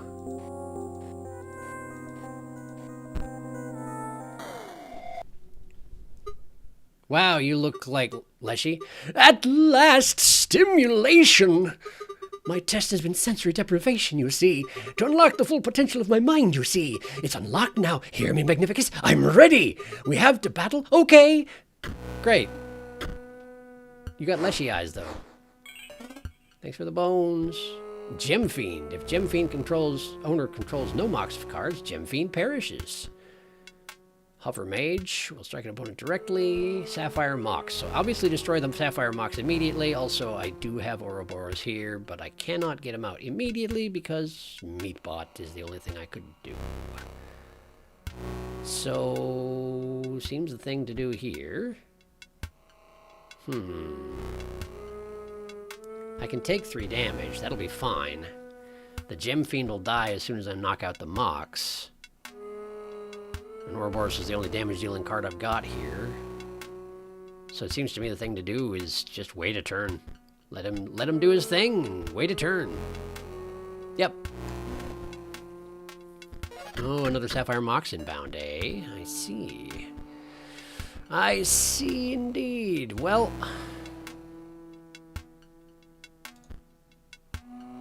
let's go ahead and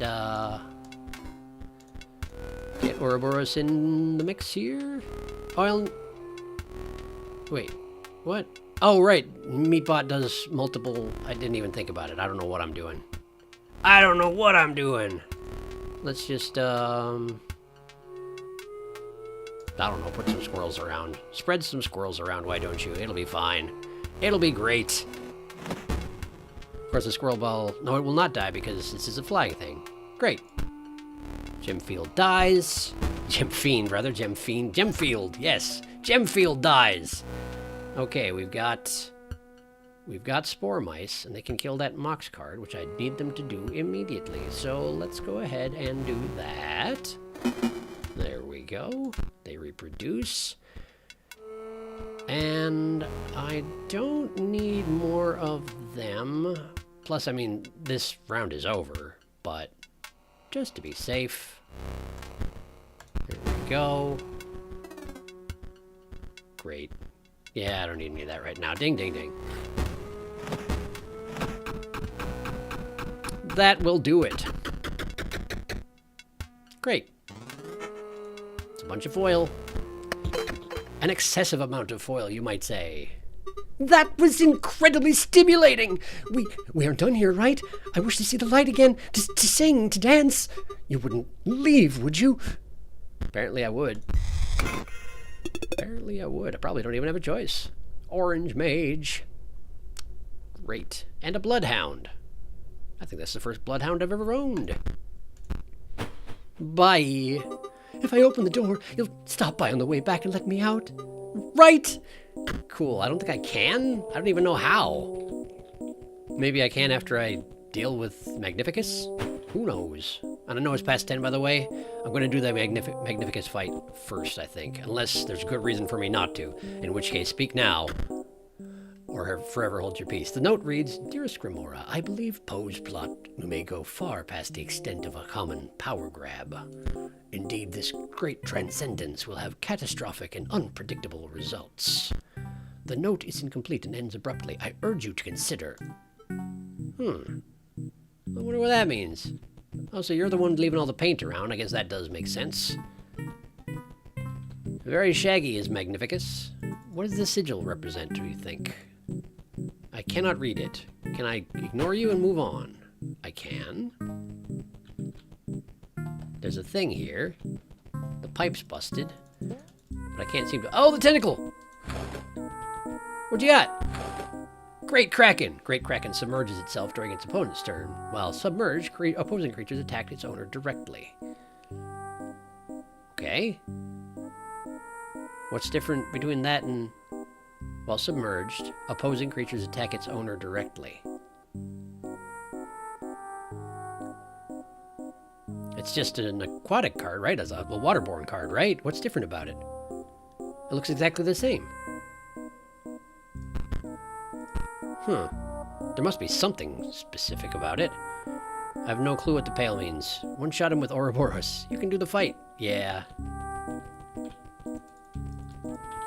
Then perhaps I shall. I don't know what the deal is with Great Kraken, though. Like...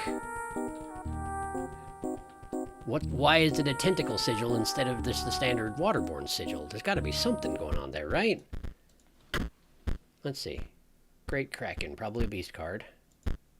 Might be a wizard card. Neither.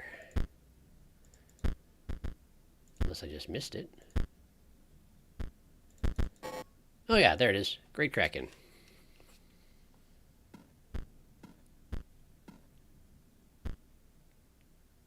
That just looks like a standard Waterborne card. It's not particularly remarkable, honestly. I'll throw him in my deck just to see if anything comes of it, but honestly, I don't see much to write home about the Great Kraken. He's also way punier than you might expect for a Great Kraken. But I guess he did show up in a bathtub, so that's fair. Try Kraken on Training Dummy if you want to find out. Okay. I'm not in a hurry anyway. Not that way. This way.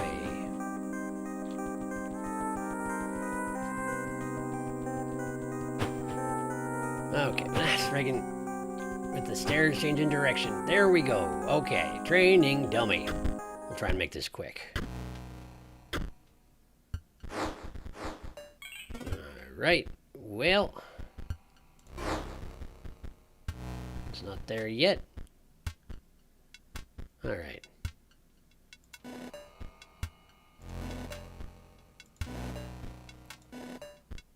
Gotta show up eventually. There he is. Okay, so let's just Great Kraken here.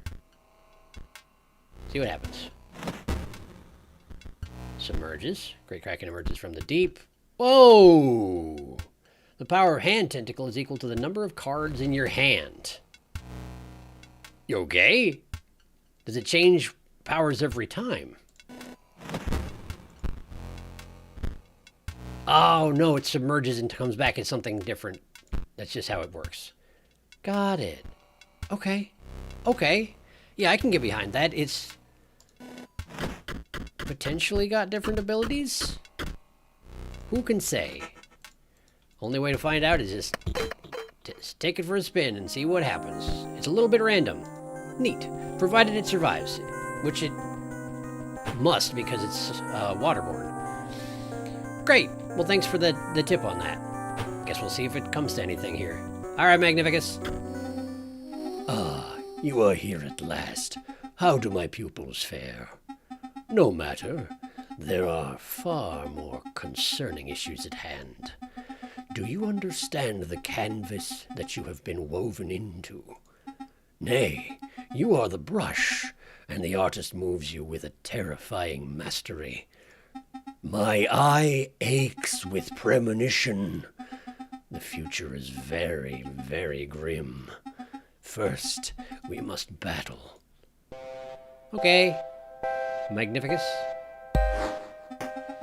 Behold, the brush of the scribe of magics. My pupils would die to be painted by it, and live forever as a card. But that is not the full extent of its powers. Okay, well, I'm sure I'll figure something out. This one needs some bleach. Oh, what? Now for a bit of color. What is this? Okay, so you're just changing the sigils on my cards. Okay. Sure. Are you gonna do that to every card that I've got? So bone heaps now cannot be charged up. They just take, they just deal striker damage. Wolf cubs spawn rabbits. Stoats buff mox users. And grizzlies make me draw cards for mox, but I don't have mox, so let's go ahead and see what happens if I... Yeah, okay. The squirrel now spawns a rabbit. The squirrel ball. Now it does reflect damage. Alright, it's gonna be pretty much every single card, isn't it?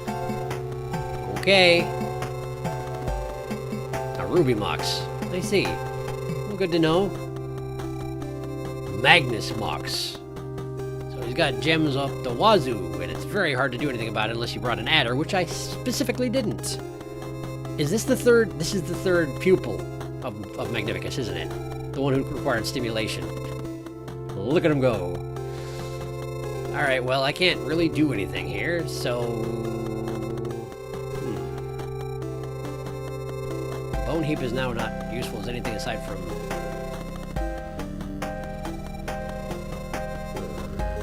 aside from a meat shield, so I guess let's use it as that. Squirrel creates a rabbit. I can afford to take a single damage, probably. Oh, even the Mox becomes... I see, I didn't think about that. Oh, and the Great Kraken has been changed as well. Everything's going to get changed, it seems.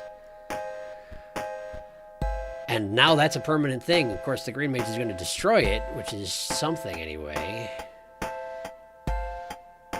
Well, let's go ahead and get the Great Kraken, such as it is. Out. It's not great, but it'll work.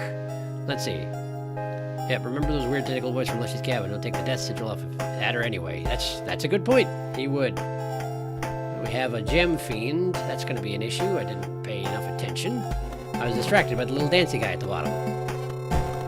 Okay, Ruby Mox in its place. Okay. Stop with the Mox sigils, man. I'm going to have to build a Mox deck in order to actually do this fight, aren't I? So that these sigils don't just